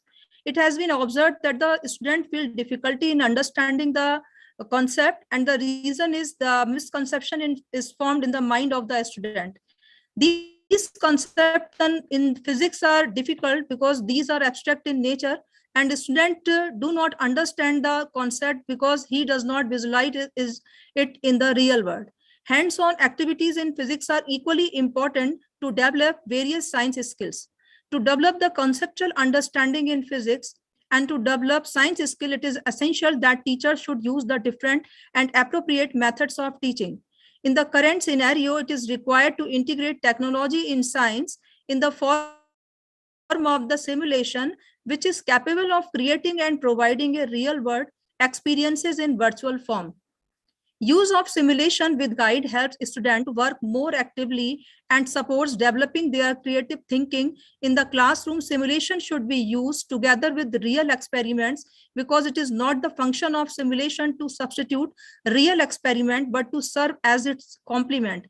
PhET simulation is also used along with the different model, that is the CCE model, 5E model, and CCK model, that is circuit cum construction kit, is also used along with the PhET. The use of a virtual laboratory in physics learning could improve students' creativity, namely on verbal, numerical, and figural creativity. A study has been conducted to develop high quality of computer-based learning resource on the material of gas law and kinetic theory of gas. The exposure of various teaching and learning methods to students, such as the use of effective methods, is necessary so that they do not face problems when they are in unexpected conditions like COVID-19 pandemic. The virtual labs are very much useful, but they should be used when the topic is abstract, dynamic, hard to visualize, and comprised of complex relationship between elements. Virtual lab is web-enabled, portable, and flexible for further enhancement. Virtual lab provides the basic knowledge to the student who does not have any idea about the experiment. Objective of my study is to integrate simulators in physics teaching to make the teaching to make the subject physics interesting and understandable, to integrate PhET and virtual lab as complement pedagogy tool in physics teaching.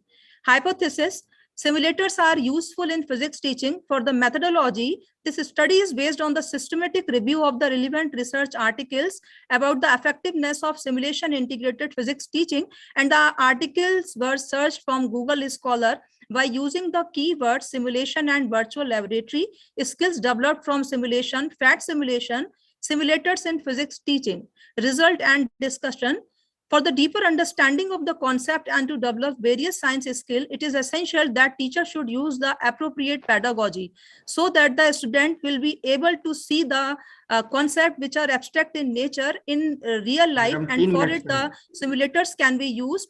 And here I have used the simulator PhET. There are various simulators, Crocodile, PhET, and virtual labs like O-Labs. Here I have used the PhET simulator to understand the concept of BAPES in integration with 5E instruction model. 5E instruction model, that is the engage, explore, explain, elaborate, and evaluate. So in this 5E model, there are the 3 sessions. First one is posing a problem to engage the student and creating curiosity in them. In second session, activities are given to students, and students do the hands-on activity. Here they explore and learn by doing. In this session, concept is formed, and the science process skill are also developed in the student.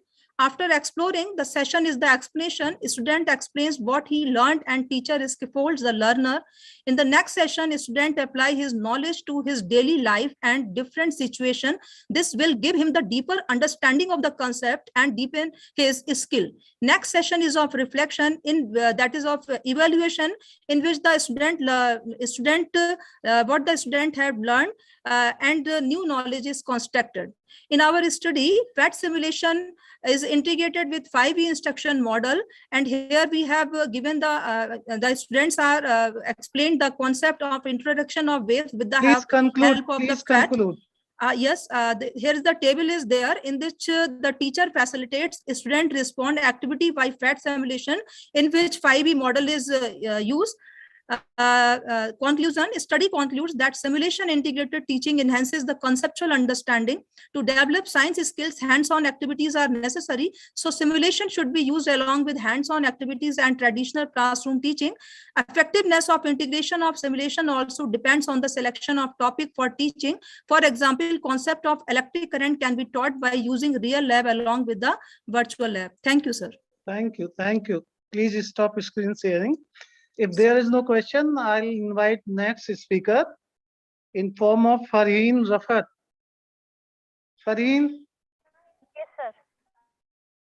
So you make your presentation.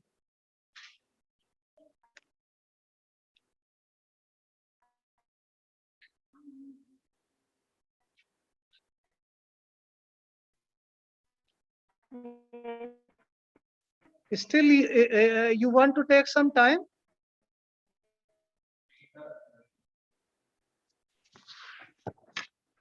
I think again, it seems to us that some problem is there with Farhin. She is not able to open the file. Therefore, I invite Meeta Chaurasia or Dr. Kalpana, whosoever is there, please present. Meeta? Meeta Chaurasia? If she is not there, then we will go to the next. Next one is Dr. Ujma Siddiqui. Yes, sir, I'm present. So please make your presentation.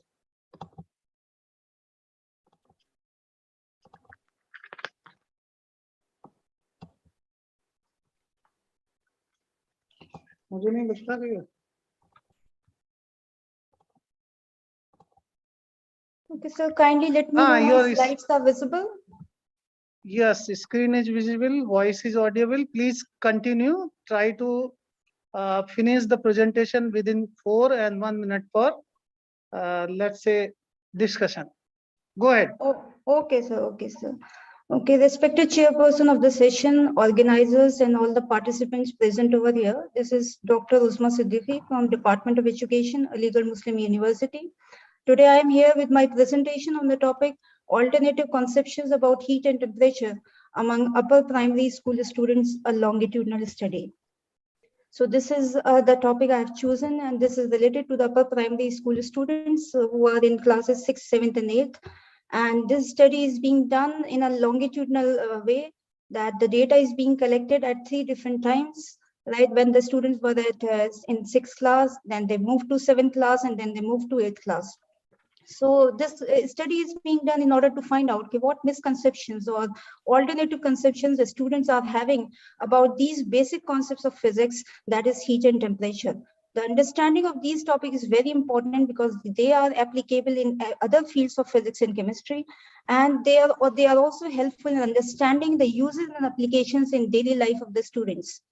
But the other thing is that the daily life experiences of the students are not explained and interpreted in the light of scientifically accepted understandings, then this leads to the development of defective knowledge, which have been variously described by experts as misconceptions, alternative conceptions, alternative frameworks, intuitive beliefs, preconceptions, and naive beliefs.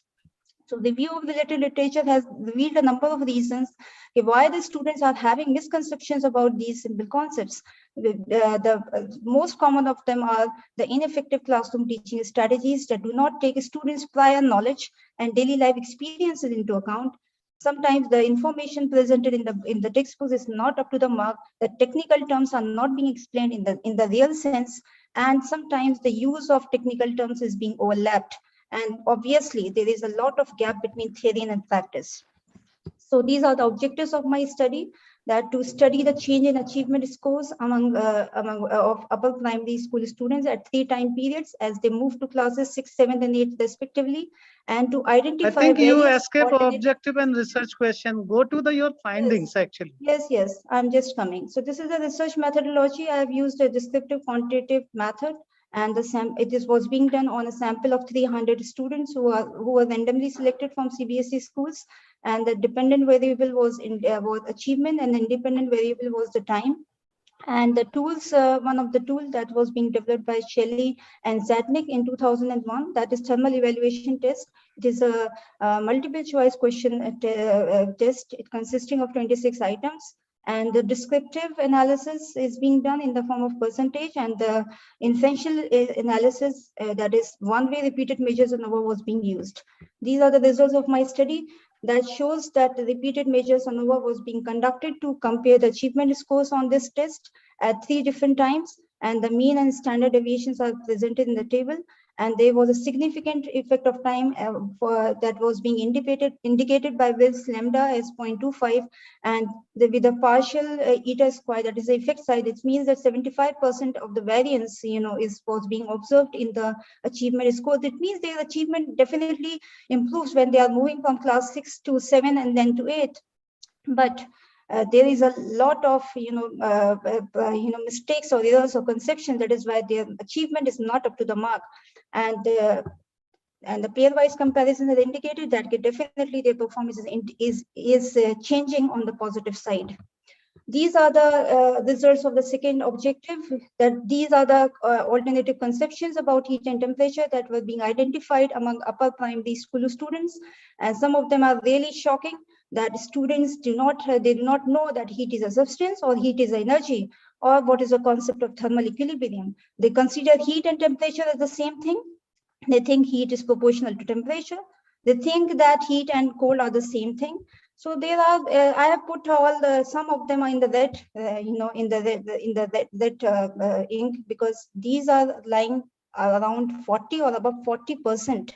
Right, that is a shocking result. These such basic concepts are not clear. Then what will happen when they will move to the higher classes? How they will understand the other related concepts? This is in total 20 misconceptions were being identified out of 26 questions that they have answered. So it means, and as they are moving from class 6 to 7, they are decreasing, but still their percentage is more than 20%. So as per the Trigers, that is an expert who has given the guideline that if 10% of the sample is having misconceptions, it means that is a serious concern for the teachers. They need to check the misconception. They have to do something about it. So in the light of that, only a few education implications I've highlighted over here. The teachers needs to emphasize upon developing students' conceptual understanding by relating their personal life experiences with scientific concepts using suitable illustrations and experimentations. They should encourage students to express their experiences by using the technical terms and concepts so as to ensure transfer of learning about heat and temperature. They should make a comprehensive list of all sorts of experiences they are having about heat and temperature outside, in their daily life outside school.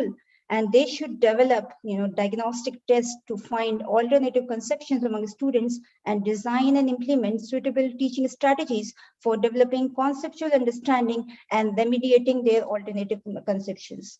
So this is all about my presentation. Thank you, ma'am.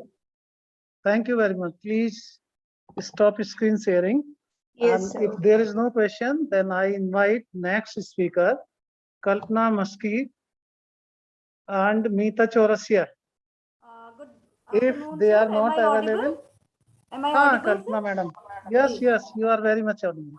Let me share my screen, sir. Please share the screen. Is it visible, sir? Yeah, it is very much visible. Thank you.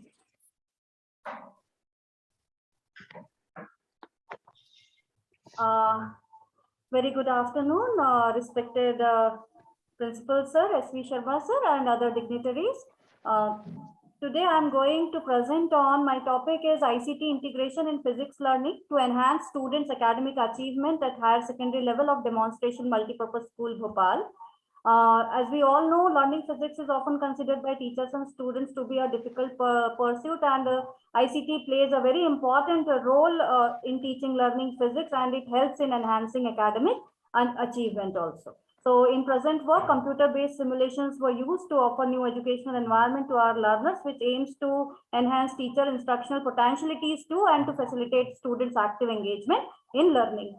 The research objective of the study is to study ICT integration in physics learning to enhance students' academic achievement at higher secondary school level of DM School, Bhopal.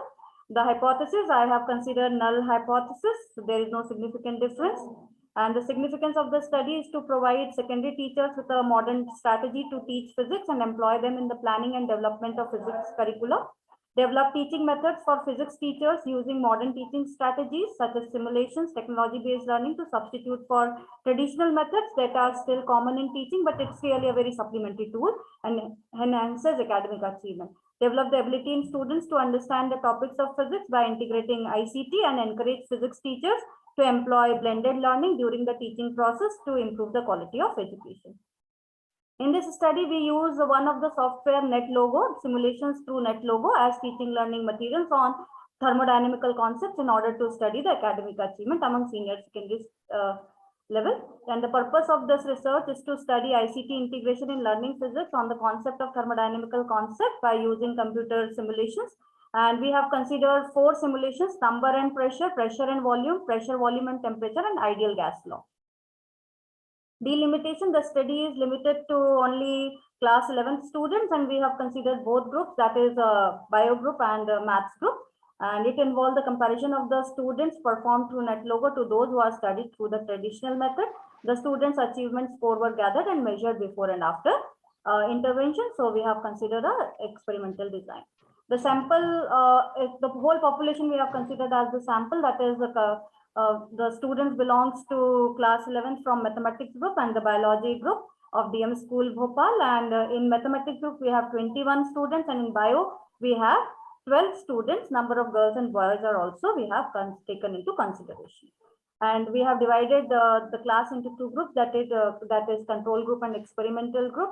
In control group we have taken 17 students, and in experimental we have taken. Madam, please come to the findings and conclusion. Yes, sir, sure, sir. A questionnaire has been developed and worksheets were developed for data analysis. And if you have seen the data, the control group, the t-value is 2.7, and in experimental it is 7.034, and in pre-test mean is 9.06, experimental is 8.94. For post-test it becomes enhances 10.82, and in experimental it is 12.56. The difference between post-achievement scores in both the groups we have seen. For control group, the mean is 10.91 and t-value is 0.529. Experimental it is 0.957. So we can conclude that simulation-based teaching is helpful in enhancing the academic achievement. The percentage of students' academic conceptual understanding of thermodynamical concepts is, we have seen that 97% for number and pressure, temperature and pressure it is 95%. 96% students score in volume and pressure simulation, and for ideal gas it is 95. These are the pictures of the, actually this is a simulation software in which students can learn by themselves, and they can see the behavior of molecules. They can visualize, which is not possible in labs also, and the graphicals with the help of graph also, they can do that. It's same for volume and pressure, temperature and pressure, ideal gas, and the results and conclusions. So based on this work, we can conclude that the use of computer-based simulation in thermodynamical concepts for higher secondary level students is able to enhance the academic achievement, and we can say the use of computer-based simulation can be used as an alternative to improve students' academic achievement. These are the worksheets which we have developed to analyze the academic achievement. These are the performance, and these are some of the glimpses. So thank you so much. Thank you very much. Sir, Madam, can I say something, please?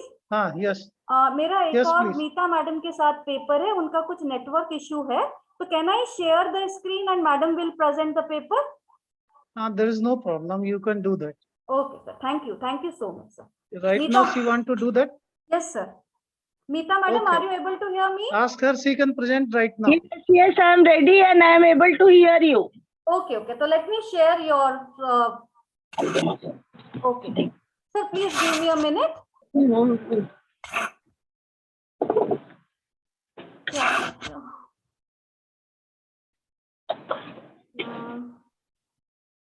ये है ना madam blending physics. Is it visible? Is it visible, sir? Is it visible, sir? Yes. Madam, you please start. Am I audible, sir? Yes, you are very much audible, and please continue and try to finish within 5 minutes. Sure, sir. I won't take much of your time. And सबसे पहले प्रबुद्धजनों को प्रणाम. It's very happy moment to have physics fraternity, and after a long time. The title of my project is Blending Physics in Interdisciplinary Mode to Develop Scientific Mindset. We are two persons, and myself and Ma'am Kalpana Maski. Ma'am, next slide. As a sort of introduction, I would like to say that जब मेरी नौकरी लगी थी, then my officers used to say कि पढ़ाते समय you have to inculcate values in children. So incorporating values through physics teaching we used to have some example ki the gravitation force is always a force of attraction. तो अगर force of attraction है तो ये प्यार सिखाता है. तो आओ हम सब मिलके हमेशा प्यार करें, जबकि इलेक्ट्रोस्टैटिक फोर्स में भी अट्रैक्शन और रिपल्शन वो उस तरह से हम वैल्यूज सिखाते थे. Then we came to a stage that is incorporating interrelationship between subject. तो हम फ्यूजन और फ्यूजन जब पढ़ाते थे तो हम कहते थे देखो इसमें केमिस्ट्री भी है, फिजिक्स भी है, ऐसा भी है, वैसा एनवायरमेंट भी है. And we used to say something like that and what I feel was it is not like that, it is a vague thing. Now what I feel is this research is a need of blending, that is cross cutting of concepts. Next one, madam. The objectives are simple that I told, to understand the importance and all, and this I won't like to stress. Ma'am, next. Ma'am, next slide. The hypothesis I have to there is significant change in the thought process of student on the development of skill of the interface of physics with other branches of science. Next, ma'am. The methodology, as I told you, this is a different perspective of looking at things. So directly I come to the result because the methodology will be reflected here. The first, actually what I wanted to do is, I wanted to redirect my children and all learners to see through seven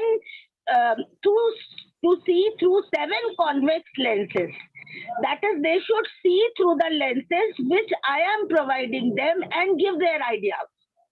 So I am making a target and I am making a pathway initially, so that how to see at objects. For example, the pehla is the system and the system model. This is my convex lens. Now, for this, I've taken two examples, as you can see, and since we are physics fraternity, I don't think I have to, this is the one experiment which we used to do. I think it is visible. So the refraction of light, I can teach environment through this. This graph modeling of the system can be taken.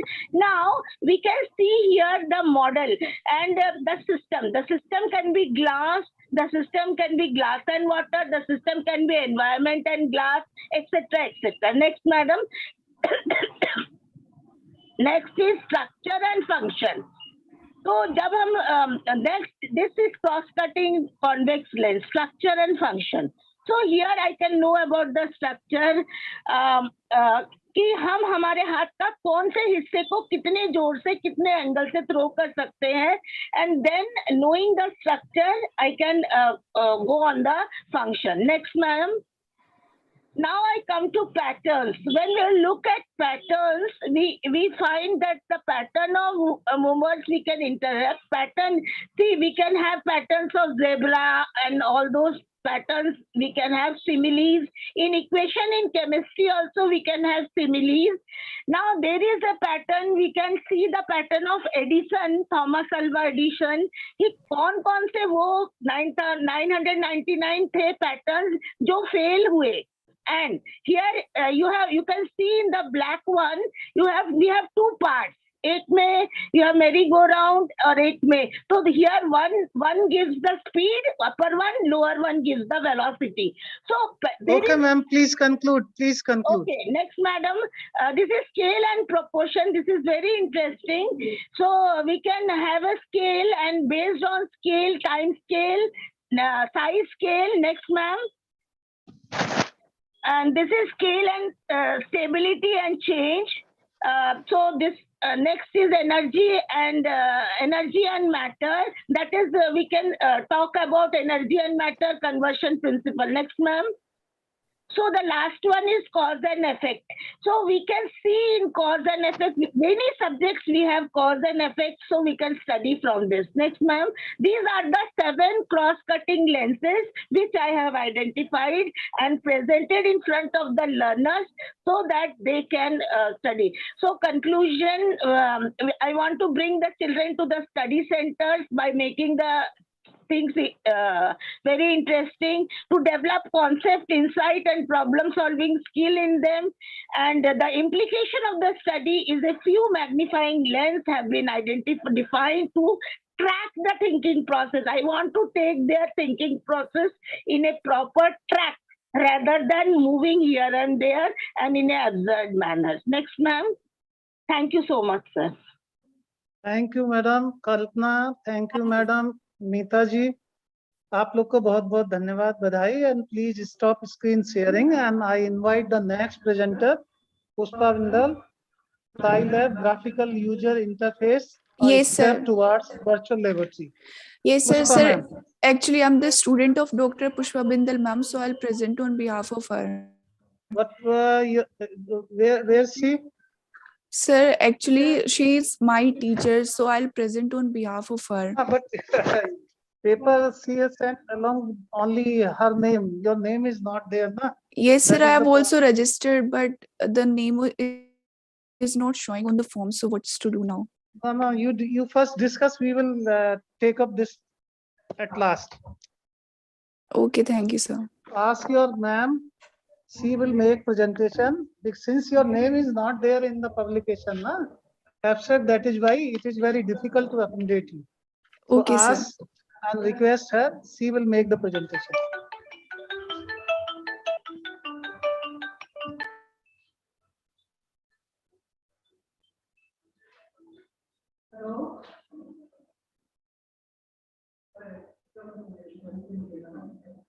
Next presenter S. Satya, experimental learning approach.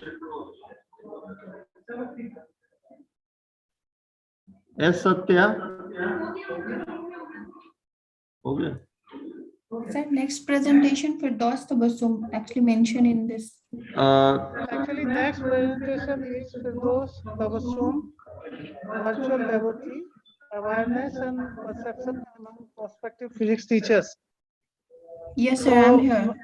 Okay, you make presentation. Okay. Firdaus Siddiqui. DOS Tabassum, sir. Tabassum.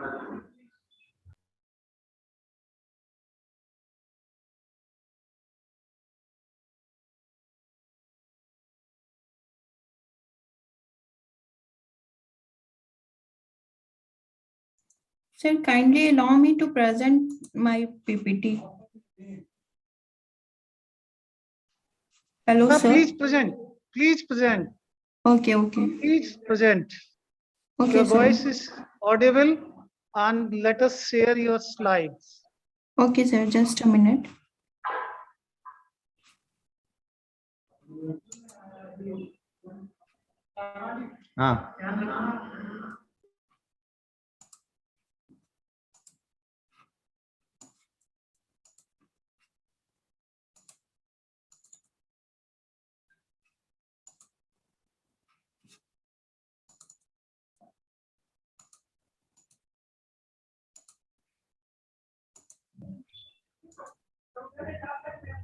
Sir, my PPT is visible to you? Yes. Okay. Thank you, sir. Good afternoon to all of you. Am I audible, sir? Yes, present, please. Okay. Good afternoon to all of you, and thank you, sir, for this opportunity. Let me start by saying a few words about my background. Myself, Firdaus Tabassum, PhD, Research Scholar, Department of Teacher Education, Central University of South Bihar, Gaya. And as the topic is visible to you, and the outline of the topic is introduction, research question, objectives, methodology, research, results and discussion, conclusion, and then reference. Introduction. I will briefly introduce my topic. Okay. As we know, science is a subject that provides an organized form of knowledge to enable the learners in the acquisition of different abilities and skills, in which concept of physics involves the study of substance and its motion from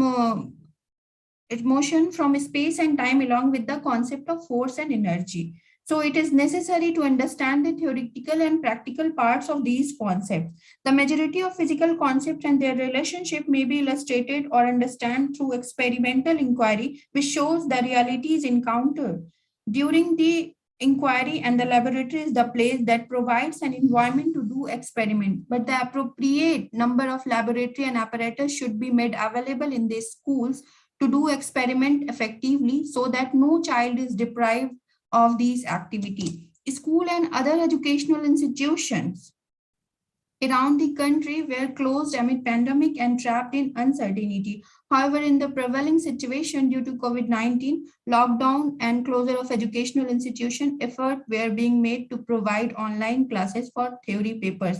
But no arrangements were made for practical learning and laboratory activities, especially for government and rural school students. If we see school with the arrangements of practical learning and laboratory activities before the pandemic, there is also not arrangement of inconsiderable number of schools. If a laboratory is available, then its infrastructure is dilapidated, or if the infrastructure is good, then there is scarcity of apparatus according to the number of students. Given in these situations and conditions, an innovative educational program launched by Amrita Create at Amrita Vishwa Vidyapeetham in collaboration with CDAC Mumbai, funded by Ministry of Electronic and Information Technology, has already been initiated and established a virtual science lab for school-going students named O-Labs by the Government of India, which is free to access. The virtual lab can be used to support another type of learning environment that does not require a physical laboratory. It helps the student to connect the theoretical part and practical aspect of the subject without the use of paper and pens. So I'm here, I try to know the prospective teachers' awareness about this lab. So the research question is, are prospective physics teachers aware the use of virtual labs? What attitude of prospective teachers have towards the integration of virtual labs in the teaching learning process? And the objective is to investigate the level of awareness among prospective physics teachers to the usage of virtual lab. And the second objective is that to know the attitude of prospective physics teacher towards the integration of virtual labs in teaching learning process. And the methodology is taken, quantitative descriptive survey study was used for the collection of data. To access the sample, multi-stage probability sampling technique was used to collect the sample, in which BSc, BEd and BEd students were selected as a sample, where BSc, BEd and BEd students were physics, prospective physics teachers who have recently completed their internship in virtual mode. A self-made questionnaire was distributed by Google Form to gather the data, and the data were analyzed by the simply frequency counts and percentage. The questionnaire was divided into 3 sections. First section consists of basic information about the virtual laboratory. The second is knowledge about the virtual laboratory provides, and the third in the attitude of prospective physics teacher towards the integration of virtual lab in teaching learning process. And for research question first, the data said that, do you know about virtual lab for school student? And data says that 58% of students from BSc, BEd know about virtual lab, and 42% of students don't know from BSc, BEd students about virtual lab. And from BEd to a BEd program, 56% of students know about virtual lab and 44% don't know. For research question 1, as data shows here, because of less time, I will not explain every question. As a result, for the research question 1, the majority of prospective physics teachers were not aware the uses of virtual laboratory. And for the research question 2, which what the attitude prospective teachers have towards the integration of virtual lab in teaching learning process, as they don't much aware about the virtual laboratory, but they have a positive attitude about virtual laboratory in teaching learning process. In conclusion, the result of the study revealed that level of awareness is low among prospective teacher, and the attitude is positive among prospective physics teacher towards the incorporation of virtual labs in the teaching learning process. The need to utilize virtual laboratories is even more felt in online teaching than ever before. Therefore, the study suggested that The teacher education institution should be prepared to incorporate the basic idea and utilization of virtual laboratories in the practical part of the curriculum. Prospective physics teachers should also be motivated and trained during their micro teaching by their supervisor or mentors uses of virtual laboratories for experiment in physics for their teaching practice. Apart from this, teacher education institution should organize workshop and training program on the usage of virtual labs for their teachers and prospective teachers. Thank you, sir. Any query question?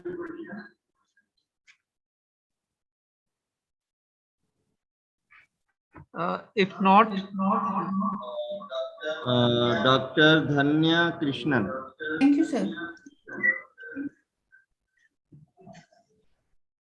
Good afternoon, everyone.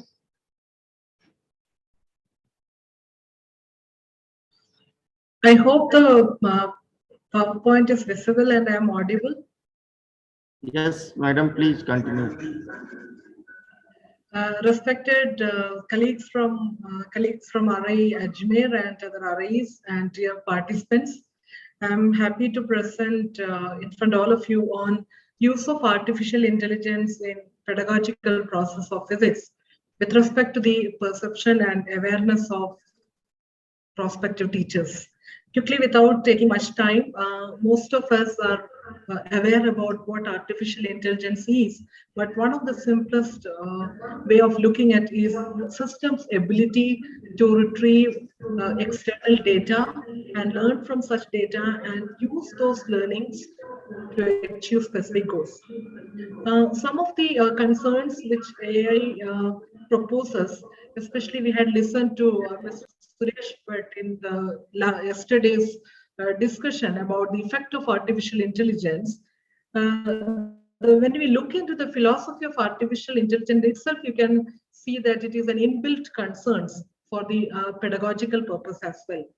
One question which arises is that, is it possible of describing very precisely the human intelligence when we talk about artificial intelligence as mimicking human intelligence? The second is about the question on predictability of when we talk about the use of artificial intelligence in education, when we have to interact with students and teachers, the question becomes very pertinent. The third is the ethical concerns, and is it a threat to the our teacher's job is a danger? So there are certain the concerns arises out of the artificial intelligence discussion. So when it talks about the different types, quickly if we can divide into three basically. One is about the analytical artificial intelligence. It talks only about the cognition part of it. It doesn't make much threat to us as the teachers, whereas the human inspired is that cognition and emotional skills are also valued, whereas the humanized one, that is probably we have not tried out much, maybe we know only the Sophia, the human robot, where talks about I want to become a mother, it actually proposes a kind of a threat to the humanity and we are skeptical about it. Why I'm talking about these different perspective of it, because we have to explore the possibility of using artificial terminology in the review of artificial intelligence. It's about Internet of Things, the networking of the data and the use of it. And probably it may help us to efficiently use our time as teachers, and people are well informed about the decisions to be taken because the machine gives us the feedback of each child. Probably that makes many of our tasks very automated. Many of the administrative tasks, grading and assessment becomes more automated. Related version of it already, Kalpana ma'am has already discussed about it, and there is a greater freedom so that we can have a more personalized, customized learning path for each child. So there is central part, the exceptional query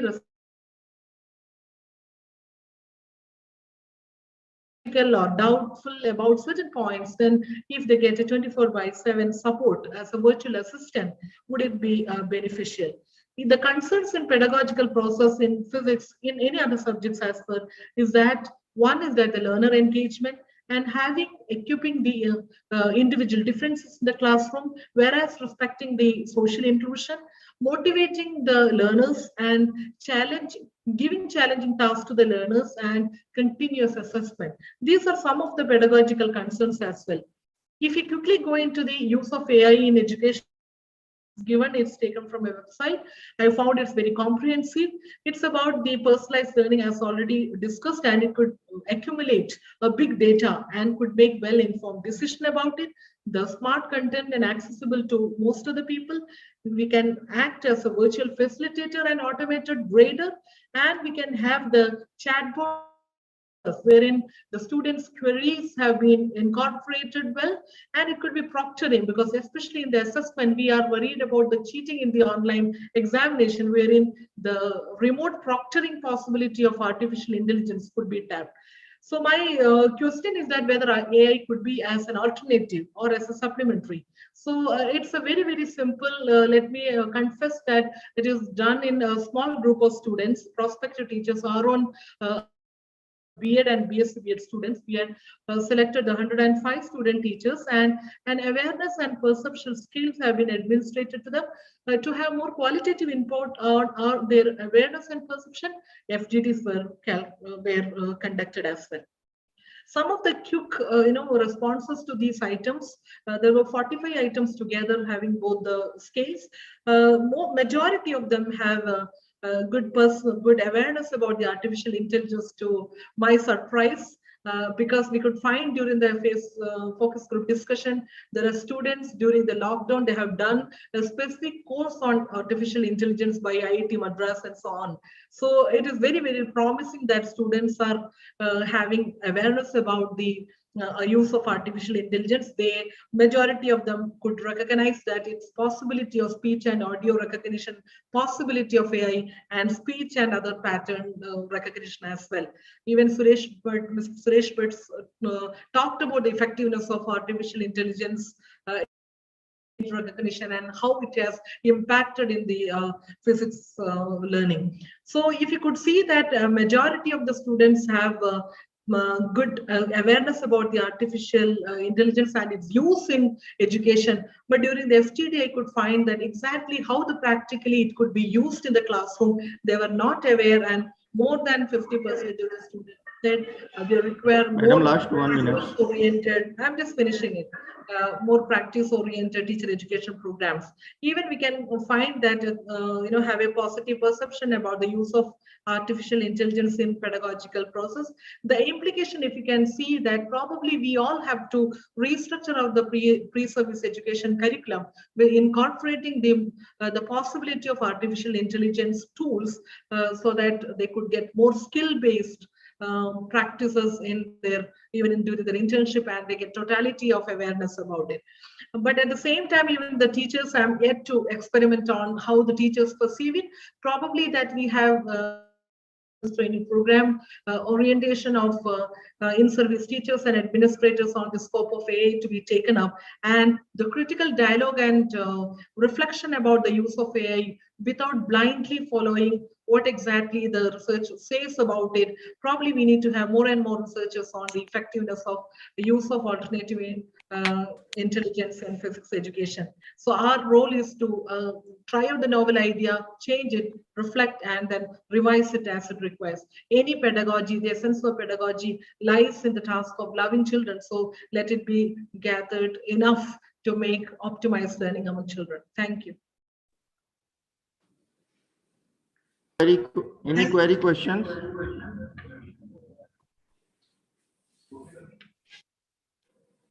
okay madam, तो इसके बाद next presenter Tiranjita Srivastava and Neetu Agarwal. Yes, sir. I'm Dr. Neetu Agrawal, sir. Okay. Present. Yeah.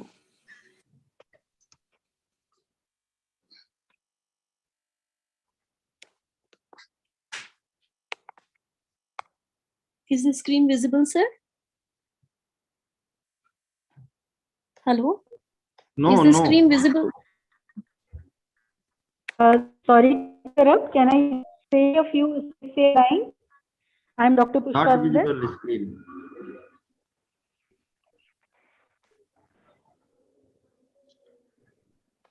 Hello? Hello? Hello, screen is, yes, now it is visible. Yes, visible. Yeah. Thank you, sir. I'm Dr. Neetu Agarwal. And to begin with, I express my sincere gratitude for giving this platform to present the work. And also thank you to that, because due to this conference, I've been able to see my teachers after a long period of 15 years. I am a RI-NCERT pass out student of 2006 batch. So the topic of the presentation is Scilab XCOS, a promising learning tool for understanding physics problems. The work has been done with Dr. Triranjita Srivastava, Department of Physics, Kalindi College, University of Delhi. So the outline of the presentation goes as follows. We'll begin with the introduction to Scilab, basically the XCOS part of the Scilab. We'll give some glimpse of the applications, physics applications using XCOS. And then we'll start with elaborating on how to work on XCOS and what all experiments we can design using this platform. This is especially useful when we, during the pandemic, when we switched to the online teaching mode, that we were forced to use the online teaching methodology, wherein this platform helped us a lot. So Scilab is a free and open source numerical and computational package. And this is basically a high level matrix based programming language. The beautiful part is that it has got a versatile inbuilt mathematical library, due to which this enables the students to use this package without even having huge, it does not require much of programming. So without that, even we can work on that. So what is XCOS in Scilab? XCOS is a special tool in Scilab, which is a visual editor. So it has got a friendly graphic user interface for editing models by interconnecting XCOS blocks. There are various applications, physics applications that can be done, that can be handled using this software, this package. So the first one, we'll elaborate on this one by one. We see that we have seen that the wave theory concepts, for example, the concepts of Lissajous figures, the concept of beat formation, etc., the concept of interference can be very effectively given to the students using this. Not only this, the digital system laboratory, the analog system laboratory, the numerical analysis labs can also be very effectively conveyed to the students using this Scilab software. Apart from that, what we have done, what we have contributed, we have designed an entire lab using this, that is the communication system laboratory. So we'll come to this part. The pictures on the right hand side are basically the Lissajous figure experiment picture, the beat formation, and the digital lab experiments that can be designed on this software. So how to work on this XCOS? Let me skip this part.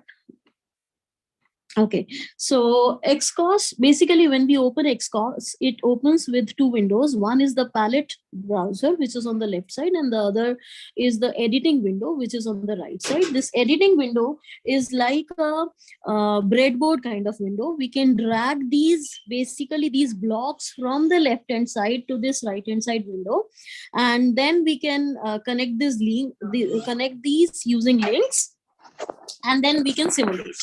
So to begin with, for example, the concepts in wave theory, the Lissajous figure experiment.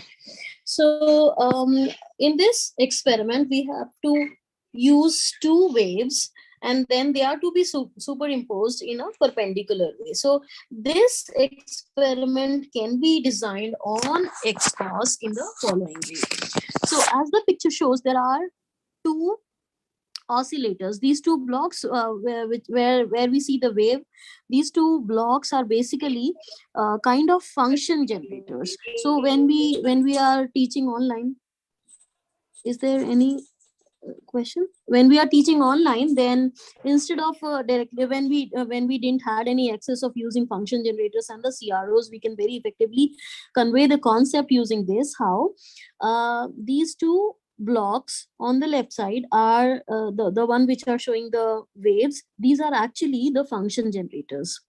The output from these two function generators is going to another block where you see this X and Y. So it is like the X and Y channel of a CRO, where we have perpendicularly superimposed these two outputs from the two function generators. And above there is a clock. Yeah, above there is a clock which is used to discretize the time signal.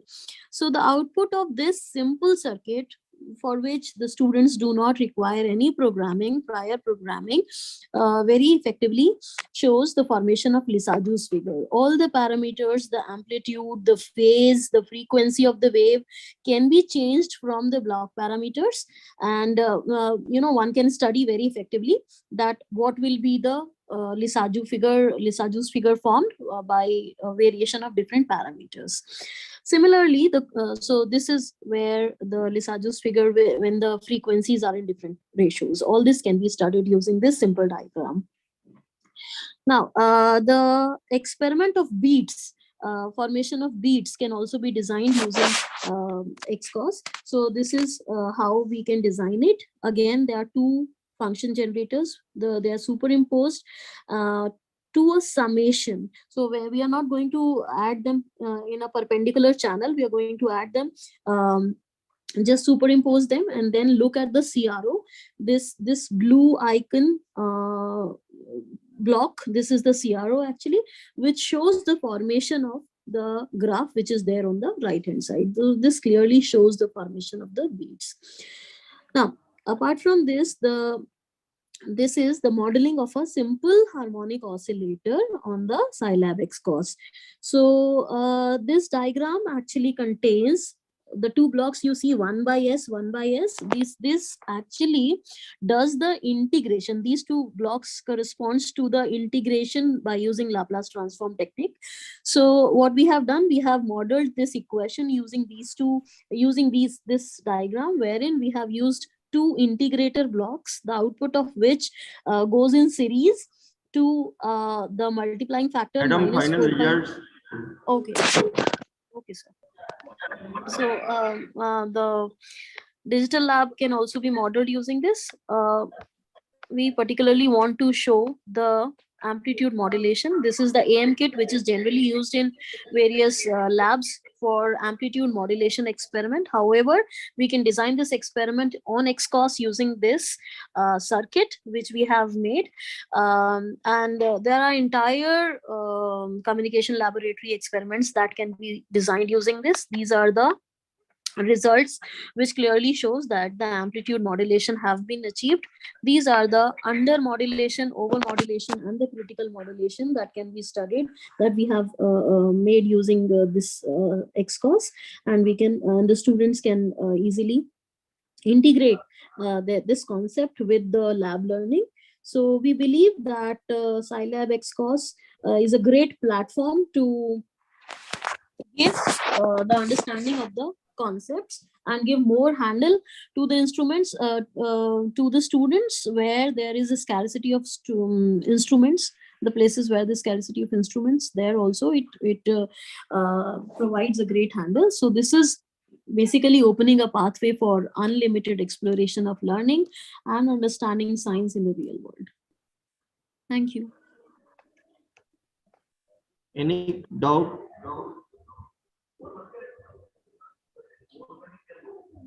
Okay. Next presenter, Dr. S. Vijay Kumar and Dr. V. Lakshmi. Yes, sir. Good evening, sir. Am I audible? Hello, sir. Okay. Am I audible? Yeah. Yeah, I'm sharing my screen.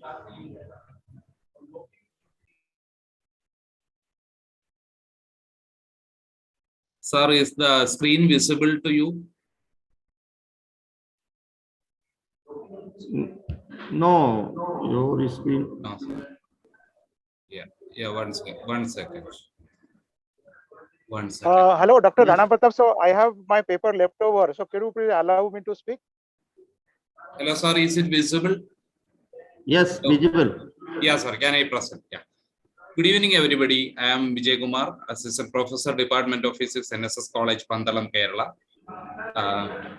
The co-author is Dr. Lakshmi V, Assistant Professor, NSS Training College, Pattapalam, Kerala.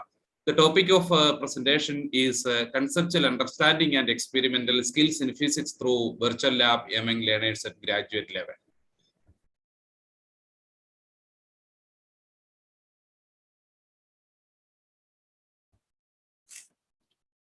In physics learning, it is essential to develop scientific concepts and conceptual skills. Laboratory experiment plays a significant role in this. Laboratory experiments help learners to understand the concept, laws, theories, etc., and also to develop observation skills, critical thinking, reasoning, and problem-solving skills, etc. But in doing this lab experiment, students can have a lack of confidence and tension. So the investigators tries to find whether virtual lab experiment or method can reduce such concerns of the student, and also it enhances the conceptual understanding and experimental skills. The outline, the need and significance, this is the need and significance, and blending the virtual labs with the real labs will help to realize the tension of learners that will lead to conceptual understandings.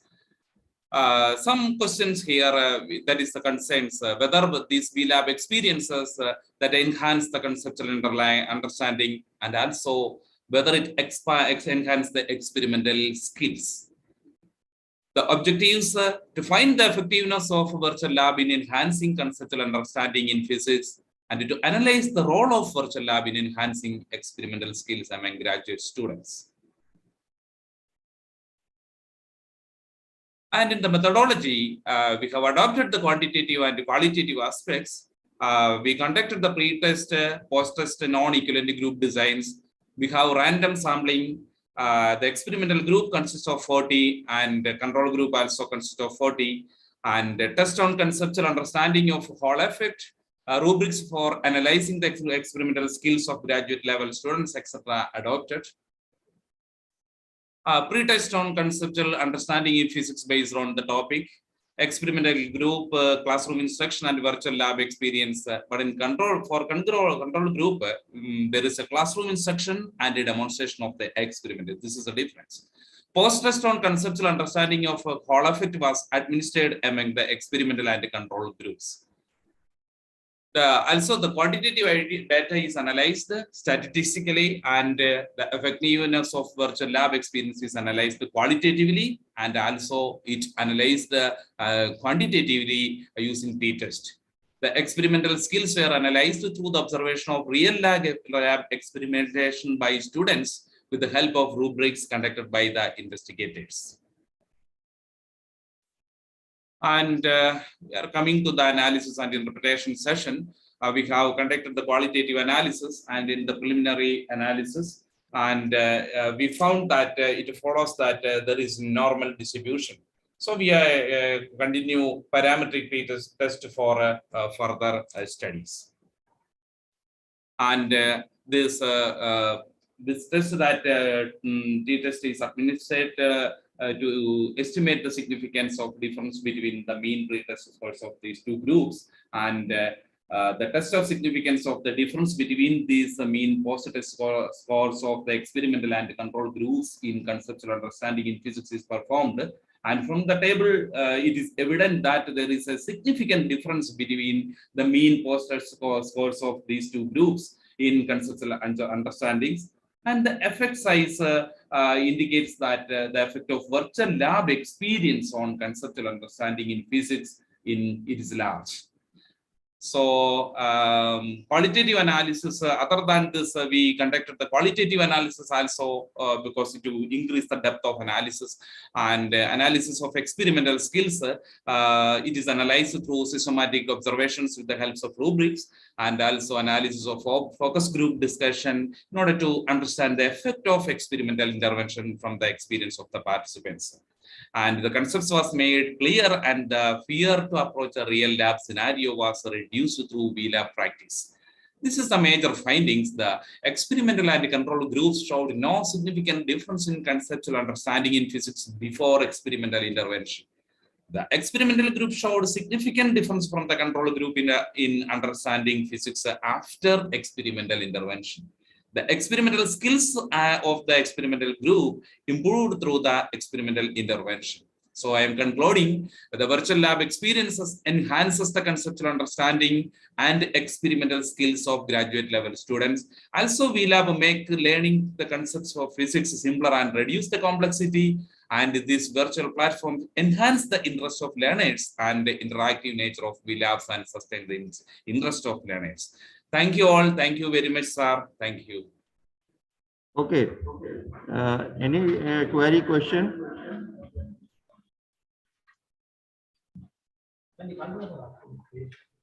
Next presenter, Prachi. Yes, sir. Wait a second. I'm just. Rana Pratap ji, good afternoon. I have got my paper delayed. So can you please allow me to present? Sir, can you see my screen? Hello. Yes, please. Rana Pratap ji, can you hear me? Vibhuti ji, it's all right. Right now we will take Prachi's presentation, and Sir, after. Can you see my full screen? Yeah. Okay, I'm Just just continue. starting. Good afternoon to one and all present here. Today, I, Prachi Kadian, student of BSc Physics Honors at Kalindi College, University of Delhi, is going to talk about the graphical user interface of Scilab, which is a step towards virtual laboratory. The outline of this presentation includes the following essential points. These crucial points are introduction, methodology, GUI, numerical methods, interface creation, and implementation of GUI to a physics-based problem, namely radioactive decay, then results and conclusion. Let me first introduce you with the Scilab, which is a free and open source high-level programming language. Hope you all might be familiar with this already. But the interesting part is that Scilab also offers an additional visual tool, which is known as graphical user interface, GUI. The GUI consists of interactive visual components that enables us to communicate with user by implementing symbols, visual metaphors, and pointers. This GUI can be used for statistical analysis, image enhancement, fluid dynamics, real-time dynamical systems, modeling, numerical optimization, and signal processing. The methodology, particularly for the radioactive decay, is that here we have analyzed the actual physics problems by means of numerical techniques, and we developed a GUI in order to study physics problems, not only radioactive decay. This is the interface of GUI, contains push button, axis, list box, tables, slider, text, edit, checkbox, and radio button. Here, the GUI builder palette consisting of all components and its corresponding graphic window are shown. Now, I'm going to discuss about the implementation of GUI. In order to design a GUI, there is no need to type commands at the command line or to write long programs. Rather, GUI platform contains inbuilt components. In GUI, a set of tools are available for creating different GUIs exhibiting a variety of visual representation. One can create any interface of one's own choice by changing sliding pointer and edit boxes. GUI can be used to display output computational data in tabular cum graphical form. Now comes the installation of GUI. To get started with GUI, one needs to install the GUI builder from module manager atoms. After installation, GUI builder display can be opened by writing GUI builder on the console. This opens a new window as shown earlier. We can easily get a feel of it just by seeing these pictures. Here on the right hand side, we can see the slider callback for enabling the slider, and similarly other callbacks for editing text boxes are there. This is the interface that we have created using GUI. Text box is used to write the tag name for the input and output parameters. Edit box is used to take input values and give output values. Slider is used to select a particular value within a user-defined range. The icons with tag name, plot, and output are push buttons, which can be pressed to get the output results in graphs. Radioactivity is well known in nature. There are many atomic nuclei that spontaneously emit elementary particles or nuclear fragments. The decay process is given by the following differential equation: dN by dt is equals to minus lambda n, where n is the initial amount of radioactive material and lambda is a positive constant known as decay constant. Now comes the modeling of radioactive decay. As you all know, the average lifetime of radioactive substance is given by tau is equals to 1 by lambda. Further, the capital T and tau are related as T half is equals to 0.693 tau. The radioactive decay law is given by NT is equals to N naught e raised to the power minus lambda. Let me show you a quick execution of this GUI now. Here, as we can see, we have to type GUI builder on the console window. Then a palette and a graphic window will appear as already explained. Then we have to go to our GUI code that we have generated using those two windows. And then we just have to execute it. And the final interface will look like this. This is the visualization of radioactive decay using GUI that we have created by ON. Now comes numerical methods. Analytical methods are the exact solutions.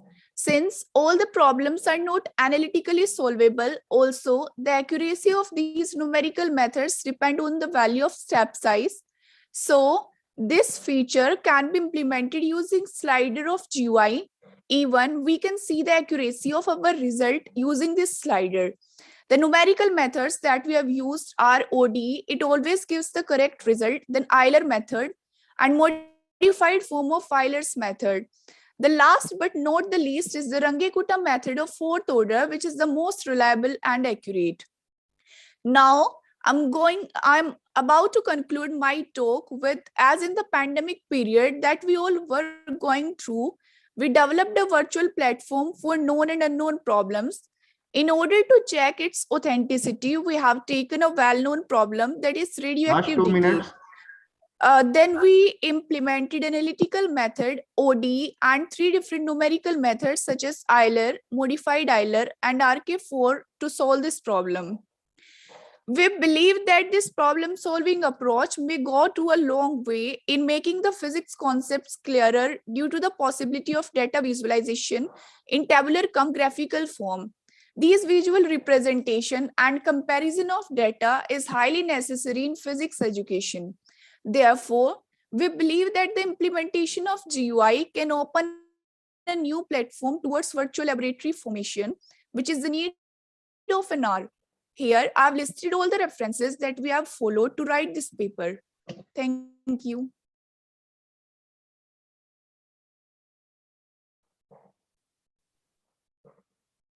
Any queries? Yes, sir, I'm done.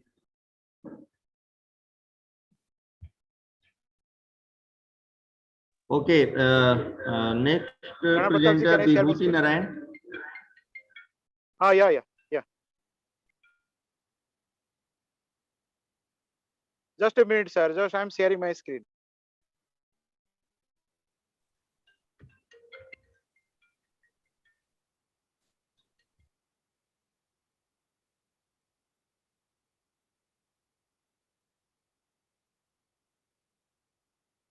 Is my screen visible, sir?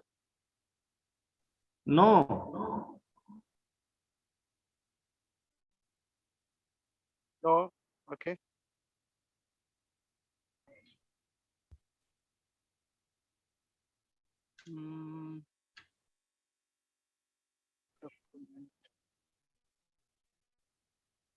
Is a PDF in my storage because I am operating from my mobile. Yes, sir. So, अगर किसी का paper present ना हुआ हो तो बता सकते हैं हमें कि किसका भी नहीं हुआ है इसमें। Sir, I'm So not Rana present Pratap in ji, without Anjali Sharma and presentation, I'd Ranjana like Sharma. to, can I speak? हाँ Rana विभूति जी Pratap बताइए ji, so that there is some Sir? technical problem perhaps. So I'm not getting that, that skin shared. So can I go ahead with presentation if you allow me 5 minutes? I think Vibhuti ji take some time. So if it works, then well, good. And we would like to call upon next speaker, Shiva Prasad, if he is ready. Okay, that's fine. Yes, sir. Good afternoon. Shiva Prasad here. Am I audible, sir? Ji Whether my screen is visible, sir? yes present Good afternoon, one and all. I am Shiva Prasad, working as an associate professor, Government First Aid College, Srirangapatna. Today, I am here to present my paper, Physics Perspectives and Analytics in Sports. That is some physics topics behind the sports. As we are aware that every sport in the field, it needs some techniques. That is, there should be a physics behind that. Though we can say that sports and physics are strongly linked. This is because every sports discipline is based on the athlete's capacity to exert force. That is, the force is one of the fundamental notion in Newton's laws of motion and other fundamental physics concepts. In this paper, I am going to present the concepts of work, energy, angular momentum, friction, aerodynamics, and applications of laws of physics in various sports activities like tennis, basketball, pole vault, skating, and swimming. The next one is the physics behind the tennis. So as we know that when the ball is hit with the rocket, it travels in a specific direction. So the ball would continue to continue in the same path if it is in the vacuum unless it is disturbed. So this is an example of the Newton's first law. In the similar way, when the tennis ball was tossed with the rocket, it put a force on it, whether in space or earth, how much force is required. This is the second law of Newton comes into play. Now, when the ball is served, opponent returns the serve by push off with the foot planted on the ground. The body moves in the opposite direction at an angle away from the ground. As the foot pushes into the ground at an angle, the force with which the body was driven forward was the force with which it was pressed into the earth. So this is the concept of action and reaction, which is the Newton's third law of motion. As we know, tennis is a game of strategy, strength, and fast reflexes. So success in the game largely comes down to how the racket is wielded. It is not simply a matter of hitting the ball with the racket, but which spot on the racket is used to hit the ball. Depending on whether the ball is stationary or coming at you, there are different spots on the racket which are best suited to strike the ball. A tennis racket can be approximately modeled as an object that is suspended from a fixed pivot on the handle, about which the racket can freely pivot. This pivot point represents the player's hand. The tennis ball hits the racket at right angle at some point along its length, which result in a dynamic reaction between the racket and ball, which we wish to explore. This will be treated as two-dimensional problem.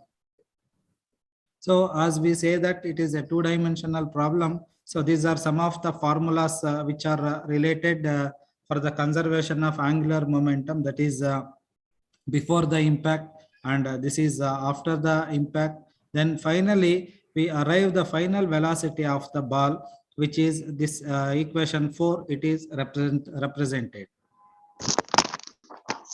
Next, as depending on 3 cases, I have given an example. Like case 1, the best spot to hit an oncoming ball to get the highest rebound velocity of the ball is somewhere in the middle of the rocket. So this is the case 1, which get the highest rebound velocity. And the best spot to serve a ball to get the highest ball velocity is near the end of the rocket. That is the case 2. and the best spot for the oncoming ball to hit a stationary rocket in order to get the highest rebound velocity of the ball is near the handle. Next is physics behind the basketball. So basketballs bounces because of the pressurized air inside them, gravity and Newton's laws of motion. When you dribble a basketball, your hand and gravity both pushes the ball towards the ground, which is the first law of Newton. As it drops, the ball accelerates and speeds up, which is the second law. Similarly, it wants to stay in motion, so the ball pushes into the ground when it hits, compressing the air inside. The ground pushes up with an equal and opposite force, which is an example of third law of motion. So this is the when the person, the projectile of the basketball, which is shown here, and we have got some maximum height equations. The ratio of d half by d max is 0.75. This explains that half of the jump time is spent in the highest 25% of the jump. Hence, this shows that a basketball player appears to hang during the jump. This is because of this calculation, we can show that. Next is physics behind the pole vault. So this is an example of the pole vault. The player, an athlete will have to take the different positions over here. So to perform this pole vault, he must move as quickly as possible, and they can use the proper vaulting technique to convert their kinetic energy into the maximum height. The faster the vaulter runs, the greater the kinetic energy and higher they can vault. So at this point, the kinetic energy is equal to the potential energy. See, this is the kinetic and this is the potential energy, and the maximum height that can vaulter reach is given by this equation. Next, the forces, frictional force acting in the skating and swimming. So friction is defined as the force that prevents the sliding of one over the other. So in the skating one, the heat generated by the friction melts the fluid barrier between the ice and the skate when they are skating over the ice. So the ice will be melted, allowing skating to occur, and the angle of lean in the skating in the ice skating is given by this equation. Theta is equal to tan inverse of Rg by V square. Similarly, in the swimming, the swimmers are allowed to, swimmers are slowed by a gravity and viscous friction. So resistance can be reduced by decreasing the surface area, which acts as a counterweight to the swimmer's effort, similar to air resistance outside the water. Hence, streamline motion is beneficial in the swimming, and the drag force is another factor which reduces the speed of the swimmer, and it depends on the size of the swimmer with the speed relative to the water. Hence, the velocity of which is given by this equation. Now, I would like to conclude my talk like sports are inextricably linked to the physics. Without physics, no sport can be successfully played. With today's physics and technologies, world records will be broken on regular basis. The application of the physics concepts increases the sports performances while also lowering the risk of injury. Thank you, sir. Okay. Any query, question?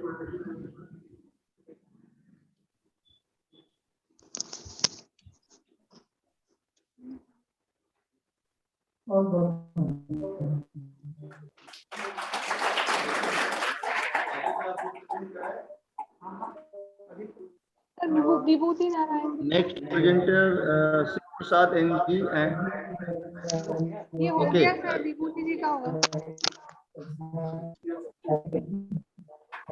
Dr. Anjali Sharma.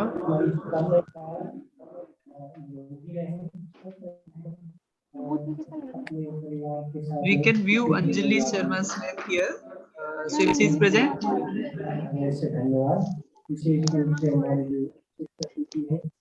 Dr. Anjali Sharma and Ranjana Sharma. Yes, sir. Yes, sir. 1 minute, sir.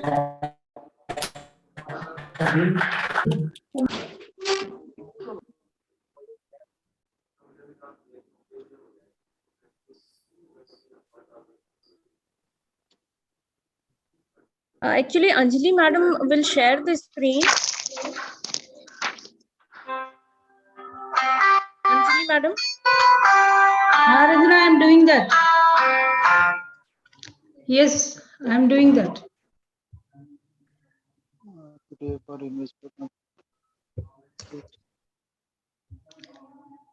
Sir, our screen is visible? Yeah, screen is visible, ma'am. Yeah. So, sir, I'm not putting it on slideshow mode because sometimes it creates problems. So, in that way. Very good afternoon, all of you. And I'm Anjali. And this paper or this research work is a joint collaboration of me, Dr. Anjali, and Dr. Rj Sharma. So first of all, I would like to thank Professor S.B. Sharma sir and congratulate him or his team for organizing this such a good event. And really, it is a very hard task to organize such a big platform, this national seminar or discipline specific seminar. So I congratulate the team.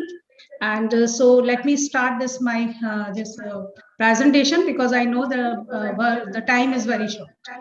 So the topic of our work is sports integration to develop the understanding related to physics concept and cross-curricular pedagogical approach. And I have given the this picture of national education policy because this study is inspired with this sports integration as a cross-curricular pedagogical approach on the basis of National Education Policy 2020 para 4.8 that is talking about that using that physical activities and including indigenous sports as a pedagogical practices to help to develop the few specific skills like collaboration, self-initiative, and self-direction and all. So the present study is going to integrate that sports at my previous speaker is also talk about that integration of the tennis sport in clearing the some physics concept. So in the same manner, we have taken the Indian traditional game Gulli Danda for using as a pedagogical tool and approach for teaching the projectile motor. So you see that the parameter we have chosen for this study is the effectiveness of the traditional games in physics learning and student attention towards the learning of physics concept in the classroom, because at the 9th, 10th, 11th, 12th level, it was seen that they are not much interested to study physics and they are finding that physics is a very abstract concept or the physics phenomena are very quite abstract and they are not finding too much related with the real life experiences and all. So we have done the review of related literature and all these research studies, previous research studies are talking about that the sports integration is always giving the positive impact on learning and it facilitate to the educator to suit for the teaching also. But most of the studies are just talking about the digital game and the gamification and most focus on that, and the physical activities and is only for the practical basis and demonstration basis and lab work only, and but the such kind of physical sports or indigenous game is not still visible. So in the gist of the research gap of these review of related literature is this. So the objective we formulate or we decided that to prepare the instructional plan with the integration sports, and specifically we are focusing to the traditional or indigenous game Gulli Danda with a topic that is projectile motion, and within that the certain subtopics also. And as we are conducted is a research study, so there is a need to assess the effectiveness of this approach. So assessment of this in the form of the cognitive effective and the psychomotor. The sample we have taken is for this study is 30, and we have taken the 10th class student for this study for science student because their understanding is maturity level is quite acquainted. We found that, so that's why we selected that. This limitation of this is it was a quite small sample, and so we have taken the students from the rural background or the urban background. The tool we used for that, there was a post-test tool that we constructed, although it is not standardized, teacher-made test that we have used as a post-test for the projectile motion was administered. And the research design, we use a quasi-experimental single group post-test design we have adopted to carry out the research. And the following the content we covered through this under the projectile motion that has given at this point, I would like to invite my co-author or co-researcher, Dr. Rj Sharma, to explain the further slides. Over to you, Ranjana. Thank you, Anjali madam. Good Madam afternoon. Anjali madam. Yes, sir. आप please conclude कर दीजिए. We are running short of time, so please conclude it. Yeah, Ranjana will not take much time. Ranjana, you just give the gist. Yeah, Ranjana. Okay, madam. Yeah, sir, we will not take much time. Okay, so I just explain in very short. Madam, will you please come to the slide on the teaching phase actually? Yeah. So first we have teach in the 3 phases. In the teaching phase, first we explain the important concepts related to projectile motion, just like the vertical motion, and then the second important thing like the linear motion. Next slide, please. So by the basic concepts like why the velocity is maximum in the upward motion, why it is 0, and why it increase and decrease in the remaining same in the horizontal direction and remaining change in the vertical direction. So we explain all the students with the demonstration method, PPT, and lecture method, as well as animation. So we assume the velocity and we demonstrate with the help of gilli danda to the students why the velocity is same in the horizontal direction and change in the vertical direction. Then all the students brought to the ground. Now in the ground, मान लीजिए suppose it's a 4-member team. जब बच्चों की 4-member team को हम 4-member वाली team को हमने गिल्ली डंडा खेलने के लिए डिफरेंट एंगल पर स्टूडेंट को इंस्ट्रक्शन दिया कि वो अपने हाथ को डिफरेंट एंगल पर रखते हुए, फॉर एग्जांपल 45 डिग्री, 60 डिग्री और 30 डिग्री वो गिल्ली को उछालें. और हमने कुछ फॉर्मूलाज जो एक्सप्लेन किया. Madam next slide. कुछ फॉर्मूलाज, क्योंकि जनरली फिजिक्स में बच्चे कैलकुलेशन और फॉर्मूला से घबराते हैं, तो इस को निकालने के लिए 3 कॉन्सेप्ट है: maximum height, range and time of flight. इनको कैलकुलेट करने के लिए वेलोसिटी की जरूरत है, then the theta angle and then gravity 10 को लेते हुए जब स्टूडेंट ने गिल्ली को सपोज अप्रॉक्स 45 डिग्री पर उछाला, तो now the theta is 45 degree, और जो वेलोसिटी है उसको एज्यूम मान लीजिए किया 40 मीटर पर सेकंड. ये एज्यूम करते हुए जब उन्होंने उछाला, तो इस तरह से स्टूडेंट ने ग्रेविटी, थीटा और वेलोसिटी की वैल्यू को फॉर्मूला में पुट करते हुए 3 चीजें निकाली. Madam next slide please. 3 चीजें निकाली. मैक्सिमम हाइट आप देख सकते हैं स्लाइड में, और उनको कैलकुलेशन करना इतना इजी हो गया क्योंकि बीच में उनसे कॉन्सेप्ट से रिलेटेड क्वेश्चन भी पूछे गए, तो they are very clear about the concept and they are very confident to solve the numerical problem also. Now post test please. Next slide please. So in the post test was conducted to find out the understanding level of the learner in some particular physics concept and the effectiveness of traditional gulli danda. Post test is related with the projectile motion. Now the next, these is the result of the post test. Next please. Now I will conclude. The post-test results stated that the 90 to 95% of the student attempted correctly.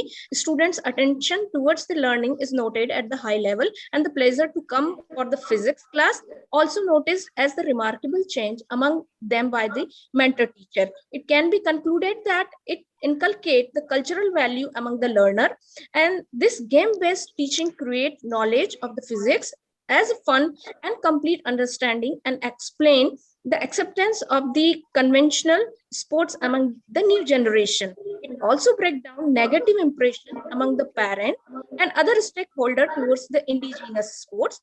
This cross-curricular pedagogical approach provides experiential learning to learner in the realistic condition. Next, please. This study will help to develop the habit of learning by doing in the learner with the scientific attitude. This study also helped the teachers to know the common difficulties among the students and help in how to remove them in the classroom. We hope that this study will help to understand the physics concept behind the traditional game and make the change in the learning and the mindset of the people for these games. Thank you so much. Thank you, sir, for giving the opportunity. Thank you so much, sir. Thank you so much, very sir. much, madam. Ji, sir. Thank you so much, sir. And sir, If there is congratulations no once question, again. Thank Yes, you, sir, we thank are you, ready. ma'am. Yeah. If there is no question, then I may invite the next speaker, and that speaker is Narsimurthy KN. Yes, sir, I'm here. I'm here, sir. Okay, sir. Let us start your presentation. Yes, sir. Yes, sir. Okay, I'm sharing the screen.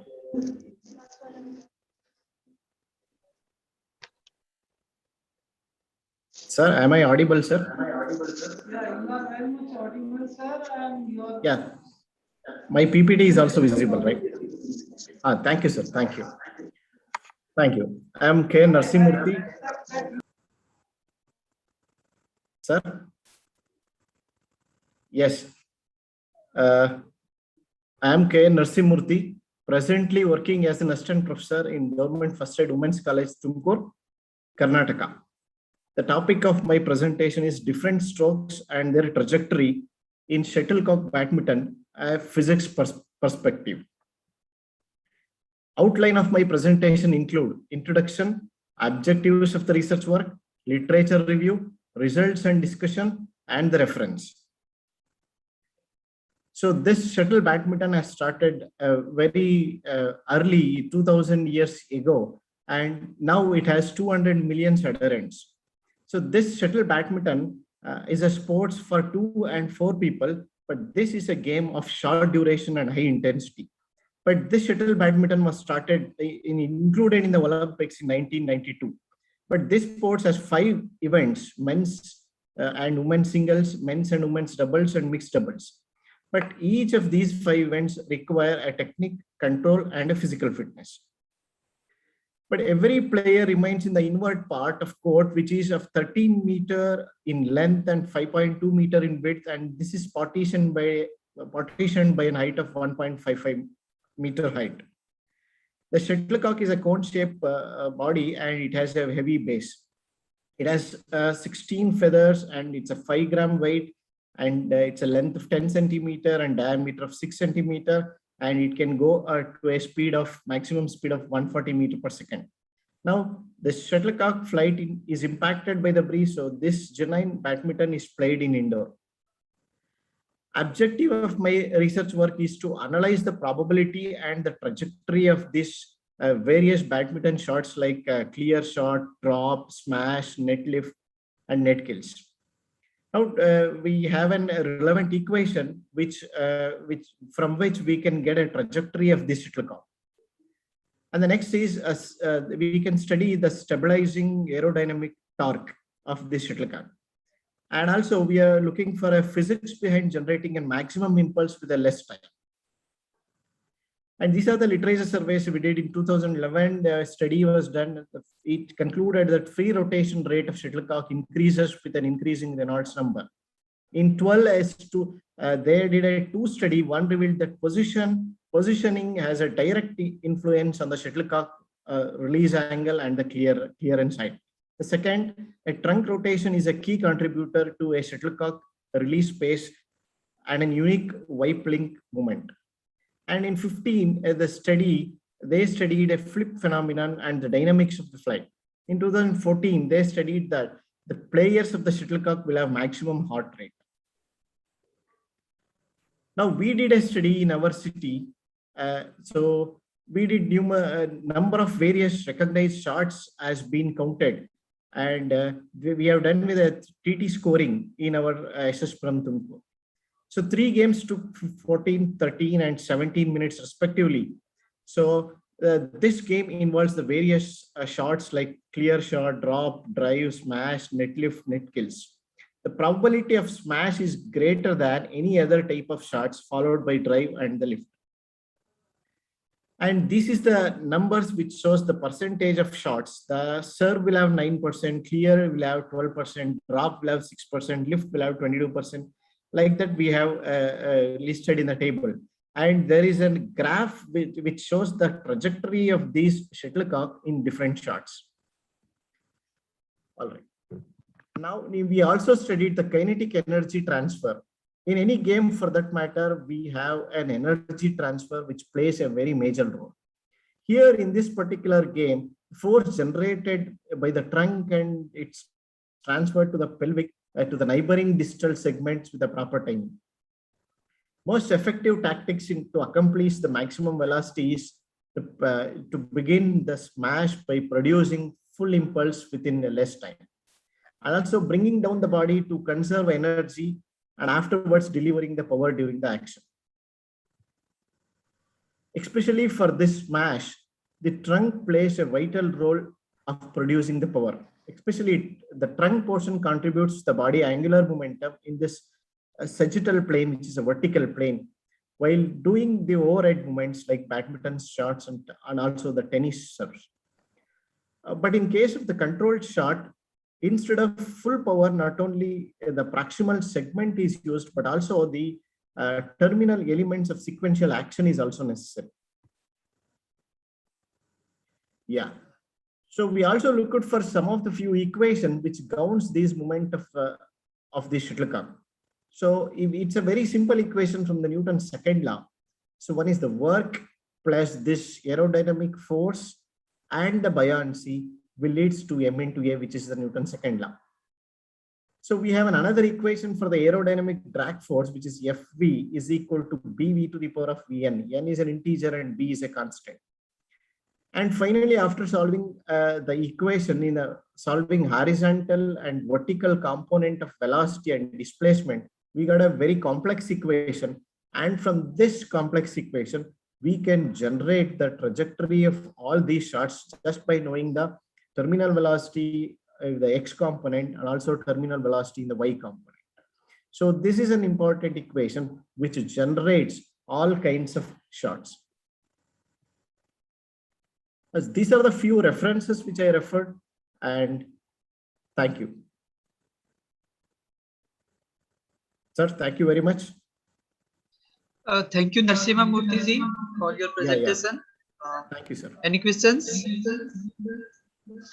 So if not, we can go to next presentation. That's by Rj Chatterjee on Good evening, integration sir. of the sports and physics.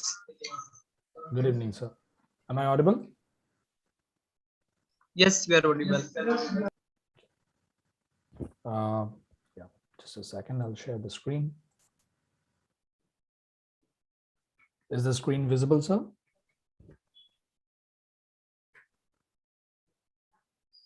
Yeah, it is very much visible and audible also. Right. Thank you so much. Good evening, everybody. Please present. Okay. My topic for presentation is the integration of sports and physics. And I belong to NCETPPE Vidyapeeth in the assistant teacher in the Department of Physics. I deal with students in the senior school, which is from the 9 to 12 category. So what we are trying to do over here is just a second. There's some sort of a technical glitch. Just a moment, please.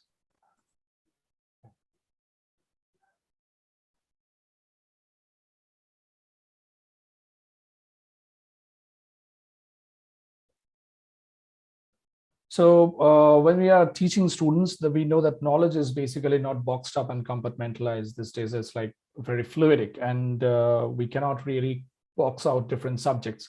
So we need to go for a very multidisciplinary approach. And so knowledge is basically free and formless, and teaching cannot be done in isolation from different subjects. So it's basically important to give a holistic approach towards education for the students, and what is more multidisciplinary than sports to be taken up. So sports and physics are basically not chalk and cheese. They are very much related. Sports is very multidisciplinary in nature. The laws of physics are behind every single sporting activities, just like my previous speakers had said. Outstanding sportsmen are basically those who can utilize all these laws of physics in their favor. And so the objectives of the study is simple. It's like ensure better understanding of the concepts for the students so that they can extrapolate the knowledge that they have acquired, making the lessons more engaging, lucid, easy to understand, and most importantly, to create a better teaching learning experience, without which we cannot really thrive in a classroom. The hypothesis involves, like, we have 50 students, and the targeted skill sets that we look to develop were scientific thinking, logical reasoning, to apply the knowledge, and the extrapolation of the knowledge. We wanted the young minds to shape the young minds so that they can think, analyze for themselves, and to develop a scientific outlook towards things. The first thing that we did is, before we started off, we had a pre-test where we had a class comprising 50 students. We tested them on logical questions, on higher thinking scale questions. And we tried to tabulate the marks and find out how they were doing in questions which required analysis of the knowledge that they had acquired. Later on, what we did is we took this class, we divided it in groups of 5. We had 10 groups in a class of 50. Each group was assigned one sports-based video to analyze based on the concept that they had learned. We had taken up some world famous sports people. We had Usain Bolt to analyze, Michael Phelps, Lionel Messi, Neeraj Chopra, the golden boy of Indian athletics, Roberto Carlos, and many more. These are just a few that we had analyzed. In the due course, I'll show you what the students had done. And first thing that they needed to do is to identify the key concepts of physics that they thought were important and instrumental in shaping the particular sporting event that they were analyzing.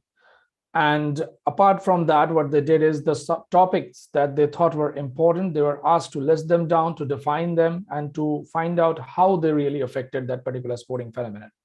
So this is a photograph of some of my students, like they were working in these groups of 5, and they were sorting out the concepts that they thought were important in this particular sporting event. Now, the next step was to analyze. The students were instructed to find out how these factors are basically affecting that sporting event. They were given a worksheet, and to find out where they had to find out like how exactly these factors are affecting the sportsmen. So this is a glimpse of them going for the analysis session. I'll just take up one single case study, which is Neeraj Chopra's javelin throw. So here are sample worksheets that they have seen, and over there they were asked 2 simple analytical questions. Like, one is, what could Neeraj Chopra had done to even better his winning throw of 85.73 meters? And the second is, how can the javelin may be changed in order to make it travel farther?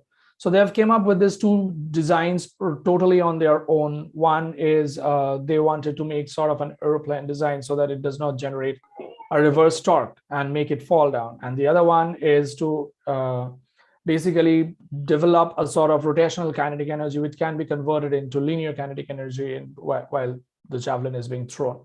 And that is all done by the students. Just, it's their thought process, their ideas. And the analysis of why this is Michael Phelps and Roberto Carlos analysis.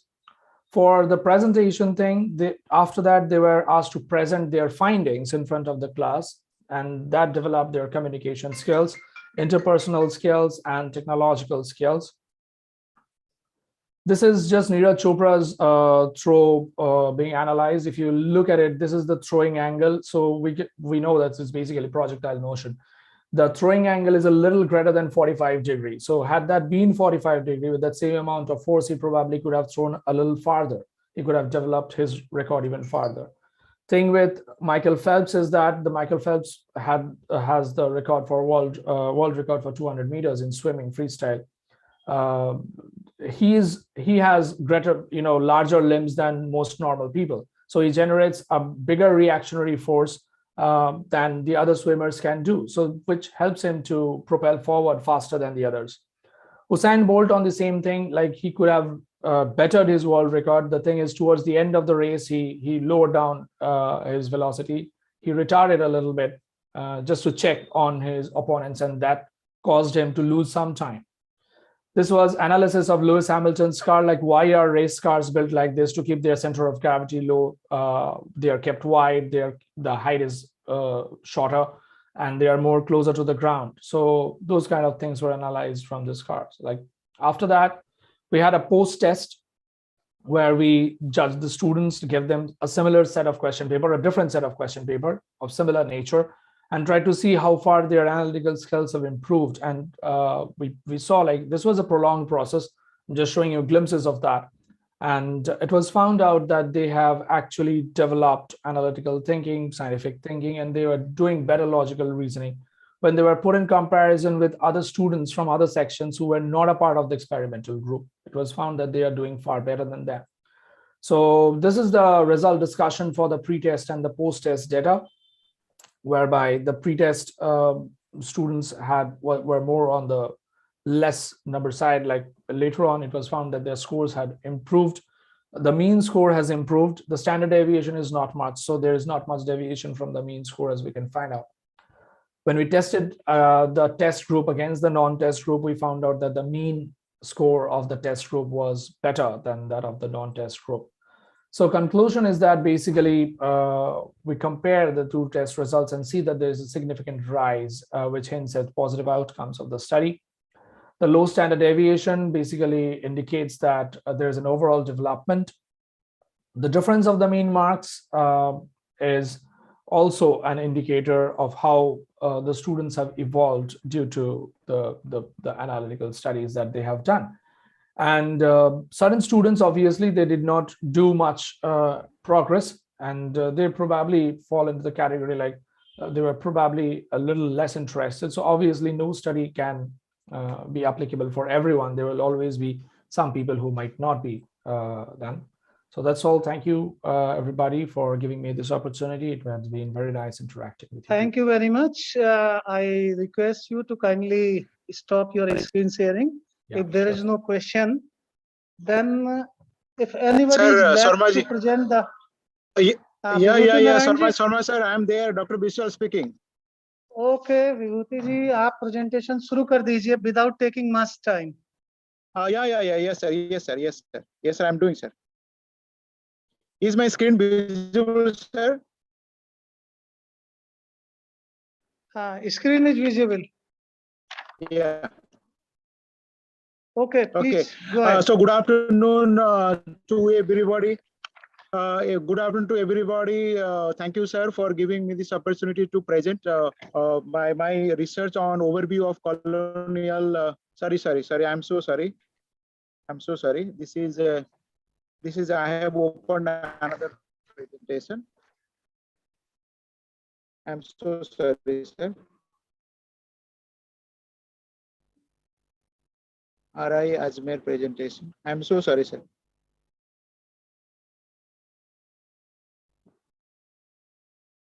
Yeah.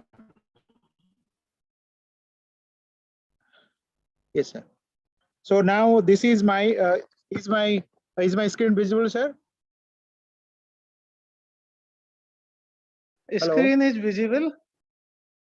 I hope my presentation is also visible.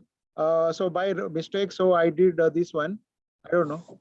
So I'll slide. So I'll take slides more.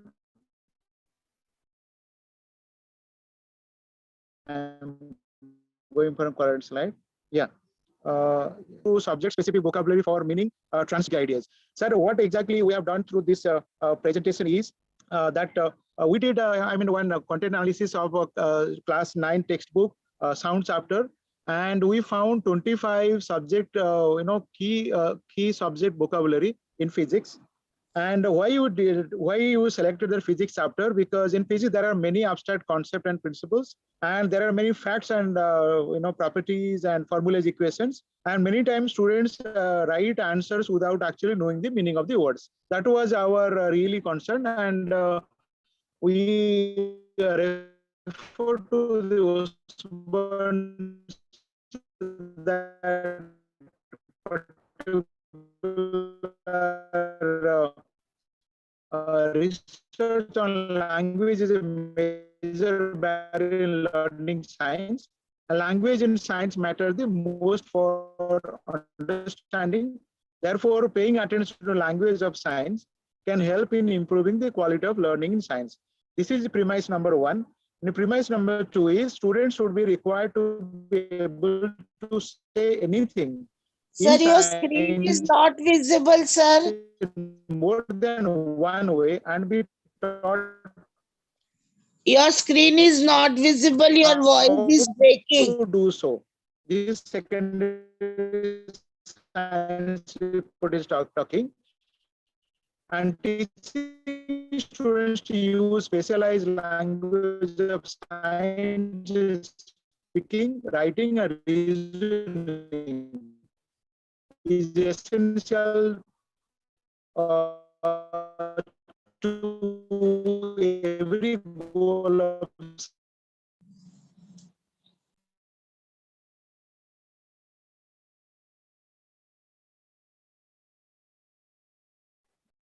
I think Vibhuti, there is some network problem with you. That is why your screen is not shared with us. Also, your voice is breaking. If anyone else except Vibhuti Narayan ji is left, please let us know so that we can allow him or her to make the presentation. If there is no one, then we can request our next guest of honor, Acharya Agnimrit ji,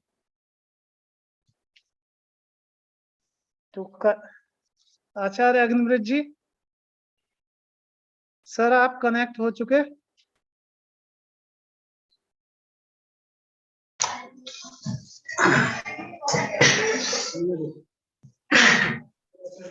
Om Acharya ji connect हो चुके हैं। साथियों, आज के समापन सत्र के आचार्य जी हमारे अपने प्रवचनों से, अपने व्याख्यान से हमें आशीर्वाद भी देंगे, हमारा ज्ञान वर्धन भी करेंगे और साथ ही साथ जो उन्होंने विषय लिया है उस विषय पर अपने विचार व्यक्त करेंगे और वह विषय है ancient Indian scientific knowledge and its relevance to physics and physics education.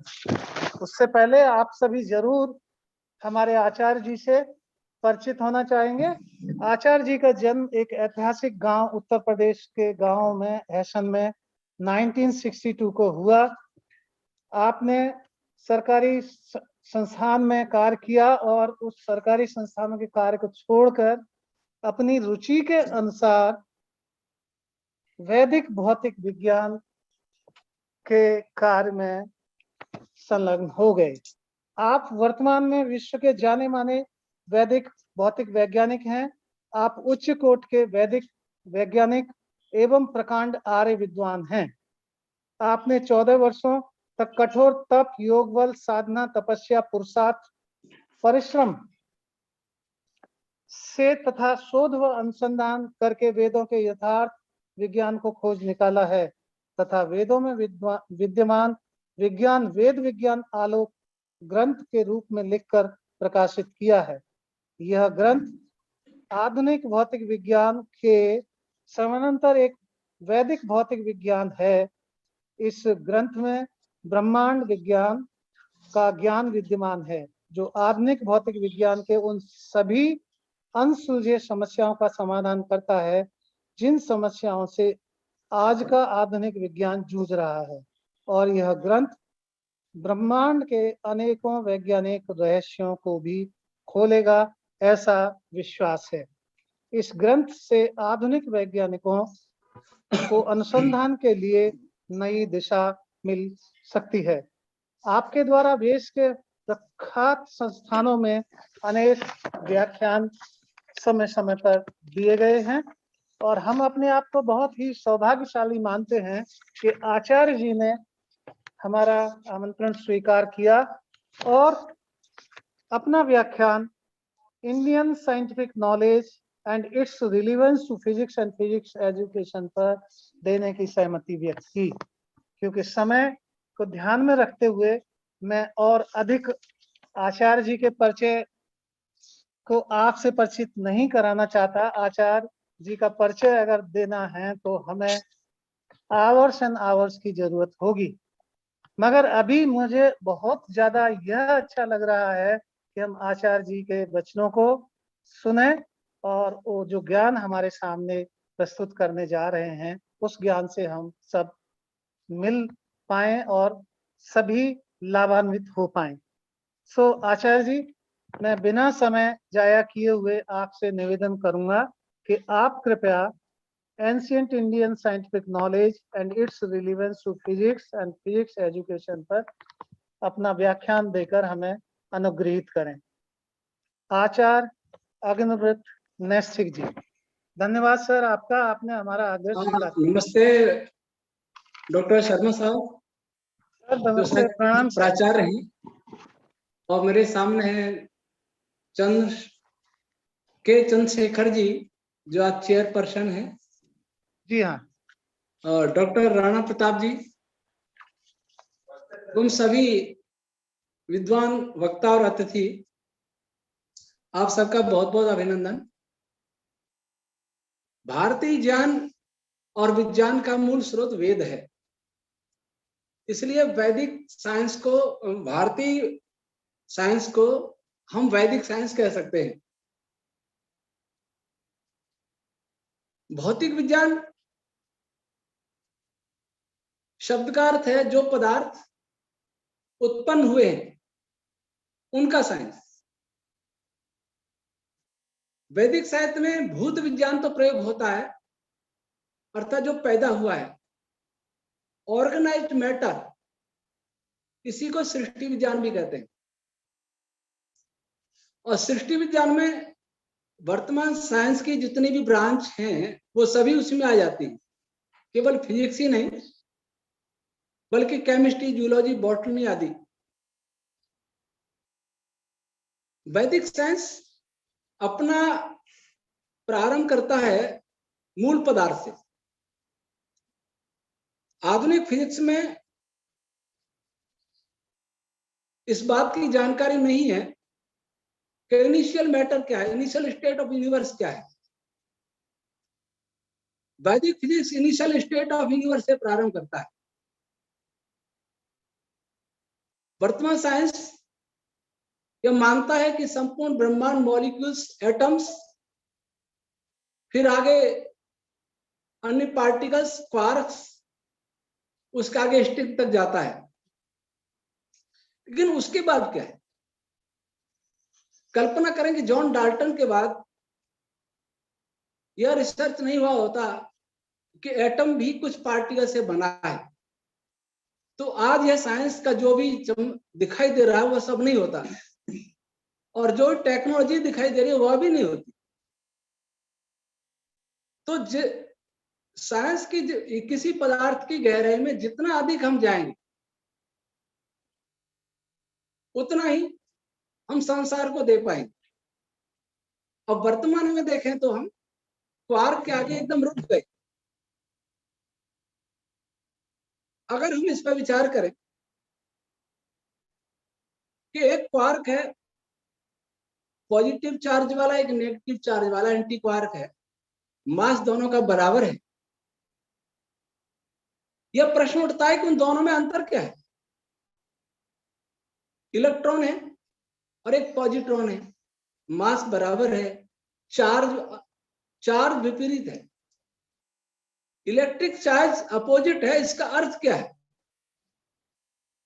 उनके कंटेंट्स में अवश्य भेद होना चाहिए। एक नमक का क्रिस्टल है और एक चीनी का क्रिस्टल है, दोनों दिखने भी सफेद लगते हैं, लेकिन उनमें अंतर क्या है? उनका इंटरनल स्ट्रक्चर अवश्य भिन्न होगा, नहीं तो उनकी प्रॉपर्टी भिन्न होती ही नहीं। तो वैसे ही समान द्रव्यमान वाले दो कण यदि विपरीत आवेश रखते हैं तो यह निश्चित सिद्ध है कि उनके अवयव हैं, उनमें भेद है। अवयव में भेद के कारण उनके गुणों में भेद है। इसका अर्थ ये हुआ कि वर्तमान में जो भी कण हैं सबसे छोटा, वह वास्तव में सबसे छोटा पदार्थ नहीं है, वो अनादि नहीं है, इनिशियल नहीं है। इनिशियल वही पदार्थ हो सकता है जिसके आगे अवयव नहीं हो, जिनमें भेद नहीं हो। लेकिन आज ऐसा कोई कण नहीं है, फोटोन का भी एंटी फोटोन, न्यूट्रिनो का भी एंटी न्यूट्रॉन का भी एंटी न्यूट्रॉन। न्यूट्रिनो और एंटी न्यूट्रॉन, इनमें क्या भेद है? तो कहते हैं स्पिन का, चार्ज का नहीं तो स्पिन का भेद है।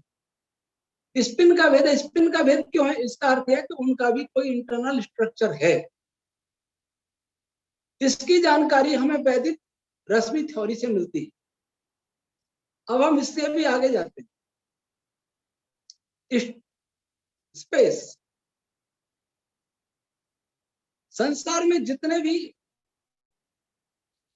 फोर्स कार्य कर रहे हैं उनमें आकाश की भूमिका अनिवार्य है। रिचर्ड पी फाइनमैन ने फोर्स के, इलेक्ट्रोमैग्नेटिक फोर्स के विषय में लिखा है कि जब पॉजिटिव नेगेटिव चार्ज दो पास में लाए जाते हैं तो धनात्मक आवेश आकाश के अंदर एक ऐसा प्रभाव, डिस्टॉर्शन पैदा करता है कि वो ऋणावेशित कण को अपनी ओर आकृष्ट करने लगता है। इसका अर्थ हुआ कि भौतिक विज्ञान आकाश में डिस्टॉर्शन मानता है, कर्वेचर मानता है। जिसमें डिस्टॉर्शन होता है, कर्वेचर होता है, जो फैलता है, सिकुड़ता है, वह शून्य नहीं है, वह किसी से मिलके बना है, उसके कुछ अवयव है।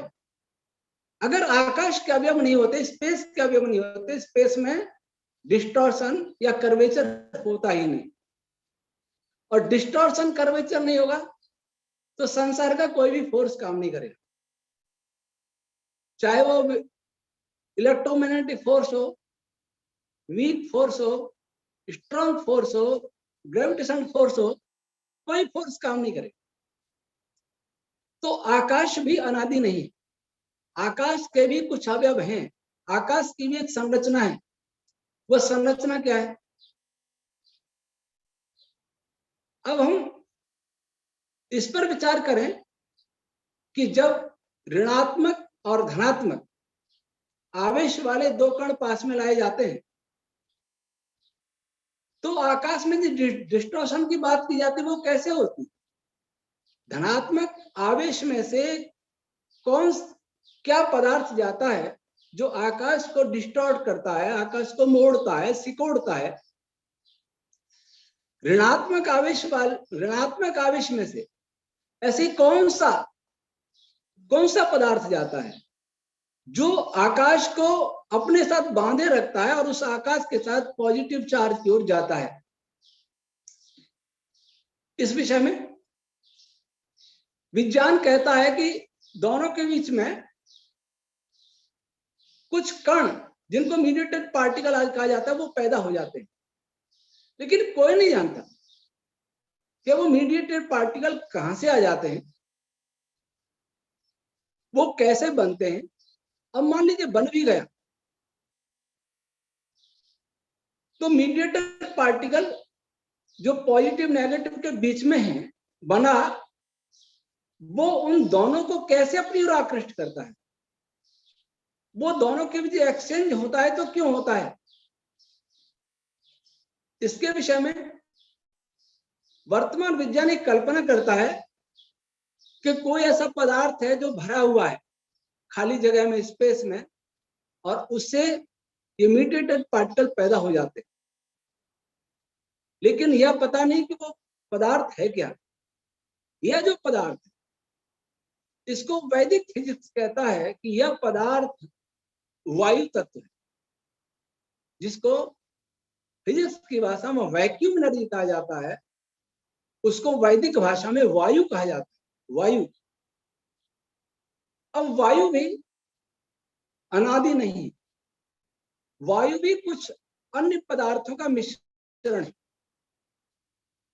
वायु पदार्थ संपूर्ण स्पेस को भरे हुए है। स्पेस नामक पदार्थ संपूर्ण मनस्तत्व को भरे हुए, मनस्तत्व नाम का पदार्थ संपूर्ण अहंकार और महतत्व को भरे हुए, और अहंकार महतत्व नाम का पदार्थ संपूर्ण प्रकृति को भरे हुए, यह मूल पदार्थ है, यह इनिशियल स्टेट है। जब इनिशियल स्टेट में सबसे पहले कंपन प्रारंभ होता है, सबसे पहले, जब तक किसी पदार्थ में कंपन नहीं होगा, वाइब्रेशन नहीं होगा, तब तक वो किसी भी प्रकार के अन्य पदार्थ का निर्माण नहीं कर सकता। और इस कंपन को ही प्राण कहते हैं, इस कंपन को ही वाक कहते हैं। आज जो हम वेदों की ऋचाओं को सुनते हैं, वे ऋचाएं मनस्तत्व में, प्रकृति में हुए कंपन का ही रूप है, जिनको हम किसी यंत्र से नहीं सुन सकते। क्यों नहीं सुन सकते? हमारे पास ऐसे कोई यंत्र नहीं क्या उन कंपनों को पढ़ सके, उन कंपनों को अनुभव कर सके। हम जो भी ध्वनि को सुनते हैं वो वैखरी ध्वनि होती है, जो कान के पर्दे तक जाती है, वायु में या किसी दूसरे मीडियम में, जो प्रेशर के रूप में जाती है। लेकिन कान के पर्दे से मस्तिष्क तक जाती है वो इलेक्ट्रिक सिग्नल के रूप में, इसको भी हम जान सकते। लेकिन उसके आगे मस्तिष्क माइंड को जिस रूप में देता है उसको हम नहीं जान सकते, वो पश्यंती रूप है। और सारा ब्रह्मांड इन पश्यंती रूपी ध्वनि तरंगों से भरा हुआ है।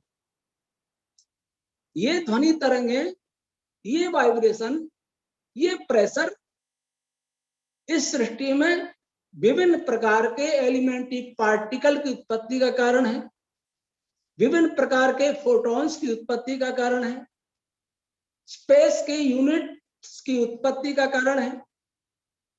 और ये तीन पदार्थ जिसमें एलिमेंट्री पार्टिकल हम यही मान सकते हैं जो वर्तमान में चली क्वार्क्स है या स्ट्रिंग्स है, और फोटोन, फोटोन भी संपूर्ण संसार। मैं मनस्तत्व का नाम न लेके ये कहूं कि एक ऐसा पदार्थ जो संपूर्ण ब्रह्मांड में भरा हुआ है, जिसका किसी भी तकनीक से अनुभव नहीं हो सकता है, जिसको कोई योगी, बहुत सिद्ध योगी अनुभव कर सकता है। पहले ऐसे ऋषि हुआ करते थे और उन्होंने अनुभव किया। और मनस्तत्व भी प्रकृति में कंपनों से बना है, अर्थात सारा यूनिवर्स सूक्ष्म वाइब्रेशन का परिणाम है।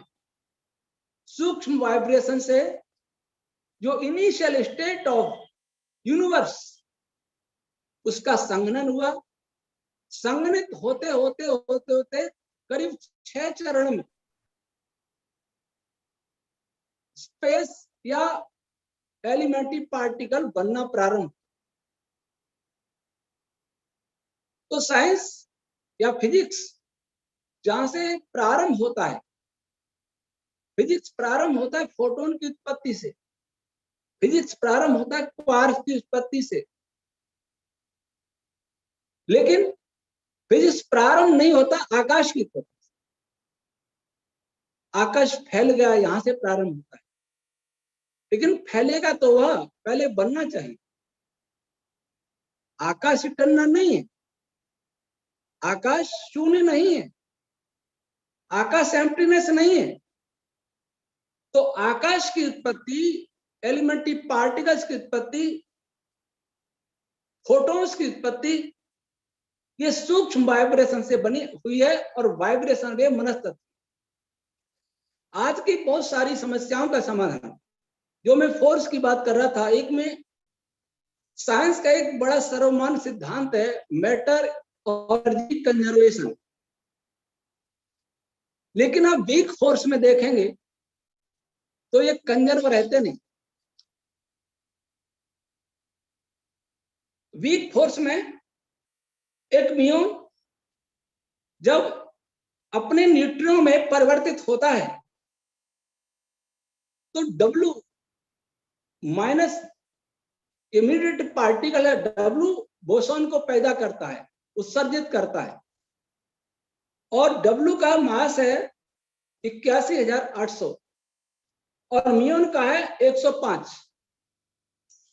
105 मास वाला म्यून कैसे 81,800 मास वाले वेक्टर बोसॉन को एमिट करता है, उत्सर्जित करता है, और न्यूट्रिनो को भी करता है। न्यूट्रिनो का मास तो फिजिक्स 0 मानता है, लेकिन 105 से 81,800 कहां से आ गया? भले ये थोड़ी देर के लिए हुआ, लेकिन ये मास कहां से आया? और डेविड ग्रिफिथ ने इंट्रोडक्शन टू एलिमेंट पार्टिकल में लिखा है कि there is no particular name for the stuff that produces weak forces in the sense that electric charge produces electromagnetic forces and color produces strong forces. क्या पदार्थ है? Charge ने electromagnetic force को पैदा किया, लेकिन वीक फोर्स को पैदा किसने किया ये कोई जानकारी नहीं है। लेकिन इलेक्ट्रोमैग्नेटिक फोर्स को चार्ज ने पैदा किया, यहां भी अभी बहुत कुछ जानना शेष है। जानना यह शेष है कि चार्ज ने इलेक्ट्रोमैग्नेटिक फोर्स को पैदा कैसे किया। जो मैंने अभी बात कही कि वर्चुअल फोटोन कहां से आ गया, वर्चुअल फोटॉन्स के कंटेंट्स क्या हैं, वर्चुअल फोटोन दोनों पार्टिकल को कैसे आकर्षित करता है, वर्चुअल फोटोन स्पेस में कौन सी परिस्थिति पैदा करता है कि वो पॉजिटिव नेगेटिव दोनों पास में आए थे। वैदिक रश्मि सिद्धांत में ये एक बहुत बड़ी विस्तृत प्रक्रिया है। हम केवल इतना ही जानते हैं कि वर्चुअल फोटोन का एक्सचेंज होता है, ये बहुत सामान्य जानकारी। पहले तो ये वर्चुअल नहीं है, वर्चुअल जिसको कहा जाता है काल्पनिक। अगर फोर्स वास्तविक है तो फोर्स का जो पार्टिकल है, मीडिएटेड पार्टिकल है, वो वास्तविक होगा, काल्पनिक नहीं। तो इसको वर्चुअल कहना नहीं चाहिए। हाँ, इसका लाइफ टाइम कम है, बहुत कम समय के लिए रहता है, वो एक अलग बात, लेकिन ये वर्चुअल नहीं है, ये एक्चुअल पार्टिकल है, एक्चुअल फोटोन है। तो इसमें भी बहुत कुछ जानना है। दो पार्टिकल के बीच में जब दोनों निकट आते हैं तो उस साथ बहुत सारी रश्मियां, जिसको हम कहते हैं वैदिक रश्मि, मंत्र जिसको बोला करते हैं, उसकी रश्मियां मीन्स उसकी ध्वनि किस रूप में? पश्चंती रूप। इस रूप में नहीं जिस रूप में हम, और इस रूप में नहीं कि कान के अंदर जो जात वो इलेक्ट्रिक सिग्नल के रूप में जाते हैं, उसके रूप में भी नहीं। उसकी तो मास एनर्जी कंजर्वेशन जो भंग हुआ, वो मास कहां से आया? इसका समाधान तब तक नहीं होगा जब तक हम ये नहीं मानेंगे कि हर जगह एक पदार्थ भरा हुआ है जिसको हम अनुभव नहीं कर सकते। आज फिर जो यह बात करता है कि 94% अदृश्य पदार्थ है, डार्क मैटर जिसको कहा जाता है, और 6% केवल दृश्य पदार्थ है, विजिबल मैटर। अब अदृश्य पदार्थ में क्या है? अदृश्य पदार्थ में हॉट डार्क मैटर के रूप में न्यूट्रिनो को भी माना गया है। न्यूट्रिनो अगर अदृश्य पदार्थ है तो न्यूट्रिनो जिससे बना है वह तो दृश्य हो ही नहीं सकता। तो विभिन्न प्रकार की प्राण और छंद रश्मियां, साधारण भाषा में कहें तो मंत्र रश्मियां,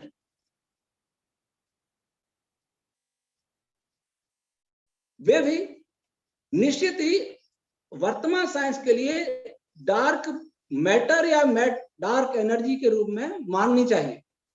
क्योंकि जब हम न्यूट्रिनो को ही नहीं देख सकते, डिटेक्ट नहीं कर सकते, बहुत मुश्किल है, तो प्राण और छंद रश्मियां जो वाइब्रेशन मन तत्व हो रहा है उसको कोई डिटेक्ट कर सकता। इसलिए हमारी दृष्टि में वह भी अदृश्य है। वैदिक भाषा में अनेक प्रकार के असुर पदार्थ है जिनको वर्तमान में डार्क मैटर या एनर्जी कहा जाता है, वो लगभग 11 प्रकार का होता है, जिसको जिस बल को आज 4 प्रकार का माना जाता है फंडामेंटल फोर्स को, उसको वैदिक रश्मि सिद्धांत में 9 प्रकार का माना जाता है। और 9 प्रकारों में से केवल 1.5 प्रकार में आपके 4 फोर्स समाहित हो जाते हैं, ग्रेविटेशनल, स्ट्रॉन्ग, वीक और इलेक्ट्रोमैग्नेटिक फोर्स। अर्थात 7.5 फोर्स और हैं जिनकी व्याख्या वैदिक फिजिक्स करता है। तो वैदिक फिजिक्स, जिसको हम भारतीय कह देते हैं, वास्तव में भारतीय नहीं है, कभी सारे संसार में यही था। वह पदार्थ को इनिशियल स्टेट से प्रारंभ करता है। आज कोई नहीं जानता कि इस ब्रह्मांड की इनिशियल स्टेट क्या थी। जब इनिशियल स्टेट मालूम नहीं है तो फिर ब्रह्मांड कैसे बना, सृष्टि बनना कैसे प्रारंभ हुई, इसको कैसे जाना जाए। फोर्स की बात जब चली तो एक हम आते हैं ग्रेविटेशनल फोर्स। ग्रेविटेशनल फोर्स के विषय में बड़ा विवाद है। फोर्स है या स्पेस कर्वेचर है। स्पेस कर्वेचर हुए बिना तो कोई भी फोर्स काम नहीं कर सकता, चाहे इलेक्ट्रोमैग्नेटिक हो, चाहे स्ट्रॉन्ग फोर्स हो, चाहे कोई फोर्स हो। स्पेस में कर्वेचर डिस्टॉर्शन तो होगा ही। तब ग्रेविटेशन फोर्स के विषय में ही ऐसा क्यों कहते हैं कि मास के द्वारा स्पेस में कर्वेचर है। अब यह भी समस्या स्पेस के कंटेंट्स मालूम होने चाहिए, उसके स्ट्रक्चर मालूम होना है, उसमें कर्वेचर होता है तो कैसे होता है, या हो भी सकता है कि नहीं हो सकता। और दूसरी बात, जहां मास है वहीं कर्वेचर क्यों? क्या बिना फोर्स के कर्वेचर हो सकता है? अगर बिना फोर्स के कर्वेचर हो सकता है तब बिना मास के कर्वेचर क्यों नहीं हो सकता? मास ऐसी क्या इंफॉर्मेशन देता है, मास ऐसा क्या देता है, मास में से मैसिव पदार्थ में से ऐसा क्या निकलता है कि वो स्पेस को कर्व करता है? जो निकलता है वो हमारे लिए अदृश्य है, उसका नाम है वैदिक रश्मियां। डिटेल में हमारे यहाँ कि वो कौन कौन सी रश्मियां निकलती हैं, ग्रेविटॉन का निर्माण करती। ग्रेविटॉन के विषय में अभी बहुत जानकारी नहीं, लेकिन वैदिक रश्मि सिद्धांत पता है कि ग्रेविटॉन्स में कौन कौन से वाइब्रेशन होते हैं, और उन वाइब्रेशन से पदार्थ कंडेंस होकर के, जिसको वायु तत्व वर्तमान भाषा में वैक्यूम एनर्जी, तो और मास के विषय में भी पिछले दिनों एक बड़ा रिसर्च हुआ हिग्स बोसोन वाला। हिग्स बोसोन के विषय में कहा गया इसका मास भी प्रोटॉन से संभवतः 133 गुना है, और कहा जाता है कि इसी के कारण मास हुआ। ये बड़े आश्चर्य की बात है कि प्रोटॉन से 133 गुना मास वाला हिग्स बोसोन उस मास का भी कारण है जो इलेक्ट्रॉन से 1837वां हिस्सा है इलेक्ट्रॉन। ये कैसे संभव? कोई कहने लग जाए कि चीनी के एक अणु की मिठास का कारण गुड़ है, चीनी के एक अणु की मिठास का कारण चीनी है, ऐसा कैसे हो जाएगा? चीनी के एक अणु में चीनी को घोल करके मीठा बना दिया, ऐसा कैसे हो जाएगा? चीनी के मॉलिक्यूल के कारण चीनी में मिठास आती है, उसके मॉलिक्यूल के कारण गुड़ में मिठास आती है, गन्ने में मिठास आती है, लेकिन हम उल्टा बोल रहे हैं। तो कम मास वाले पार्टिकल के कारण बड़े पार्टिकल्स या पदार्थ में तो मास आ सकता है, लेकिन बड़े मास वाले पार्टिकल के कारण छोटे छोटे पार्टिकल्स में मास आ जाता है। ये कल्पना तर्क संगत नहीं लगती। और ये पूछने लगे कि हिग्स बोसॉन में इतना बड़ा मास कहां से आता है।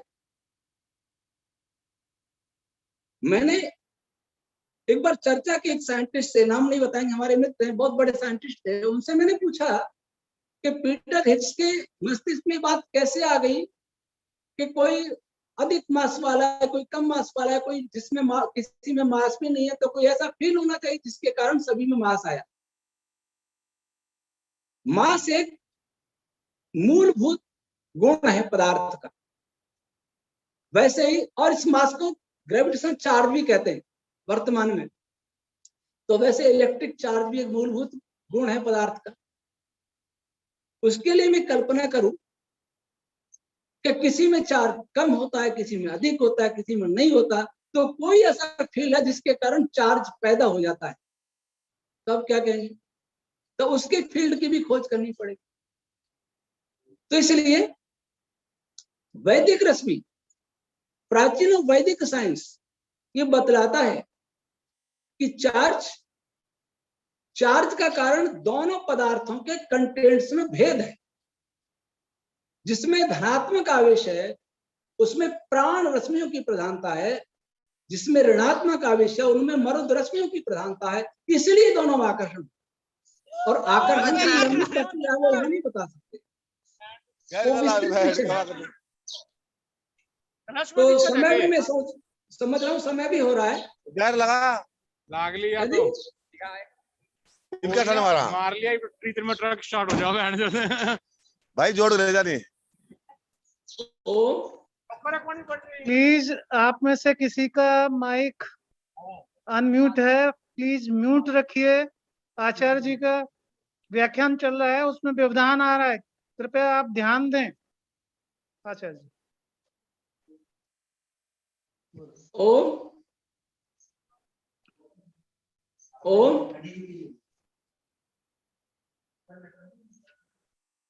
आचार्य जी आपकी वॉइस आ रही है जी।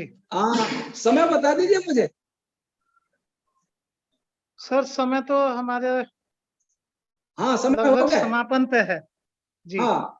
तो वैदिक साइंस ये कहता है कि सृष्टि का प्रत्येक पदार्थ, मूलभूत जो पदार्थ है जिसको हमारे प्रकृति कहते हैं, उसमें कंपनों से धीरे धीरे बना है, और स्पेस भी कंपनों से बना है।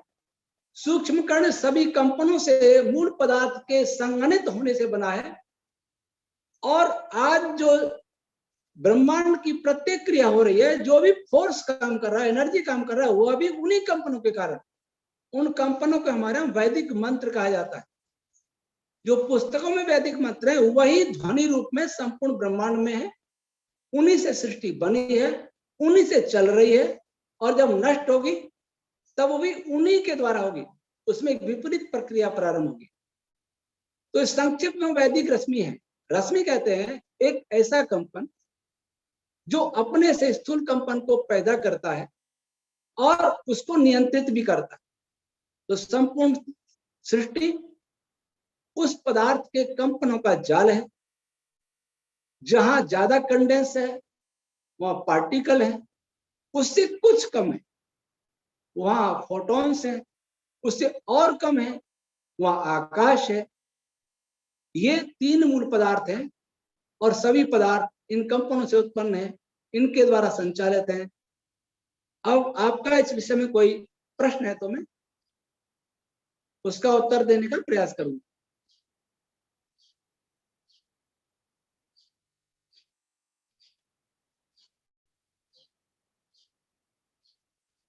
ओम।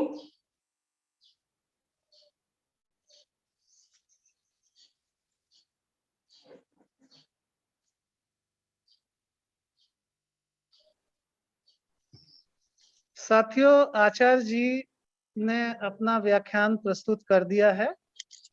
आपसे निवेदन है, अगर कोई भी हमारे साथी अपना कुछ प्रश्न जानना चाहते हैं आचार्य जी से तो पूछ सकते हैं। अन्यथा अगर कोई प्रश्न नहीं है तो मैं आपके संज्ञान में एक बात जरूर लाऊंगा कि इस 2 दिवसीय सम्मेलन में कुल मिलाकर 9 व्याख्यान हुए जो हमारे विषय विशेषज्ञ हैं जैसे आचार्य जी और अन्य उन्होंने प्रस्तुत किए, और साथ ही साथ कुल मिलाकर 29 ओरल प्रेजेंटेशन कल हुए थे और 36 ओरल प्रेजेंटेशन आज हुए हैं। सो कुल मिलाकर जो लेखा जोखा इस प्रकार है, इन 2 दिवसीय इस 2 दिवसीय सम्मेलन में 74 प्रेजेंटेशंस और कीनोट एड्रेस हुए हैं। मैं वेद प्रकाश जी से निवेदन करूंगा कि वो आप कुछ अपनी बात कहना चाहें तो आप कह सकते हैं, अन्यथा वोट ऑफ थैंक्स के लिए हम फिर आगे चलेंगे। जी, thank you, sir, and thank you, Acharya ji, also. So, I think sir has given you data, and we can say that it's an overwhelming response from you, and in fact, because it was belonging to physics and physics education. We had some more number of presentations on physics education, but still a considerable number of presentations were from basic physics also. And in this way, we can say that it was a successful conference. So regarding feedback, because we have time constraint now, we will be sharing Google form link with you. So please fill that and give your frank feedback regarding this conference. So I just hand over to Rana Pratap ji for vote of thanks because of time constraints. Rana Pratap ji. Yes, sir. Vote of thanks. Vote of thanks तो एक औपचारिकता ही है। Good evening to all of you. I feel honor to privilege to get the opportunity to purpose a vote of thanks on the special occasion of national conference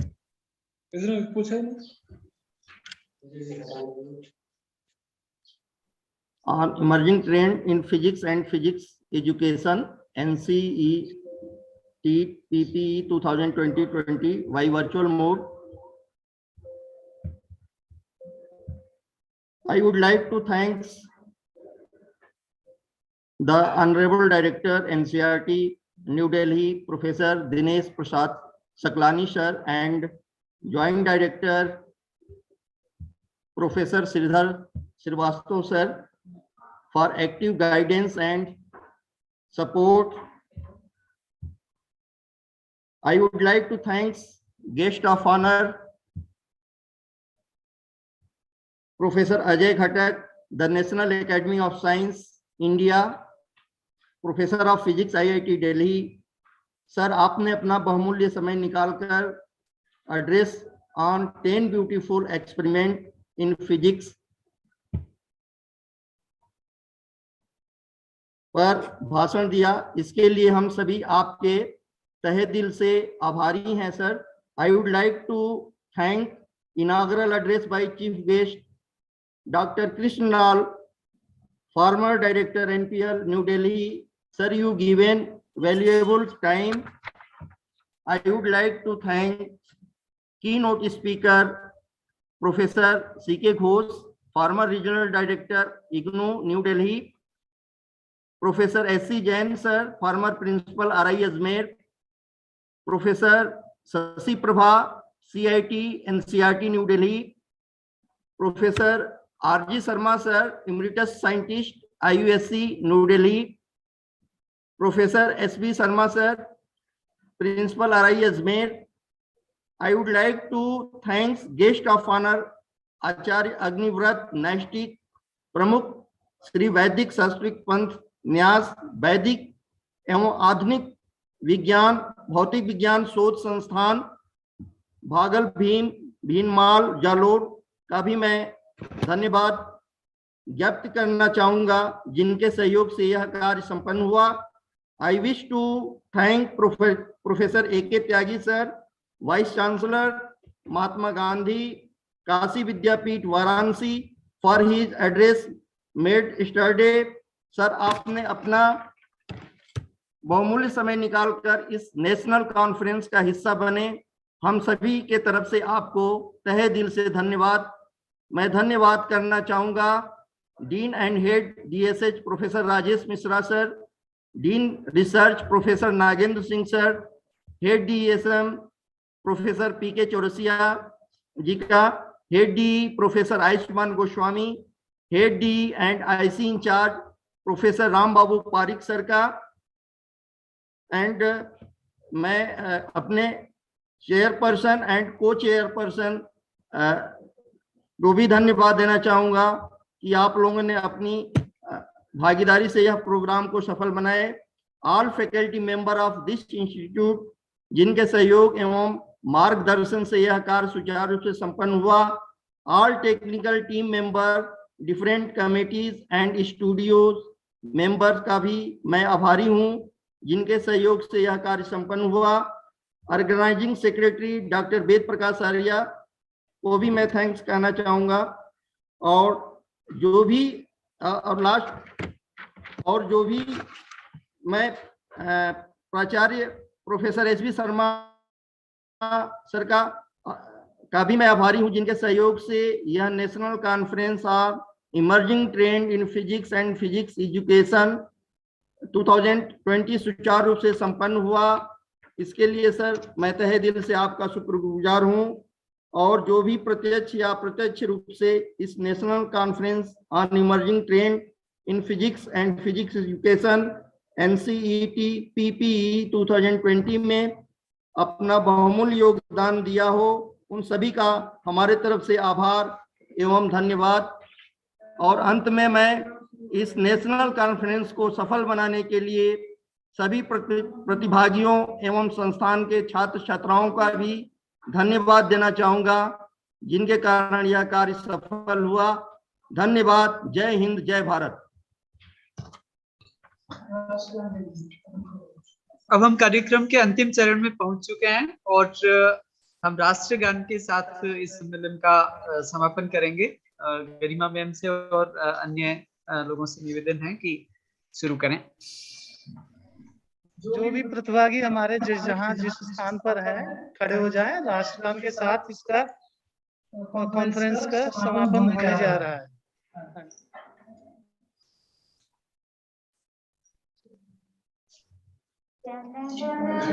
अधिनायक जय हे भारत भाग्य विधाता,